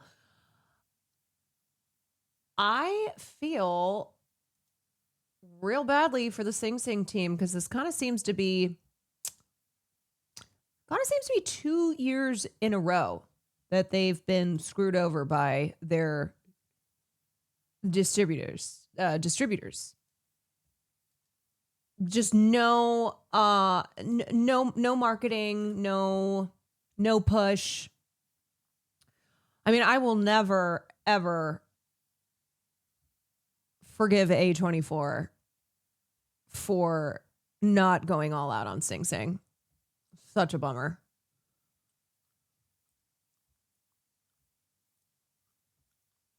I saw Coleman post about a Q&A he moderated for it.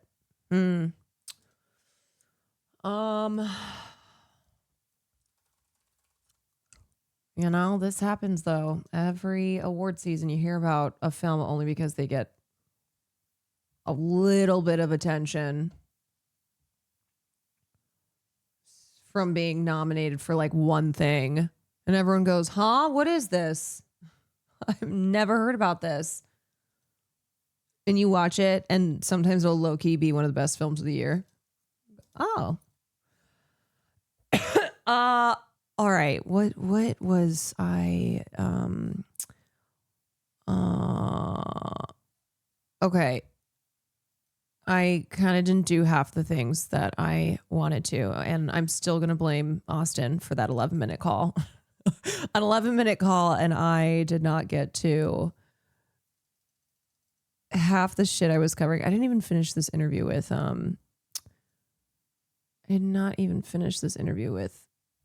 Ashley and Taylor, but I think I'll just push it all to the next stream. The pop culture recap lives on. The predictions that I have still yet to predict. Did you see Viola's Helen Mirren speech? She's such a theater kid. Wait, Viola's Helen Mirren speech? Oh, you're talking about Helen Mirren got the Cecil B. DeMille Award at the Golden Globes Golden Eve event.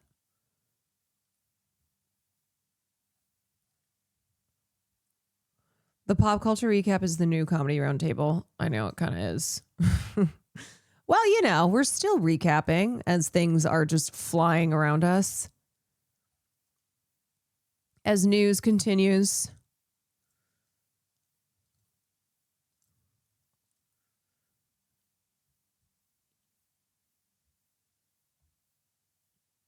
Okay. Well, let's do a little gaming and then that'll be it. What is the comedy roundtable? That was before your time. That was So for some reason I kept going, we're going to watch the variety comedy roundtable. And every single stream I would plan to it. I would plan to do it and I would have it in my stream title. And then we just didn't do it. And then it became an unintentional bit because I would keep being like, no, we're going to get to it. No. You guys trust. We will get to it. It went on for quite a while, and then finally we watched it. It felt like it went on for a lot longer than it probably actually went on for.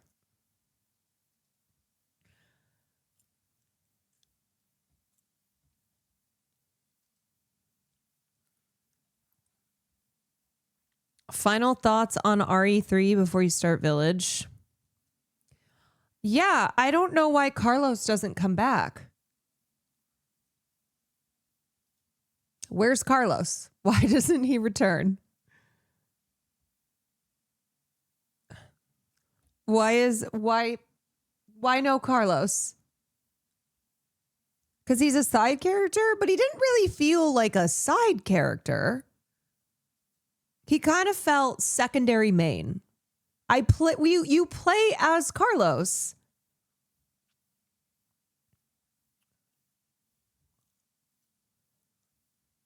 Nemesis Brad Vickers scene remastered. Jill! Brad! We've got to... It's so cute though, because back in 1999 or when it came out, this shit was terrifying. People were so... It was so scary.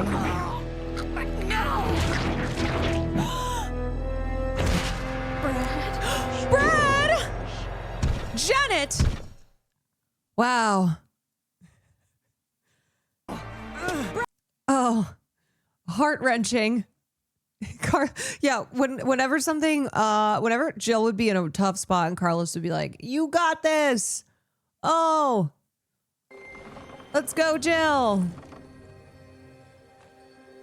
Capcom has a trend of making great characters and then not having a clue to do what to do with their secondary mains in certain games. That's why Shiva hasn't come back and the fan base is still waiting for her to return. You know what they should do? Okay, honestly, they should make a game. They should make a game and take all the side characters. Take all the characters who have just disappeared.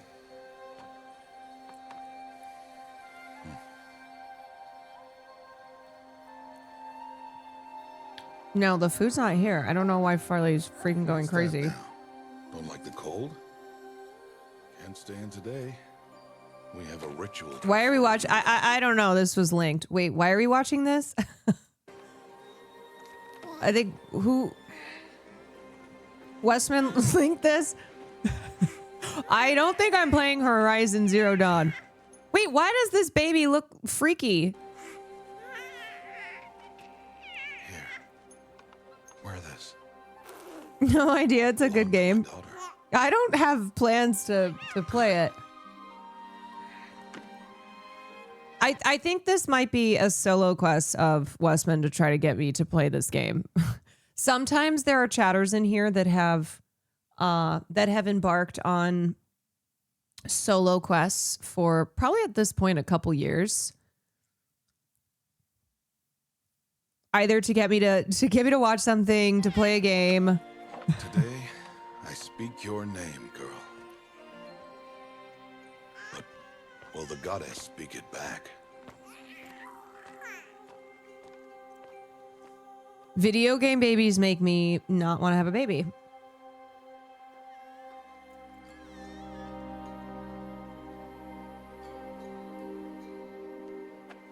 Normally, it would be the mother who declares. I I do appreciate that some of y'all are strong soldiers and never giving up on trying to get me to watch or play or react to the thing that you really The whole village would attend and have dedicated perform the ritual. your time here towards. We are outcasts. Even so, we keep the tribe's rituals. Otherwise, we might become like the faithless old ones who turned their backs on the goddess. But their 2% until the game downloads.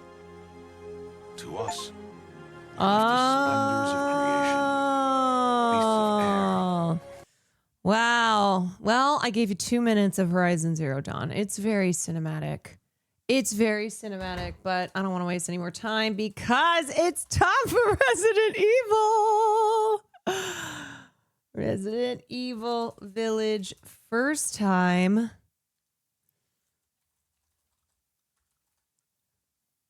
Resident Evil Village. Clock it. Is it not clocking to you that I'm standing on business?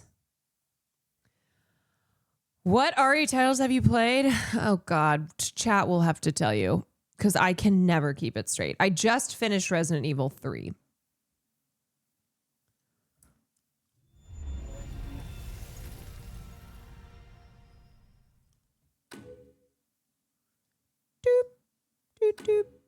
We do need a command. Almost, yeah, at this point. Display language subtitles on audio output device. Shift. How do I make this bigger again? Shift. Enter. Oh, ah! How do I get rid of? Wait, no. Shift. Alt Shift? No.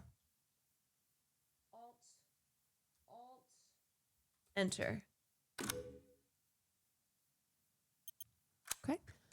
Subtitle size, display speaker. Okay. All right. Okay. Okay, good. Where's the option to continue with these settings? Adjust until. Okay, last time it was like way.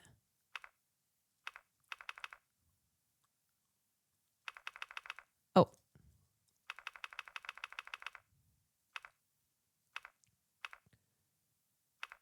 Okay, we'll do that. Because I swear it's way too dark otherwise. Just okay. And just until the picture on the left disappears. Adjust that. Okay, that's good. Yes. Oh, yeah, I gotta quickly. Oh my God, why is this so freaking slow? No, I don't want to actually open the. Hello? Oh my God, why is this? Why can't I scroll? Why is this so slow? Is this right? Or is it doing this because I'm actually supposed to be reading it all? Well,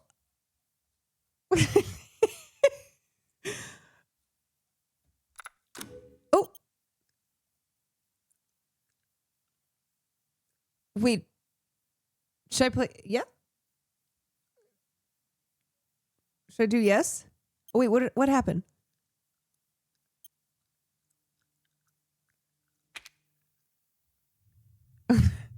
What I think I accidentally hit something. Okay. Oh my God! Wait, we're starting. Hold on, I gotta turn the lights off. My name? It's Ethan. Ethan Winters.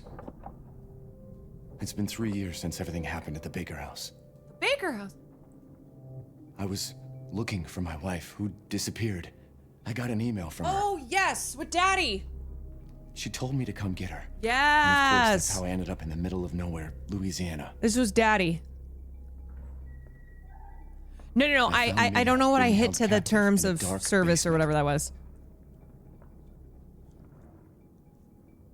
Scary ass daddy. Thinking right. Oh wait. She attacked me like some kind of wild animal. Yeah, this was Later so on, scary. I found out that she was infected by a special kind of mold. I looked all over the house trying to find an antidote. You answered no to share game anything. data. Ah. The people who lived there were already infected. What was left of them wasn't human. The source of the infection was a bioweapon that looked like a little girl. Her name was Evelyn. I fought the fucked up family and was able to treat Mia's symptoms with a serum. This game had some intense bosses. Then Chris Redfield and his soldier buddies showed up and saved the both of us. Oh yeah, Chris. Is that enough? Fine by me. I really don't want to talk about what happened anymore. Wait, who is he talking to? Chris is Jill's all over partner in RE1.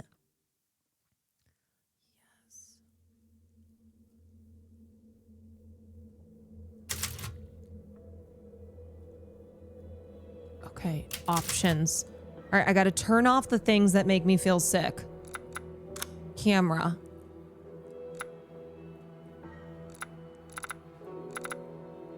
Camera wobble. I think I want that off.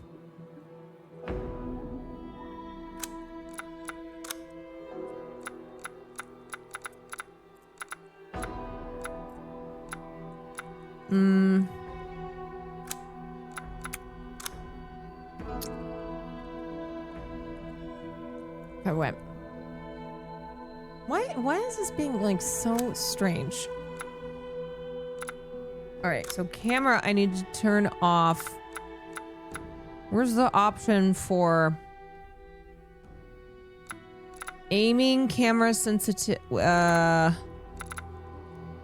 Aiming camera speed? Oh, this is designed for a controller? Shit, because my other control...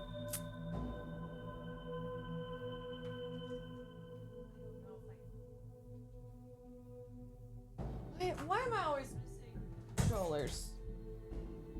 Does this one work?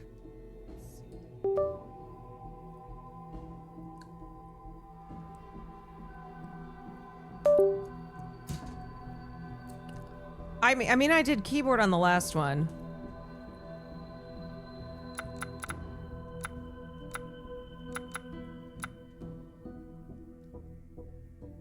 This one's my fucked up controller. No, I have controllers though. Okay, so aim assist. I'm gonna turn that off. And then where is the option for...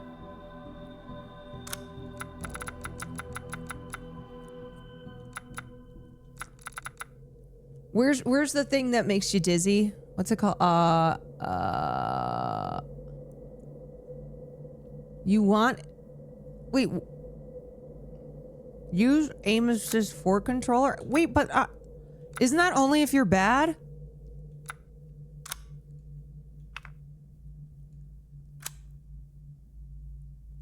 I thought aim assist was if you're bad. Motion blur is bottom of display menu. Okay.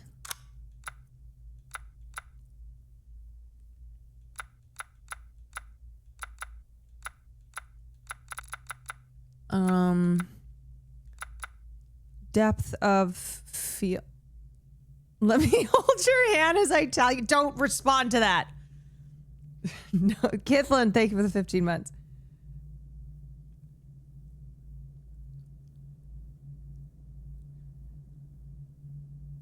Depth of field. Off. Okay.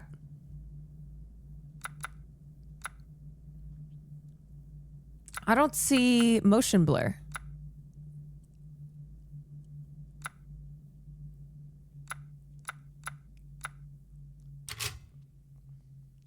Okay, we can always fix this. Let's go standard.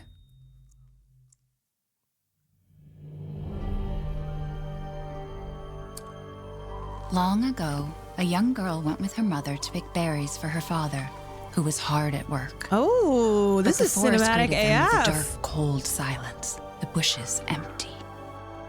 Yet determined to find the berries, the rascal broke free from Mother's grasp and vanished into the trees. Mother's worried cries faded fast as the girl ran on, over vine and under branch, and into the forest deep. Feeling strange eyes upon her, the girl recalled Mother's scary bedtime tales, and her throat became bone dry. Oh my god, I would not have known this is a Resident Evil game. Lord appeared.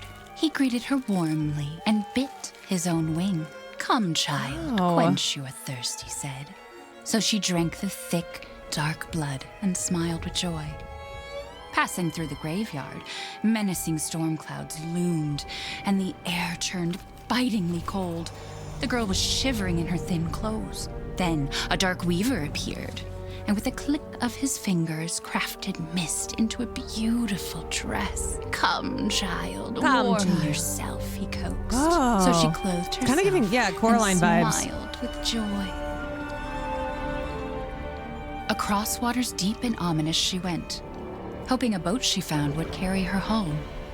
But hunger's grip tightened and her heart grew heavy. Oh my god, it's Christian. Then the Fish King appeared and offered one of his many fins. Come, child, eat your fill. So the girl ate and smiled with joy once more.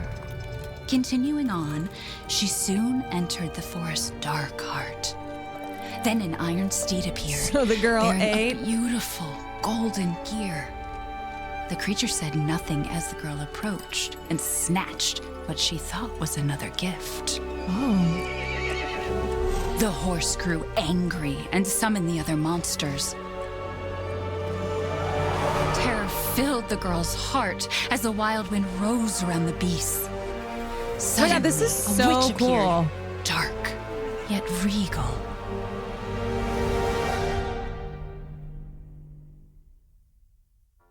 The little girl is Christian and the witch is me. But more you took, she snarled. Oh. So more in turn is due. In a blink, the girl was trapped inside a mirror. There. She's asleep. Baby. With the creepy story, she's only 6 months old. Woman at the store said it was traditional. Start him A young. local tale. Besides, She died of consumption? Oh, so she ate? Because she doesn't understand it. Thank God. We moved Oh, her come so on, that she she's a wouldn't have to baby. deal with any of that, remember? there's nothing wrong with my memory. You're just being paranoid. It's not. Never mind. I'm sorry. But I'm not paranoid. I'm just cautious. Then, go cautiously take your daughter to bed. Oh, she got me there. I'll finish dinner. The baby has the biggest head. Oh my god, there's not enough. I hope I don't drop this. It's okay, Rose. Your mother doesn't want to remember it. I can't blame her. RS. Did you look say around. something? Nothing. I'll put her down. Oh, okay. Oh, I think I'm just kind of stuck behind our table.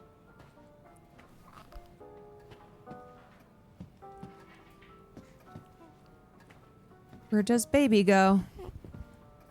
Oh. Took forever to pick these wipes. Okay.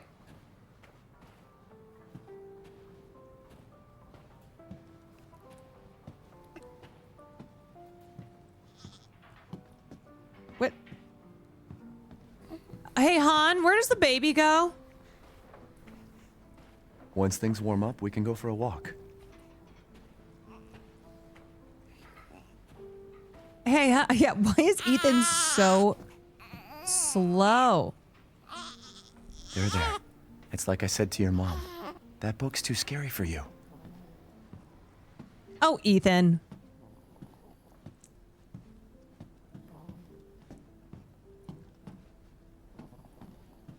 Your mama and I love this song so much.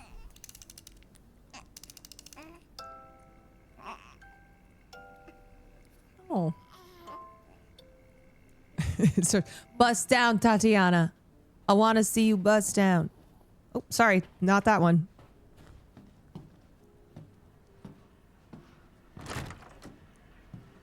Oh, okay.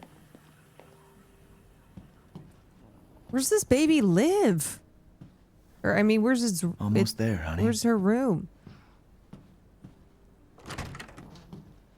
All right. This looks like a baby room. Apple bottom jeans. Your mom and I love There this you go, one, sweetheart. sweetheart. Don't you Boots worry. with the fur. I'll be right downstairs. With the Daddy fur. won't let those weird fairy tale monsters get you. The whole club was looking at her.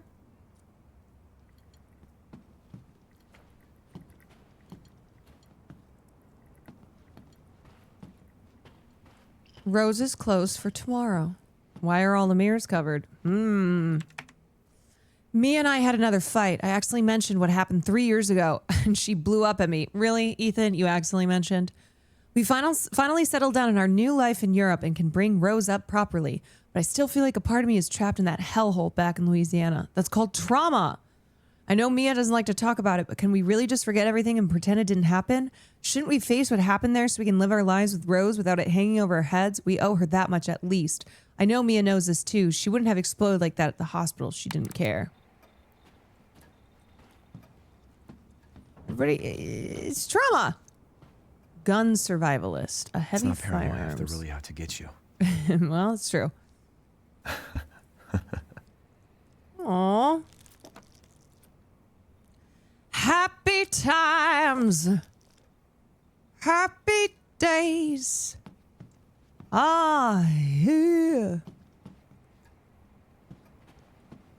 Eat. Get. Well, bro does not want to move. It's actually probably this controller. Classic.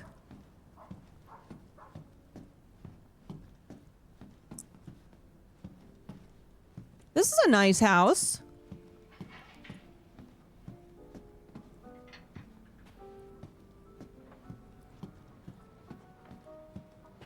I like how he walks to the side. Certainly not like the food that they had in Daddy's house.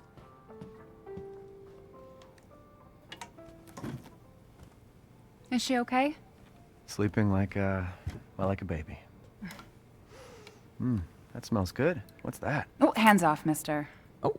It's churba de legume. It's a local recipe. Wow, you've gone full native, haven't you? Local wine, too. But if you're gonna keep sulking all evening, maybe you shouldn't have any. Okay. You really have to stop worrying. It's just finding you in Louisiana, the pregnancy, Chris moving us here, military training, it all happened so fast, you know? Well, at least we're all together. You, me, Rose. I don't know where my PS Now, controller is. Everything's gonna Seriously? Think we can just forget about what happened in Louisiana? It happened so long ago. I don't understand why you are so... Oh! Mia, get down! Mia!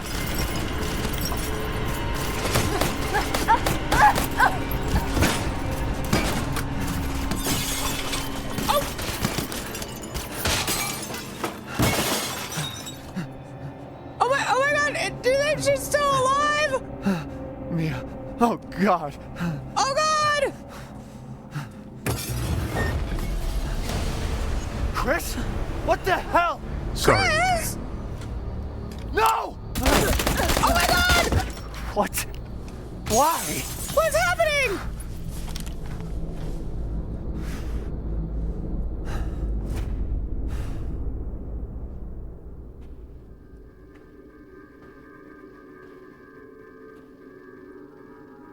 Go move! What the hell is going on? All clear. Rose? My baby! What the hell are you doing with my daughter? Package secure, sir. Wait, why Take is him Chris away. evil? I said get your hands off her! Ethan, no.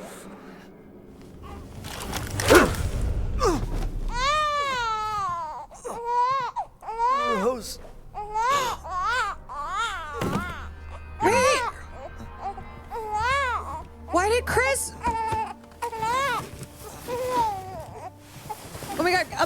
surviving Resident Evil 7 only to get murked like that? What the hell? Welcome to the plot of the game. Oh my god, wait, am I about to go John Wick? Hey, Doc. Hello, Mr. Winters. I've got your daughter's results back, and I'd like you to come in to talk about that. Wait! How about next Is Rose not No my problem. baby? We'll be there. That was the doc. She'll see us next week. Hey now, think positively, all right? We talked about this. I know. We hardly talk about anything else. Okay, shade. I keep telling you, it's not Rose that I'm worried about. Well, then what are you worried about? Look, she's gonna be fine. I just know it. What else matters? We matter, Ethan! You matter! You just Mia, what are you talking Dad about? wife montage. Is there something you're not telling me? Come on, talk to me. Except she's not rolling around in white sheets. I have to take this. It's always work with you. My little angel. Oh my god. My ass got fucked up.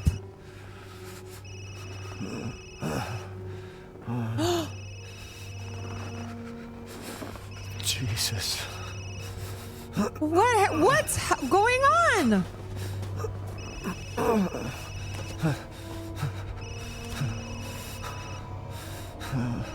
About damn time.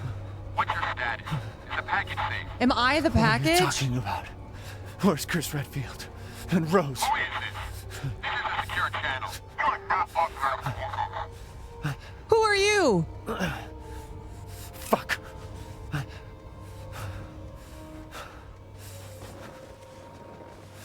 What the hell happened here?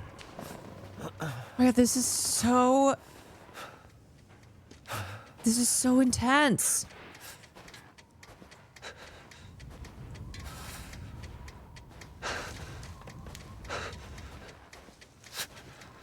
Oh my god, am I just like walking off into the snow?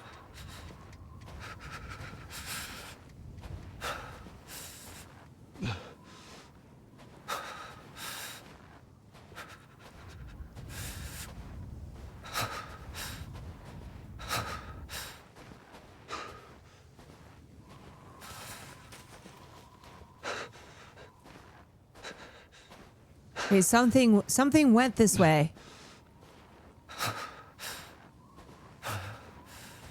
Mia! Oh, she's dead. Maybe it was all a dream. Oh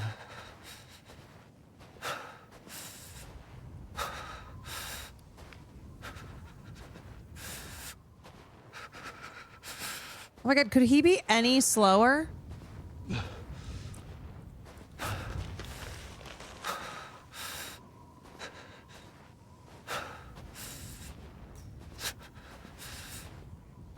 Does Ethan not know the concept of hustling? Oh my god, this is kind of like what happened.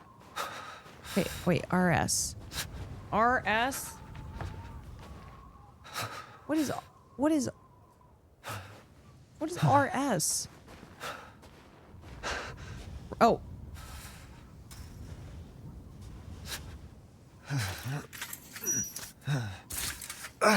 Oh no. Wait, I swear this is how the last game... Oh, now I can go a little faster. When crouching, stand up. Okay.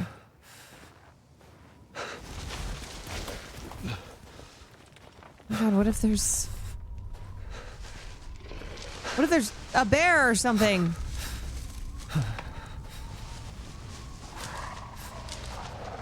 Oh. Dead. Oh. Oh god! Oh!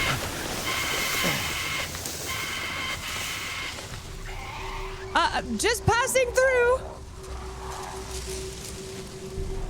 What the?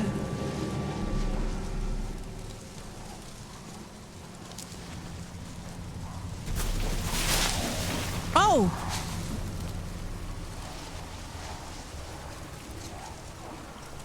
I'm just gonna pretend that I didn't see anything.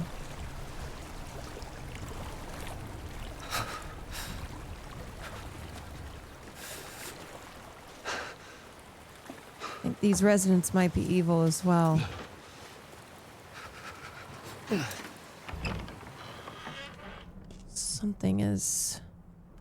Something's not right with this place.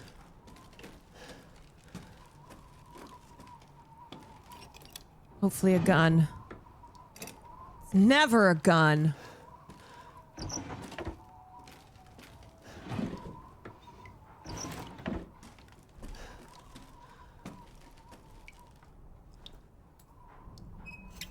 I don't think you want to drink that blood.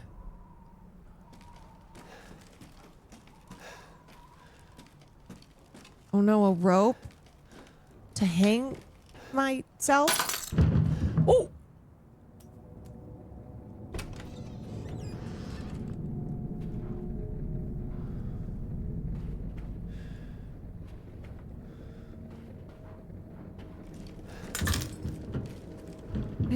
What is that?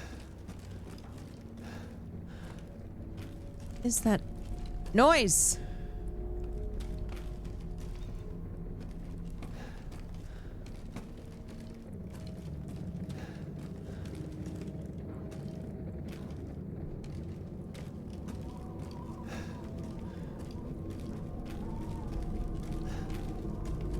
Okay, well, there's no freaking gun, so what is this place even good for? Why does it keep wanting me to open? It's too quiet.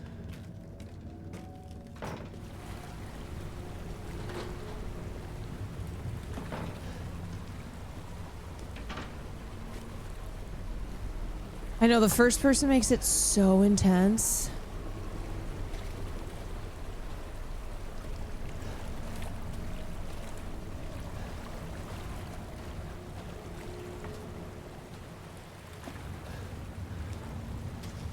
Okay. Well, I thought there would be something in there. That's where you came from? Is there something... Is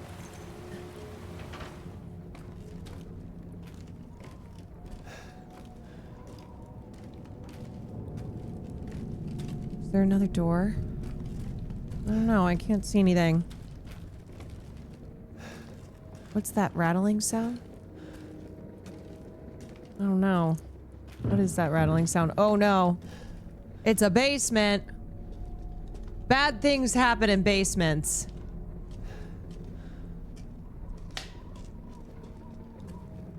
Oh god.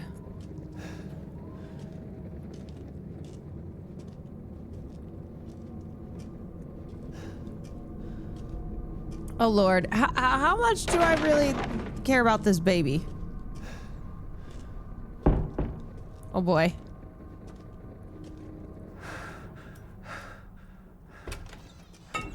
Oh! It's just a rat.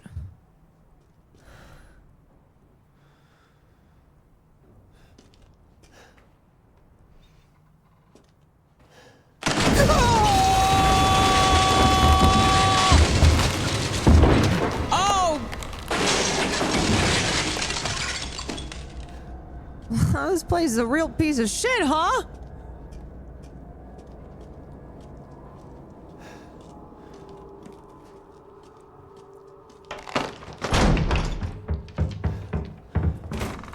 Oh. Okay.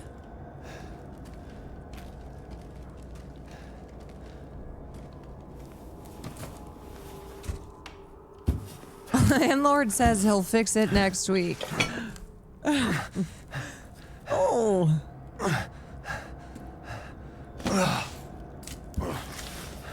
Ethan's like, why do I always find myself in these What's it all this? horrible situations?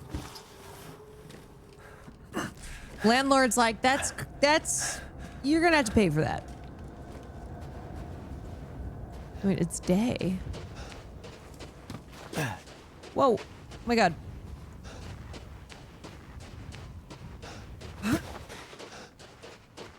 Okay, now we're really running. It's coming out of here red. Wait, this looks like a village. This looks like a... Hold on a second. This looks like the name of the game.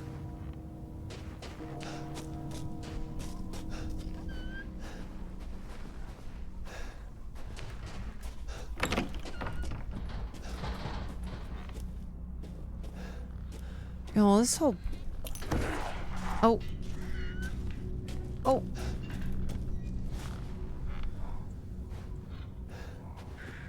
Hello? Does anybody live here? Let's need some other kind of item. Hopefully no one's in the outhouse. Please don't be... Please don't.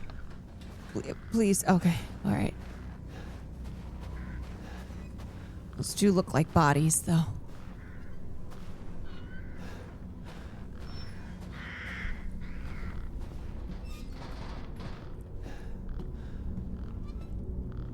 There's quite a bit of blood everywhere.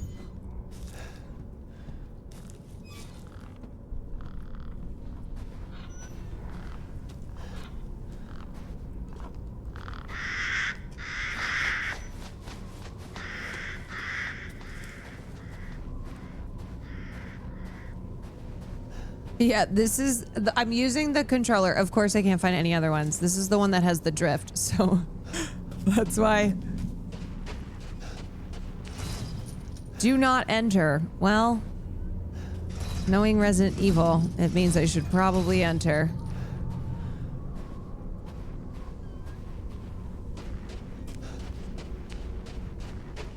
Wait, what did I blow past?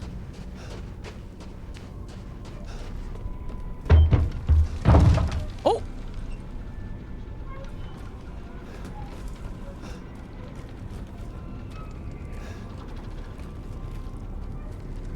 Looks like a... It kind of looks like a fetus.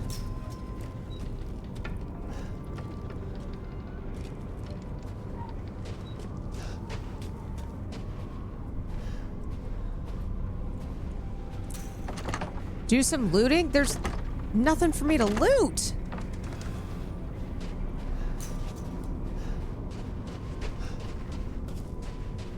I'm trying.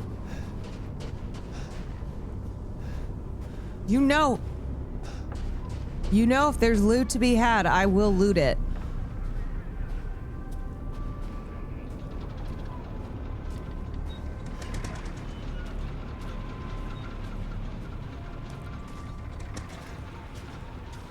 What happened? These people are doing some weird shit in this village.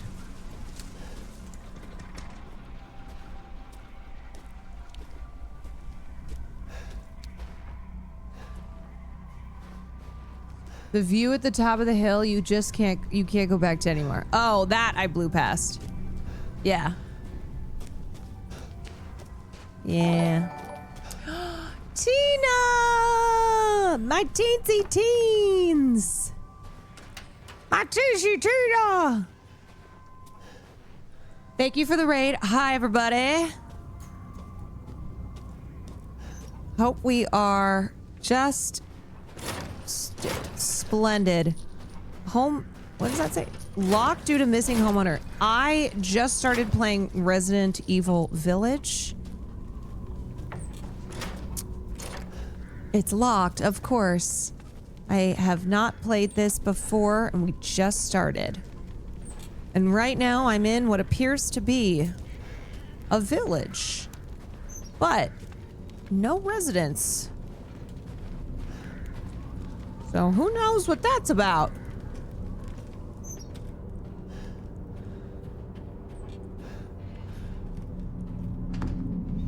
Some force could break it.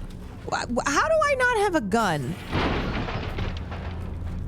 Like, how am I supposed to break this thing without even a single item? Can I punch it?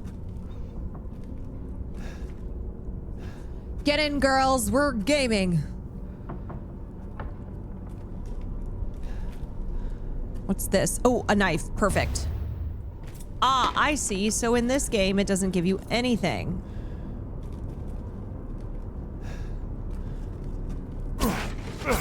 Okay. First aid. Nice.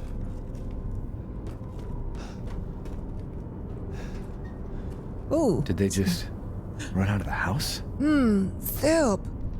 We both love soup.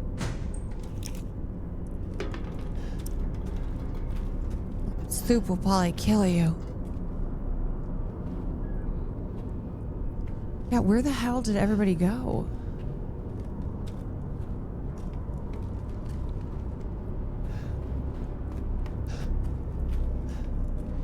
Just whoever lives here, I'm taking your knife. Shit. Shit.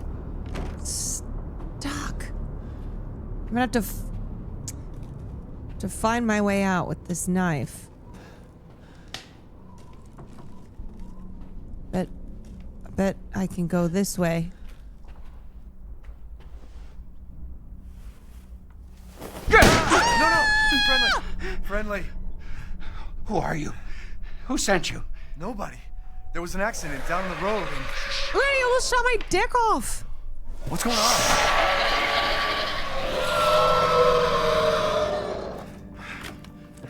Okay, Ethan should honestly not be that confused because he just went through Daddy's house 3 years earlier. Like, he knows shit is fucked. Who is? What the hell was that? You have a gun? What? No, I Please need tell a me you have gun, a gun. no. No, why would I? No, sir, I need one. Yes! Take it! Take it! Oh, thank you so much.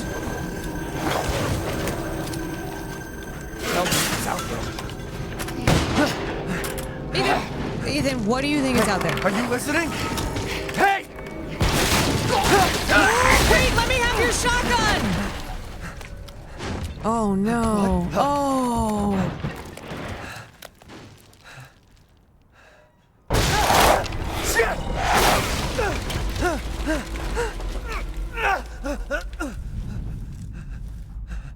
Wait, do you think I can still get his shotgun?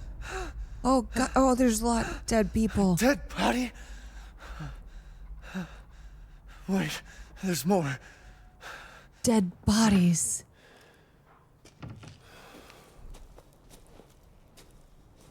Oh god, there's a lot. Think they have anything that I can loot? Yeah, I guess I found the residence. Oh. Jesus Christ.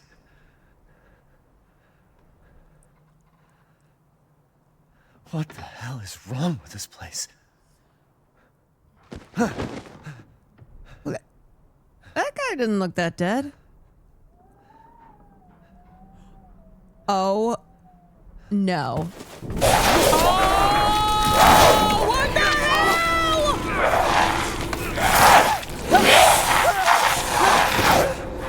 Oh my god, poor Ethan! Ethan is always getting his ass. Wait, am I about to turn into a werewolf? What the fuck was that? Oh my god. No. Ethan's like, why do I always end up in the worst situations? Ouch! Oh my bad, help me! Wait, how the hell? Ah! How many bullets are there? Oh, I got 3. Oh! Ah! What do I keep missing? Ah! Oh! Wait, how do I block again? L. Oh, like that.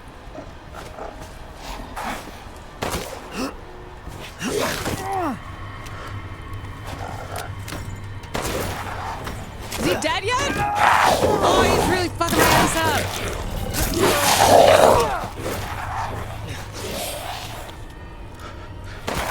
Come on. How many bullets does this guy need? What the hell? All right. That was not that great.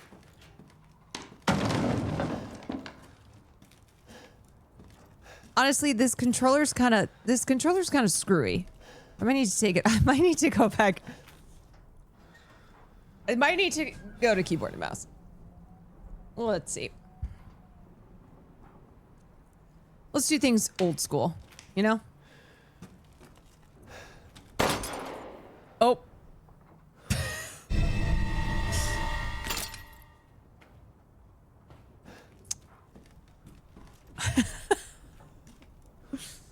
Oh. Controllers are ass. This is how the OGs do it.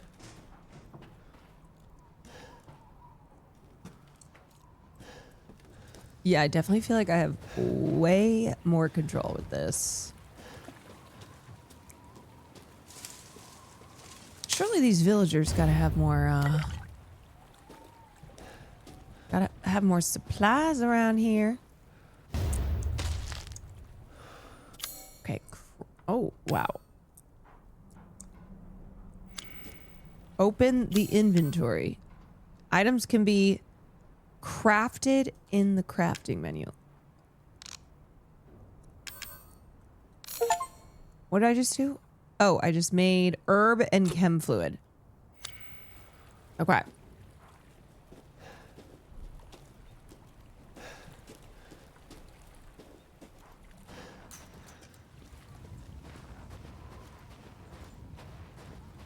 Now use it.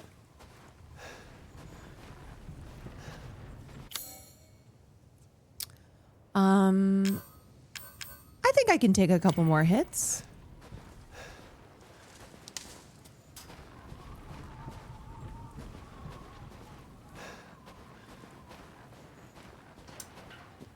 I just got back from the protest. Do you have signal? I don't.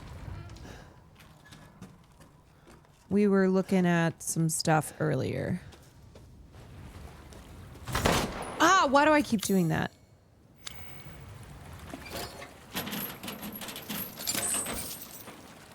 I'm glad you're safe, chatter. Yeah, I keep shooting. Keep shooting.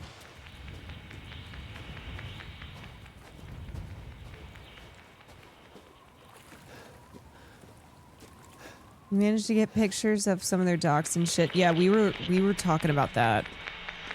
I was being careful not to try to look at it on stream because apparently they're banning out here. Yes. More ammo.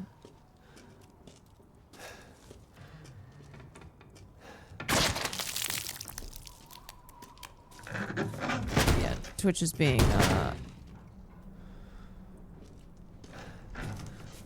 Twitch is being Twitch.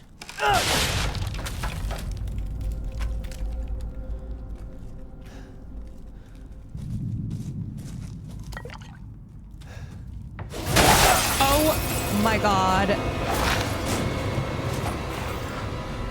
That's just Greg.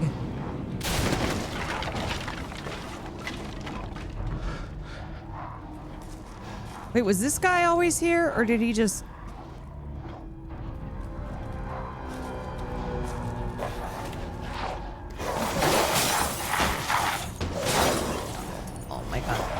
These guys are crazy. You can barricade doors with shells. Damn it.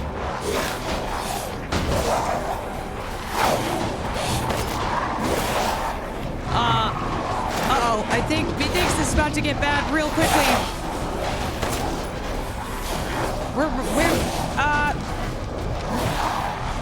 Yellow tape means interactive. Oh, shit!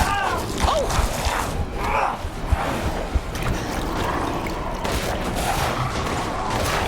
Okay, wait, I totally forgot how Resident Evil 7 is. How do I do the block thing? Wait, how do I block? I can't remember.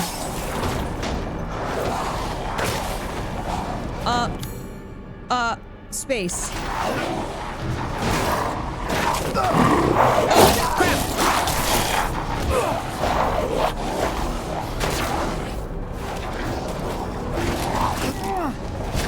Okay. Ah, why isn't this guy dying? bullets does he need? Oh, I got money? How do I get out of here? Is it over? Is it done? I don't know, man. Hello. If there are any survivors out there, come to Louisa's house near the field. Louisa's house. Survivors? Louisa's house near the fields. Louisa's house. Oh, okay. I'm coming.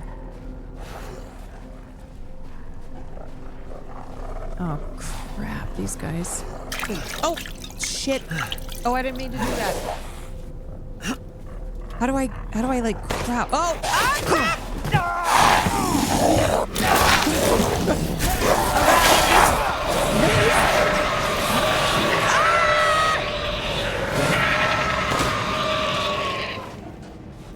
Damn it. How do I get out of here? A family photo. Survive the attack? Oh no. Can I just kind of, maybe if I just run past? Oh. Okay. If you guys would just let me run by.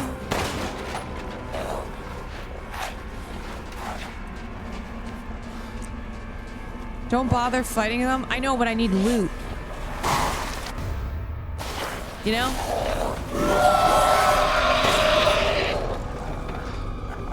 Not always.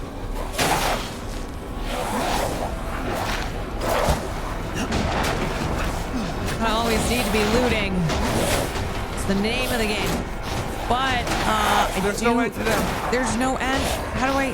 Oh, wait, I have an idea. Hold on. Here we go.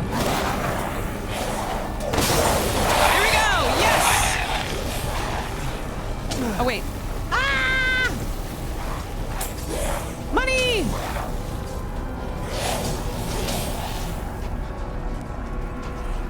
Can I go in the water? Oh! My bad. Shit! Shit!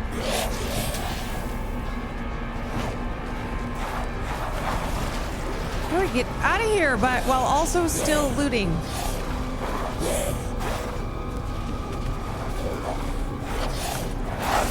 There's a shotgun? Where? It's locked from the other side. Oh, God! Oh! Oh, God. The house you just left? I don't know where I am. What is happening? You guys, this is crazy.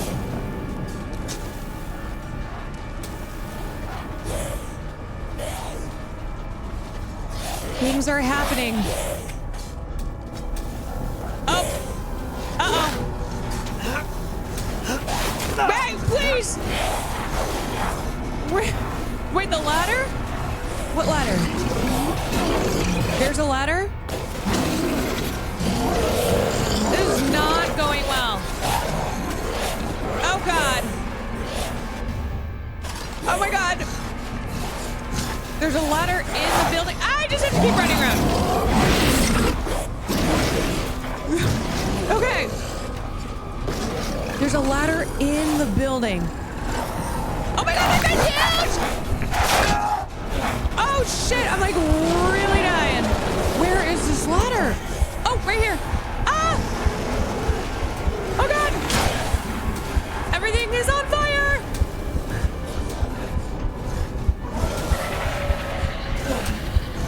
Wait, how do I have any heals or anything, you know? First aid?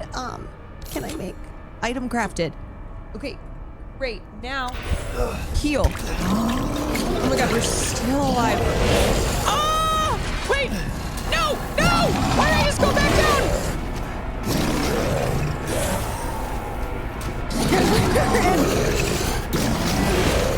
We're in a bad spot. No!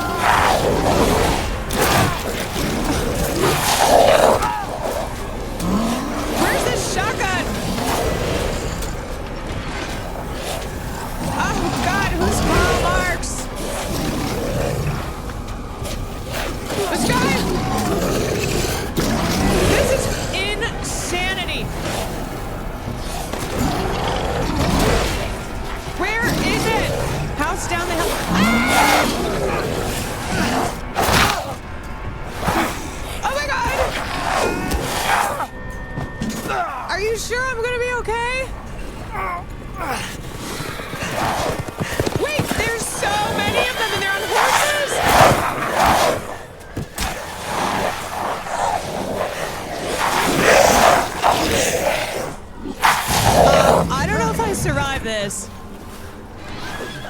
That guy's huge.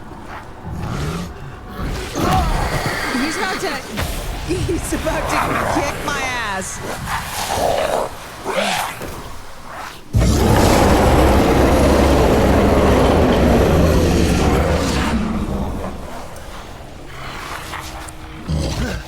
That is a big ass hammer. Wait.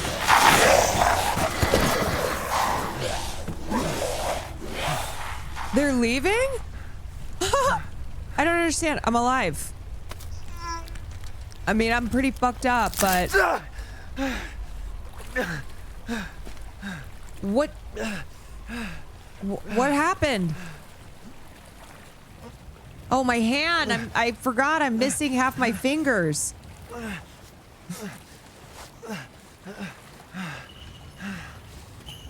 Oh, God. Poor Ethan. Who's this lady? Wait. First try, I died so many times there. I don't even understand what just happened. Okay, where does the shotgun actually exist, or is the shotgun a lie? Now you can go look for it in peace. That was cray. Where's the Dave and Buster's? Good question. Okay, so that was scripted, but then how? So you have to go up the ladder for that to happen?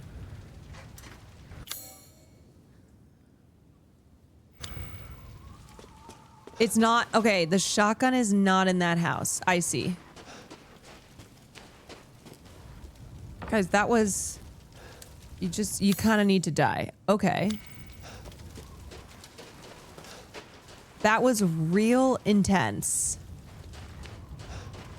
So essentially, you just need to survive. See, those Resident Evil moments, though, are so confusing. You're like, what am I doing? What's happening? This is chaos. It's like, oh, you're just supposed to... Yes! The shotgun! Oh my god. This is the best day ever. This is the best day. And we dance all night to the sun river. Okay, I'm gonna try not to accidentally shoot the shotgun.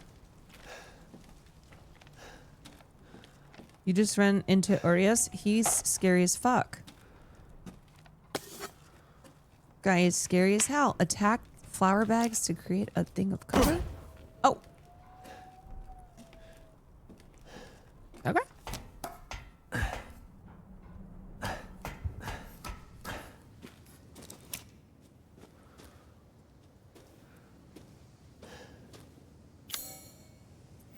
There's something down here that I need.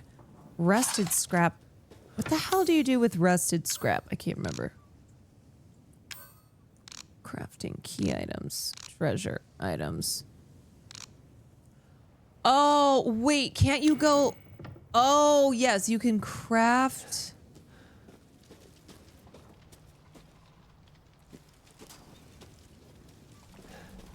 Craft bullets.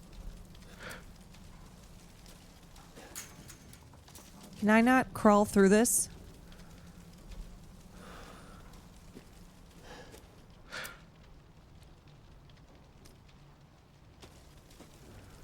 Oh, here we go. Okay. Wait, why does that still have an exclamation point? What am I? There's something in there.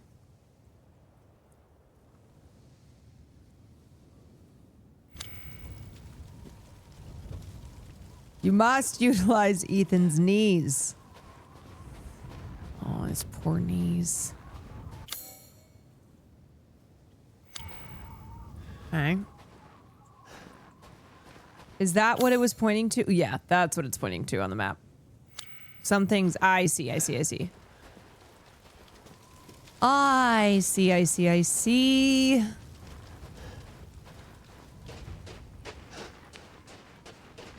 Seriously, poor Ethan. I feel like he always has the roughest start to his Resident Evil madness.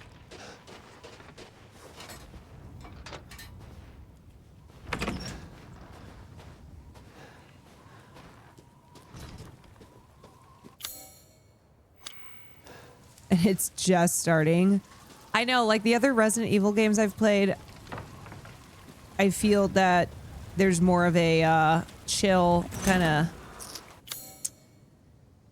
kind of easing in. Not with Ethan though. Ethan, it's like, oh no, this is about to be the most insane thing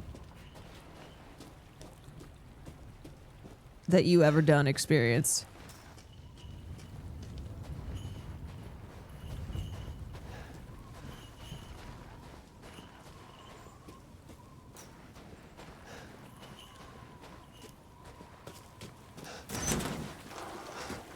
All right, how do I get up this way? I gotta go follow the old broad.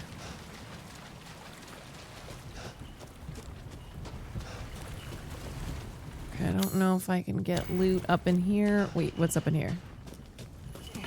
Hello, old broad. Wait, is this a house that I can enter? No. Can I? No. Key? A little kiki? Hello, old lady. In life and in death, we give glory. Hello? You shouldn't be out here. It's not safe. What the hell? Hey, Bro, can you do hear you me? think that she's more safe or do you think that you are more safe? The child's father. Child? Hey, wait. Rose. Do you mean Rose? Is she here? Rose! Rose, yes. She is in great danger. Since Mother Miranda brought her to Yeah, the I feel like village, we Ethan have should not be fallen saying into that to darkness. anyone. What are you talking about? The monsters? Like, bro, I think those monsters ran away because of this old gal. Castle Bell heralds danger. They're coming. No. Wait. Where's Rose? Who's Mother Miranda? The bell tolls for us all. Mother? They're coming again. Listen, you old broad. Rose is here? Thanks for nothing. Wait, is this gonna be like the other Resident Evil with what's his name? Leon, where basically these stupid ass villagers they show up. They show they show up when the bells ring and then they leave. Which means I have a limited amount of time.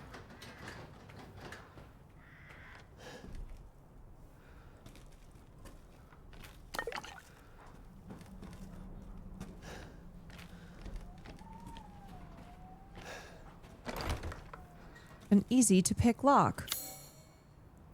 All right, well, looks like I need me a lock pick.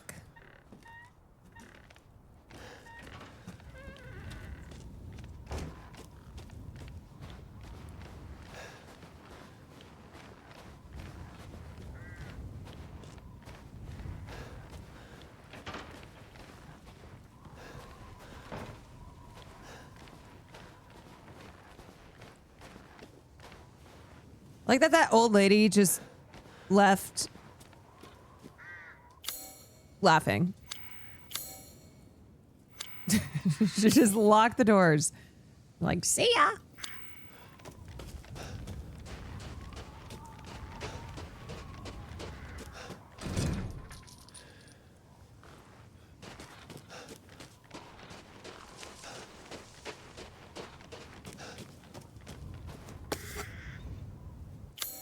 Okay, let's see if I can do some crafts. Wait, what is all this?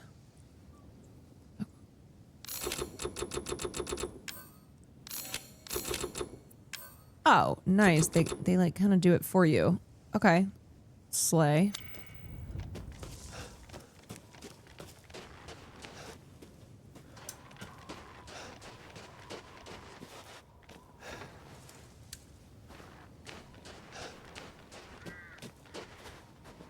This needs some kind of other item. Well, ain't that how it always goes in Resident fucking Evil?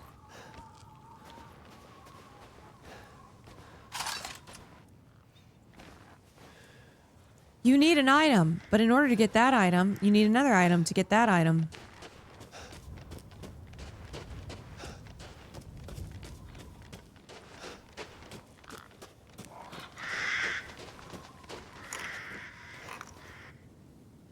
We offer these coats of warding to protect the village and its people. Any who break them shall feel Mother Miranda's wrath.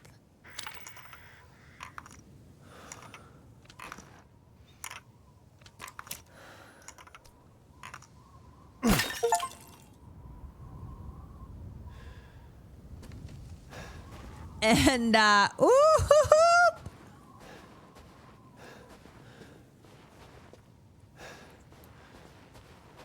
let's see who this mother even is.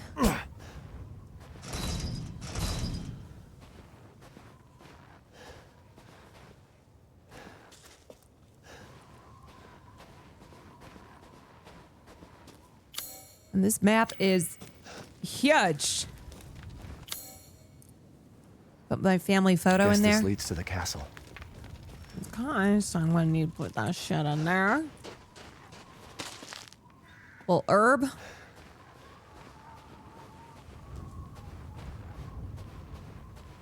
All right, there's already like 18 puzzles.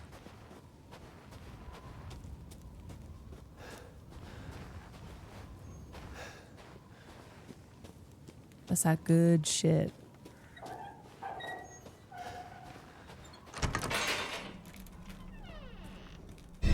What is this? Maiden Crest. Maiden Crest. Is that what goes in the door? Should disaster fall upon the village, seek out the crest. One is in the care of the church. The other is at Louisa's house. Oh, excuse me. Oh, Louisa looks real scary. So you are here, and then you need to get to Louisa's house, which is there.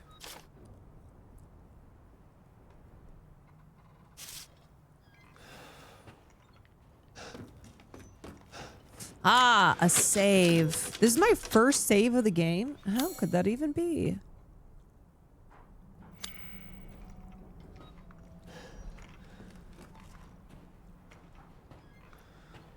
Look at the altar. Who the hell is that? Who's this baddie?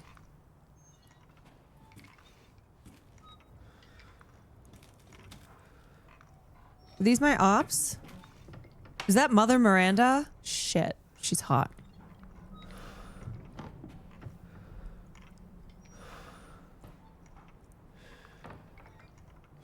Is that Darth Vader?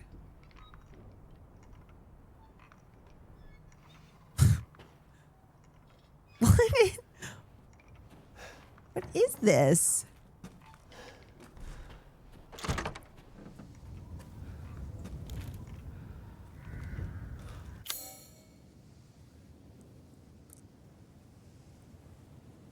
I hate when it's still red because I'm like, what did I forget?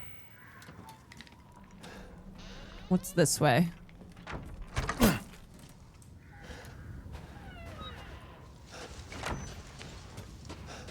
Lady D. This needs some other kind of item. This always freaking needs another item.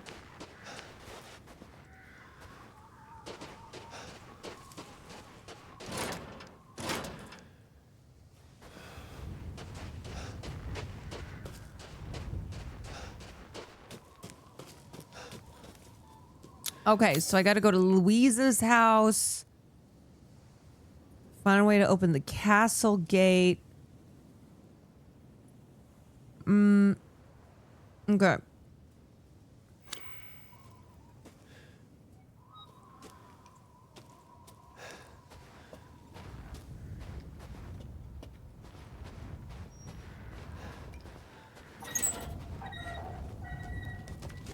God, do I put one of these things? This thing?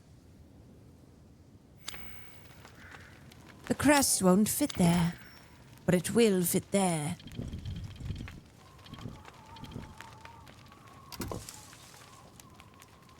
Oh, set. Yes. Fabulous. All right. Stronghold Graveyard Mill.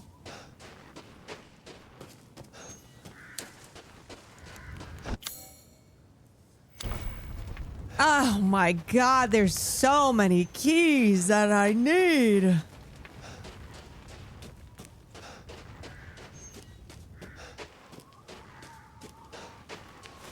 Okay, so that's the church and that's the save spot. And then here, this thingy is to get up to get into the castle. And then this is the graveyard. And where haven't I been? Where's Louise's house?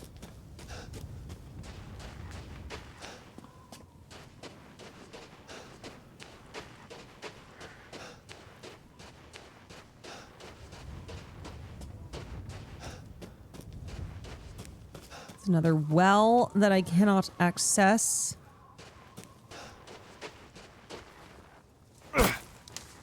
Okay. Now, where can I go? Locked from the other side. Sam forgot that she had the map. Well, it's because I don't know where the hell I'm going otherwise.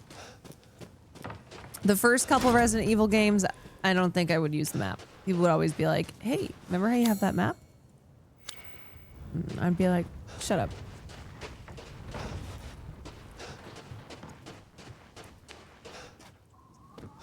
Okay. Now. Key. There's a key in here. There's a key in here. No, but it's easy. Oh, can't I just blast it open? I need a lockpick because there's a key that I need.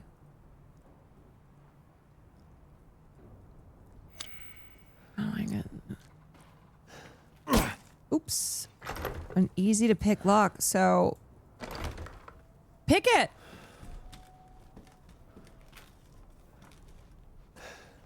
Don't need no lockpick when you got a gun.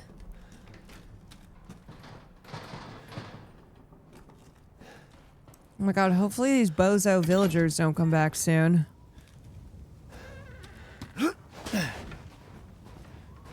I need a little bit more time to fuck around. Okay. Okay. Can't go. Can't go there. Old lady locked me out. Here. I need a lockpick.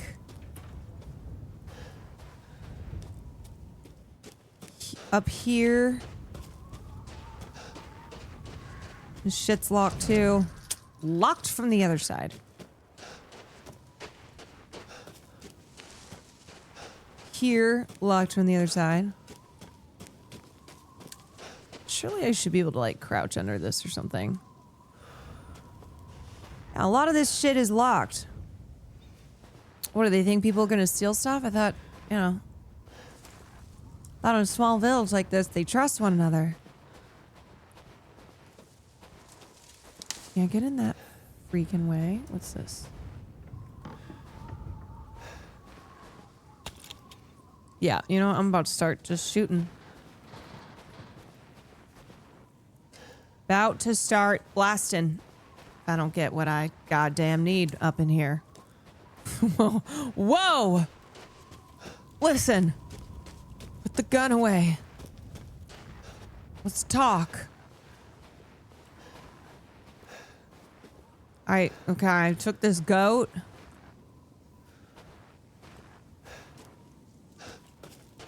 That goat.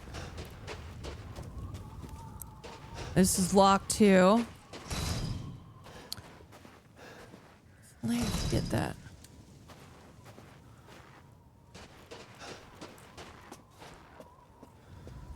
my god. Okay. I need something. What am I not getting? There's got to be an area that I have not explored. I can't go up there because that is freaking locked. There's got to be something in. Got to be something in here. But okay, there's got to be the lockpick or something. Some parts of your map are still not visible. That's true. Oh wait. Ah!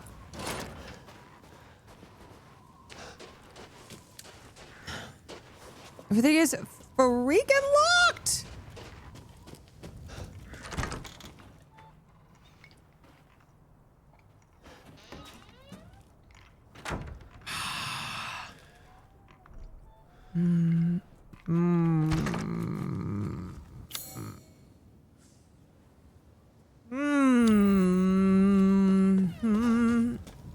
Okay, have I gone this way? Wait, this doesn't look familiar.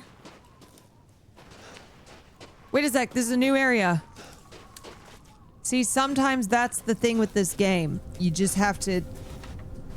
You just search in the same spot, and then you find something different. Oh, fuck these guys.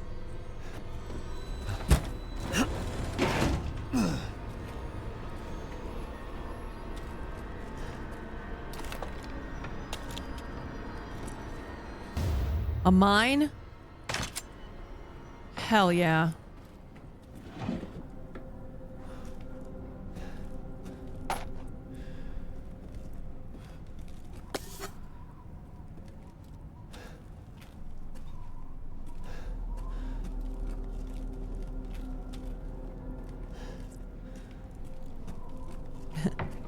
Don't mind if I do.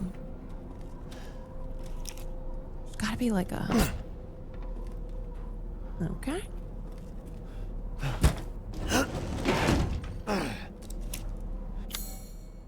Okay. Oh, some more scrap. There we go. Now it's blue. I'm not fucking around anymore. Oh, wow. I have my whole ass mine.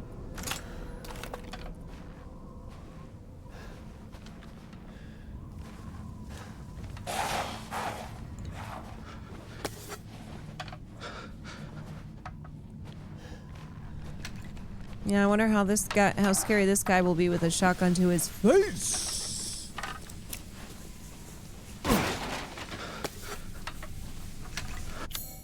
You know what I'm saying?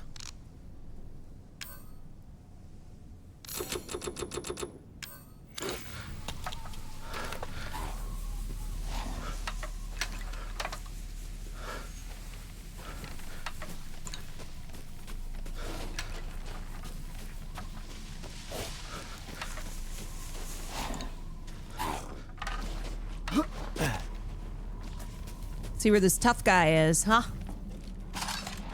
Well, tough guy?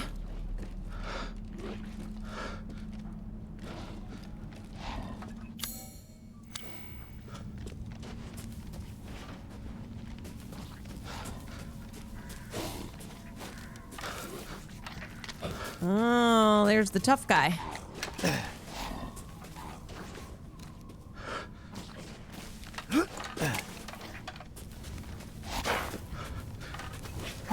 Where is he?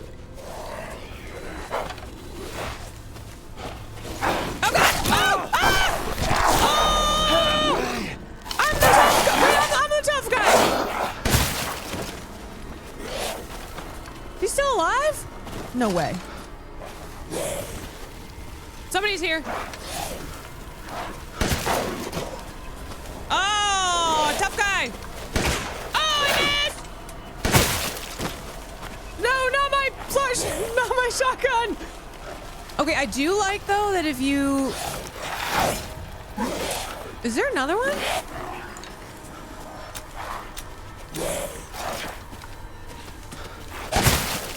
Oh my god!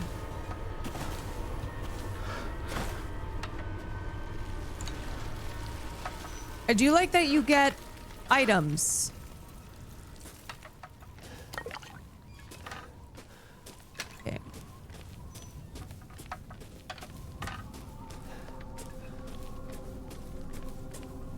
Man, a shotgun kill in Resident Evil, there is truly nothing sexier. You know what I'm saying? This game uses a lot of 3D audio that helps a lot to locate enemies during the chaos of combat. There surely is chaos of combat. Close the door. Please. What's this? Hey, what are you doing here? Hey! Stay back. Please, don't hurt us. Whoa. It's okay. I'm not gonna hurt you. I'm just glad to see normal people at last. Have you seen any other Not survivors? gonna hurt you unless you hurt me. They're all in Louisa's house. And she's not answering and the gate is locked. Quiet girl. He's an outsider. Outsider who just saved your ass. Oh. Shit, we're sitting ducks in here. Can your old man walk? No. One of the monsters cut him. He's lost a lot of blood. We have to get into Louisa's house. Quiet. Must be a way inside. Stay here. Be quiet. And don't move until I get those gates open.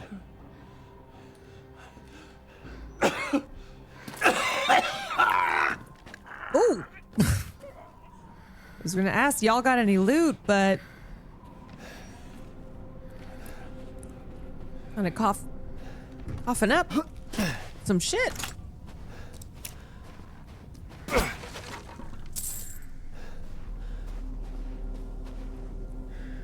Man, okay, that is something that I...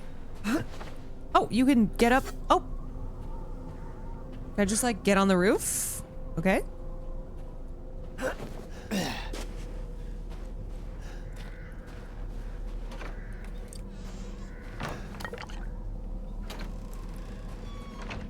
It was the cleanest outhouse I've ever seen. I appreciate that, whoever lives there.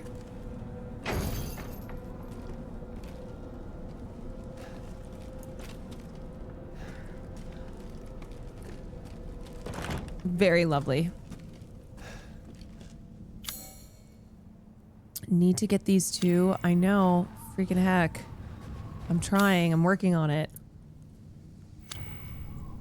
Can't use that here? Well, what can I use? I can't use a picture of my dead wife and baby daughter?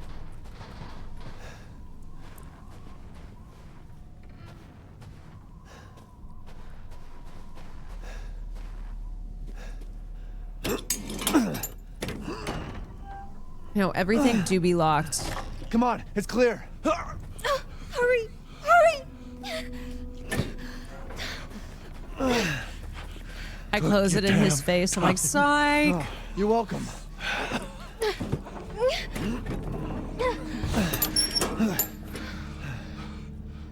Gotcha. He's not used to relying on other people. I'm sorry. We'll be safe in here, won't we? Safer here than out there, that's for sure. I just got here! Hey, do you know anything about what's going on around here? It doesn't make any sense. Is it a brick? Is that a brick Mother oven Miranda pizza? has Yes. always protected us. So. Nobody's answer. Father? Oh no, is he turning? Oh god. We have to get inside.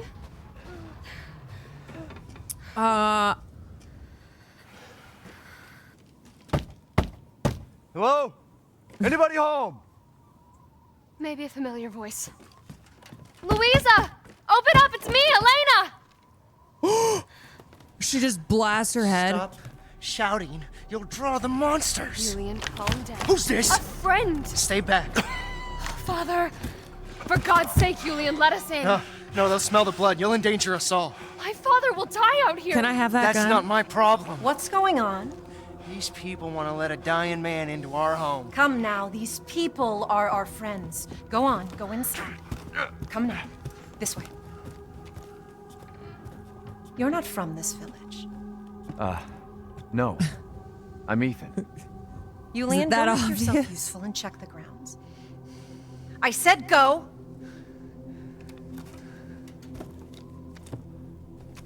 Don't shoot! If Elena trusts you, Then so do I. Come inside, Ethan. Okay, Wait here. I'll check on the others. I mean, look. Elena kind of cute, and I am single now. Louisa, they broke in again, got more of the livestock. I don't think we'll make it through winter at this rate. Ernest is still missing too. We can't find him anywhere. Has Mother Miranda abandoned us? Mother does not abandon just because she's not there all the time.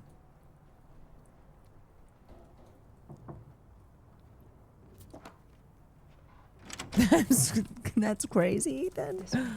Come on. Best way to get over a broken heart.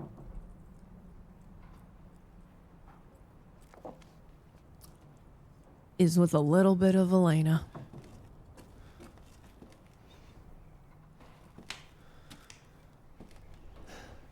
I'm just going through her house looting. You got some stuff I can loot? Come inside, the others are waiting. Is to get under a broken heart. Exactly. What the fuck is this? Outsiders, you're gonna get us all killed. Who the fuck are you? He helped Leonardo and Elena. We were doing fine by ourselves. Please, Ethan, take a seat. Is this all that's left? From your entire village? You were not doing fine by yourself. You're gonna be dead in 5 left? seconds. There is no one left. A worthless. All right, simmer down, invalid, Jack Daniels. A stupid, wailing bitch. And you drag a bloody man and an outsider in here like it's I'm gonna nothing take care of this guy. and expect to be all safe? There is no safe. Every sorry bastard out there has been ripped in half. But tomorrow? He does kind of look like JD Vance. Tomorrow we'll all be dead. Just like her damn husband. Put a sock in it, Roxana! That's enough! This house has protected my family for generations. And drunk or not, you are all welcome and safe in here. Except for you, JD. Whatever. Can someone please tell me what the hell is going on here? We don't know. One day we were a quiet, devout village, and the next, the monsters came and attacked us.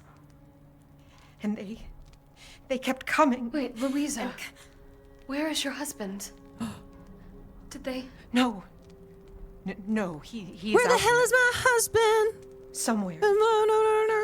He went to get help. Yes, that's it. He went to fetch help. Oh, Louisa. Let us pray. For him. For all of us. Good idea. Come. Gather.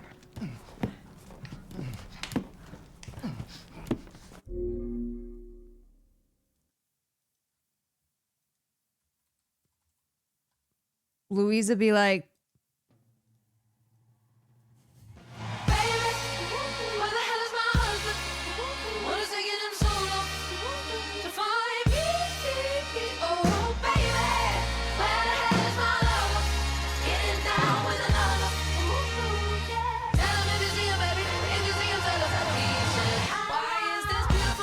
anyway.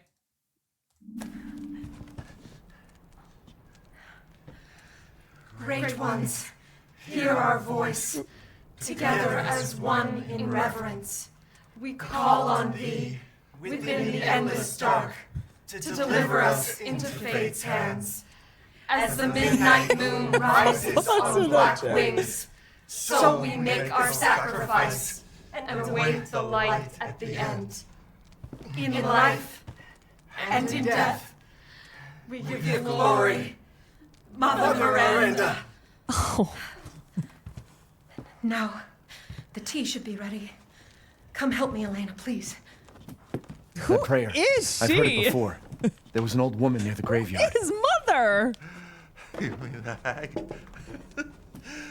Dumb bitch is crazy as a bag of rats. There is wisdom in her devotion, though. And I hope it protected her as it shall protect us. I don't like all these men throwing the B word around like this. What are you doing? Leonardo, what's wrong? Are you okay?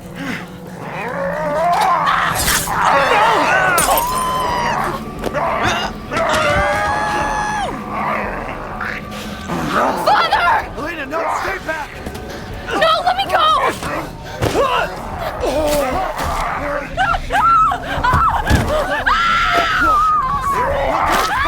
We have to go! Oh my god!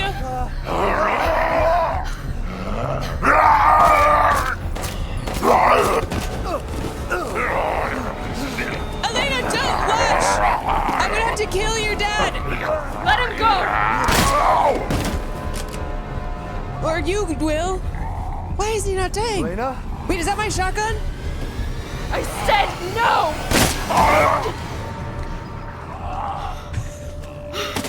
Oh my god. I'm so sorry, Father. Okay, Hey, that wasn't your father as anymore. long as you don't keep You it. did the right thing.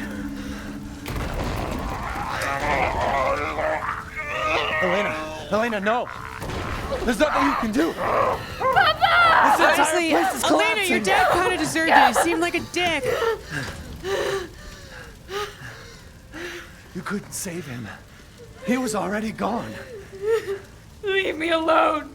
No, we're getting out of here. Together.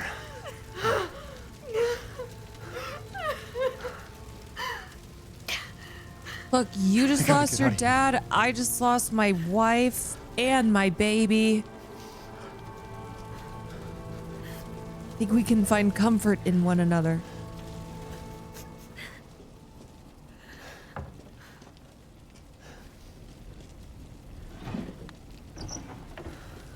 So, like, you chilling tonight, or? Baby!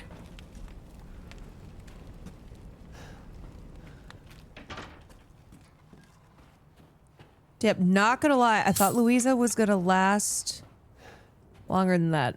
Take the screwdriver out of the keyring if you need it. Oh, probably do need it. I did not expect her to just get stabbed in the neck. That was crazy.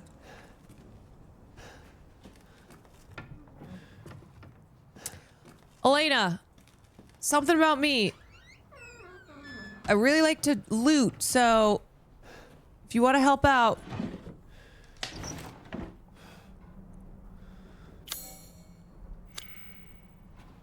You can go ahead.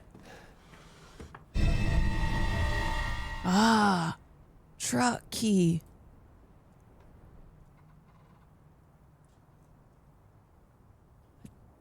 A truck key.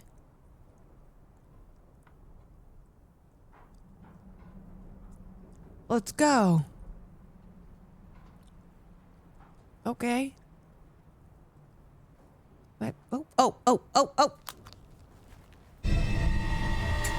Oh, screwdriver. Great. Oh, Elena, I'm finding some good loot in here.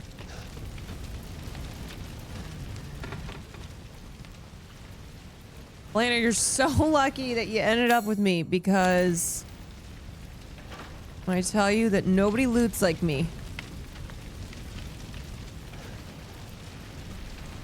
Damn, the fire's moving fast.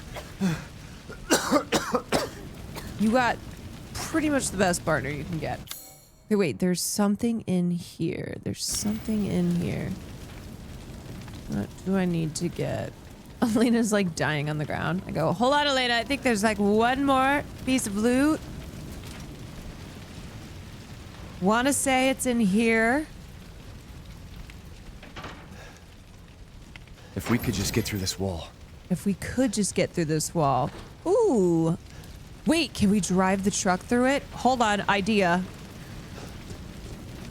Yep. Elena, the map is still red, so just hold on a second, girl.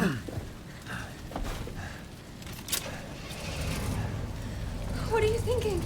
I'm thinking. We can bust out with this. I'm thinking we're gonna bust down Tatiana, you know?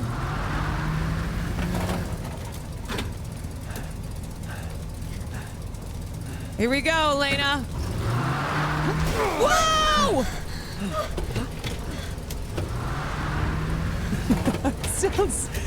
Tatiana! Tatiana!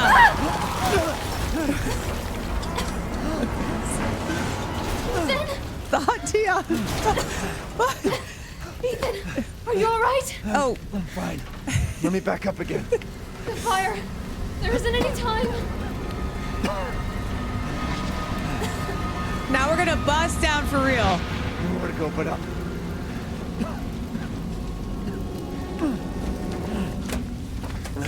Grab him. Okay, we might have busted down a little too hard. Let's move. Don't worry, and try not to breathe in the smoke. I know. Thank you, Ethan. You're kind. Well, I hope your family is safe. I do too. Come on, it'll hold. My wife was brutally murdered. There, that's our way out. Thank God. But what then? The village is still full of monsters. We can't fight them. There's too many. Hey, don't talk like that. We'll find a safe house to put you in until I can find my daughter. My hunch is she's in that old castle. No. That place is full of nothing but blood and death. And I don't want to be alone while you're... Father? Oh, this old Elena, bastard is still that's not alive? him. Not anymore. He said my name. Father! Wait, it's not safe. Elena, no, you idiot. Oh my God. You idiot. Don't you think he would be Dad? Stay there. Elena, you're so stupid. Come on, give me your hand. Elena, no, this is a joke. Ethan, go. Elena. Save your daughter. You could, Elena, you could live. Reach for me. You could live. God damn it. Okay, you know what? Honestly, Elena deserved that because she was stupid. Why is everyone dying on me?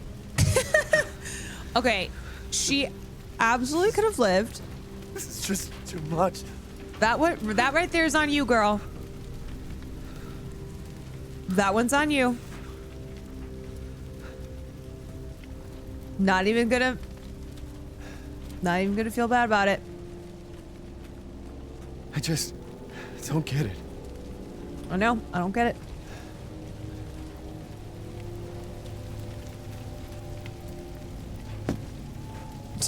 To be fair, if this was happening to me, I would just give up. Me too. I'd be like, oh no, I can't. I'm dying. They'd be like, you're fine. What are you talking about? I'd be like, oh no, I'm dead. Fuck, is this happening again? It's too late for me. Shit.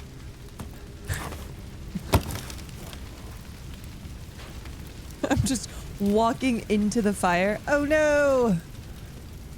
Ah.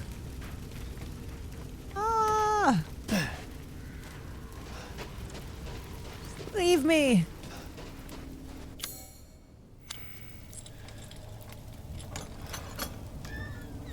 Baby. Demon crest.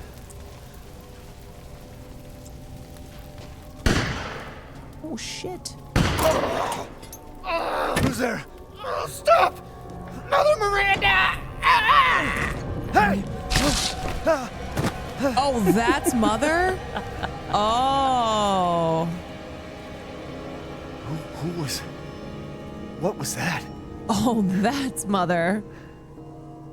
I see. Yeah, that's scary as shit, huh? Okay, I'm gonna give Mother... Give her a wide berth. We respect Mother in this house. We respect. Mother, you will find no challenge from me.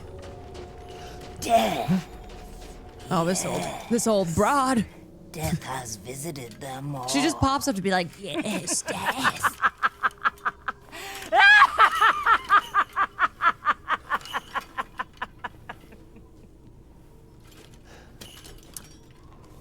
You got anything else, girl?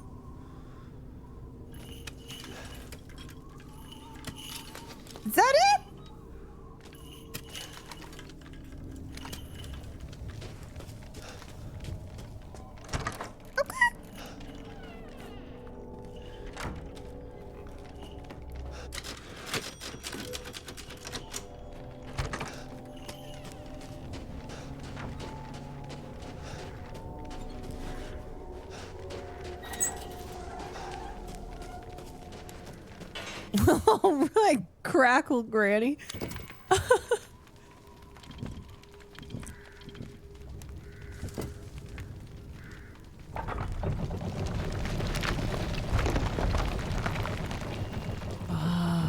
In. We're in. Nothing but blood and death. Nothing but blood and death. Okay.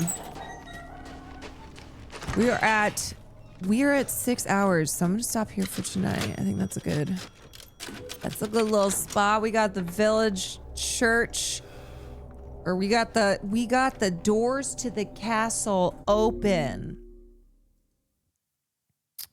So that's where we will pick up next time here on the gaming stream. This is a gaming stream. We only game here. We only game here. No politic.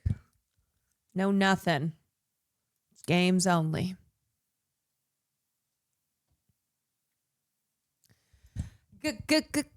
Gaming.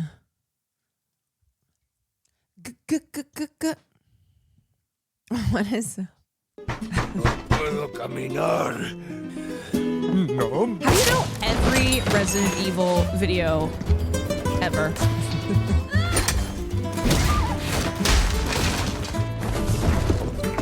It's Jason Statham. El forastero. Agarradlo.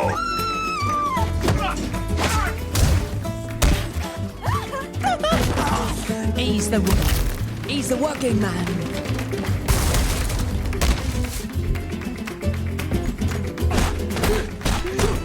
Jason Statham, the goat. So silly. Ashley, tell me about the virus. It's caused by something called plaga.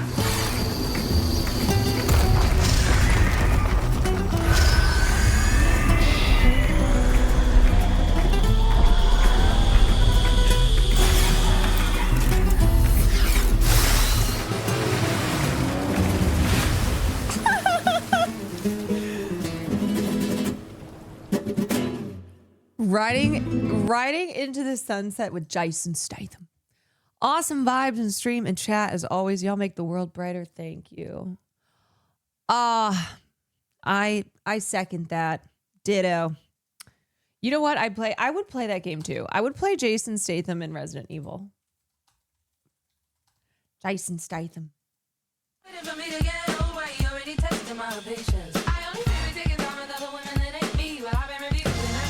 All right, y'all.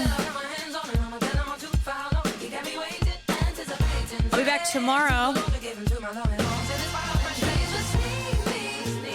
Until then, I'll see you next time. Keep it cunt. Help me, Lord, I need you to tell me.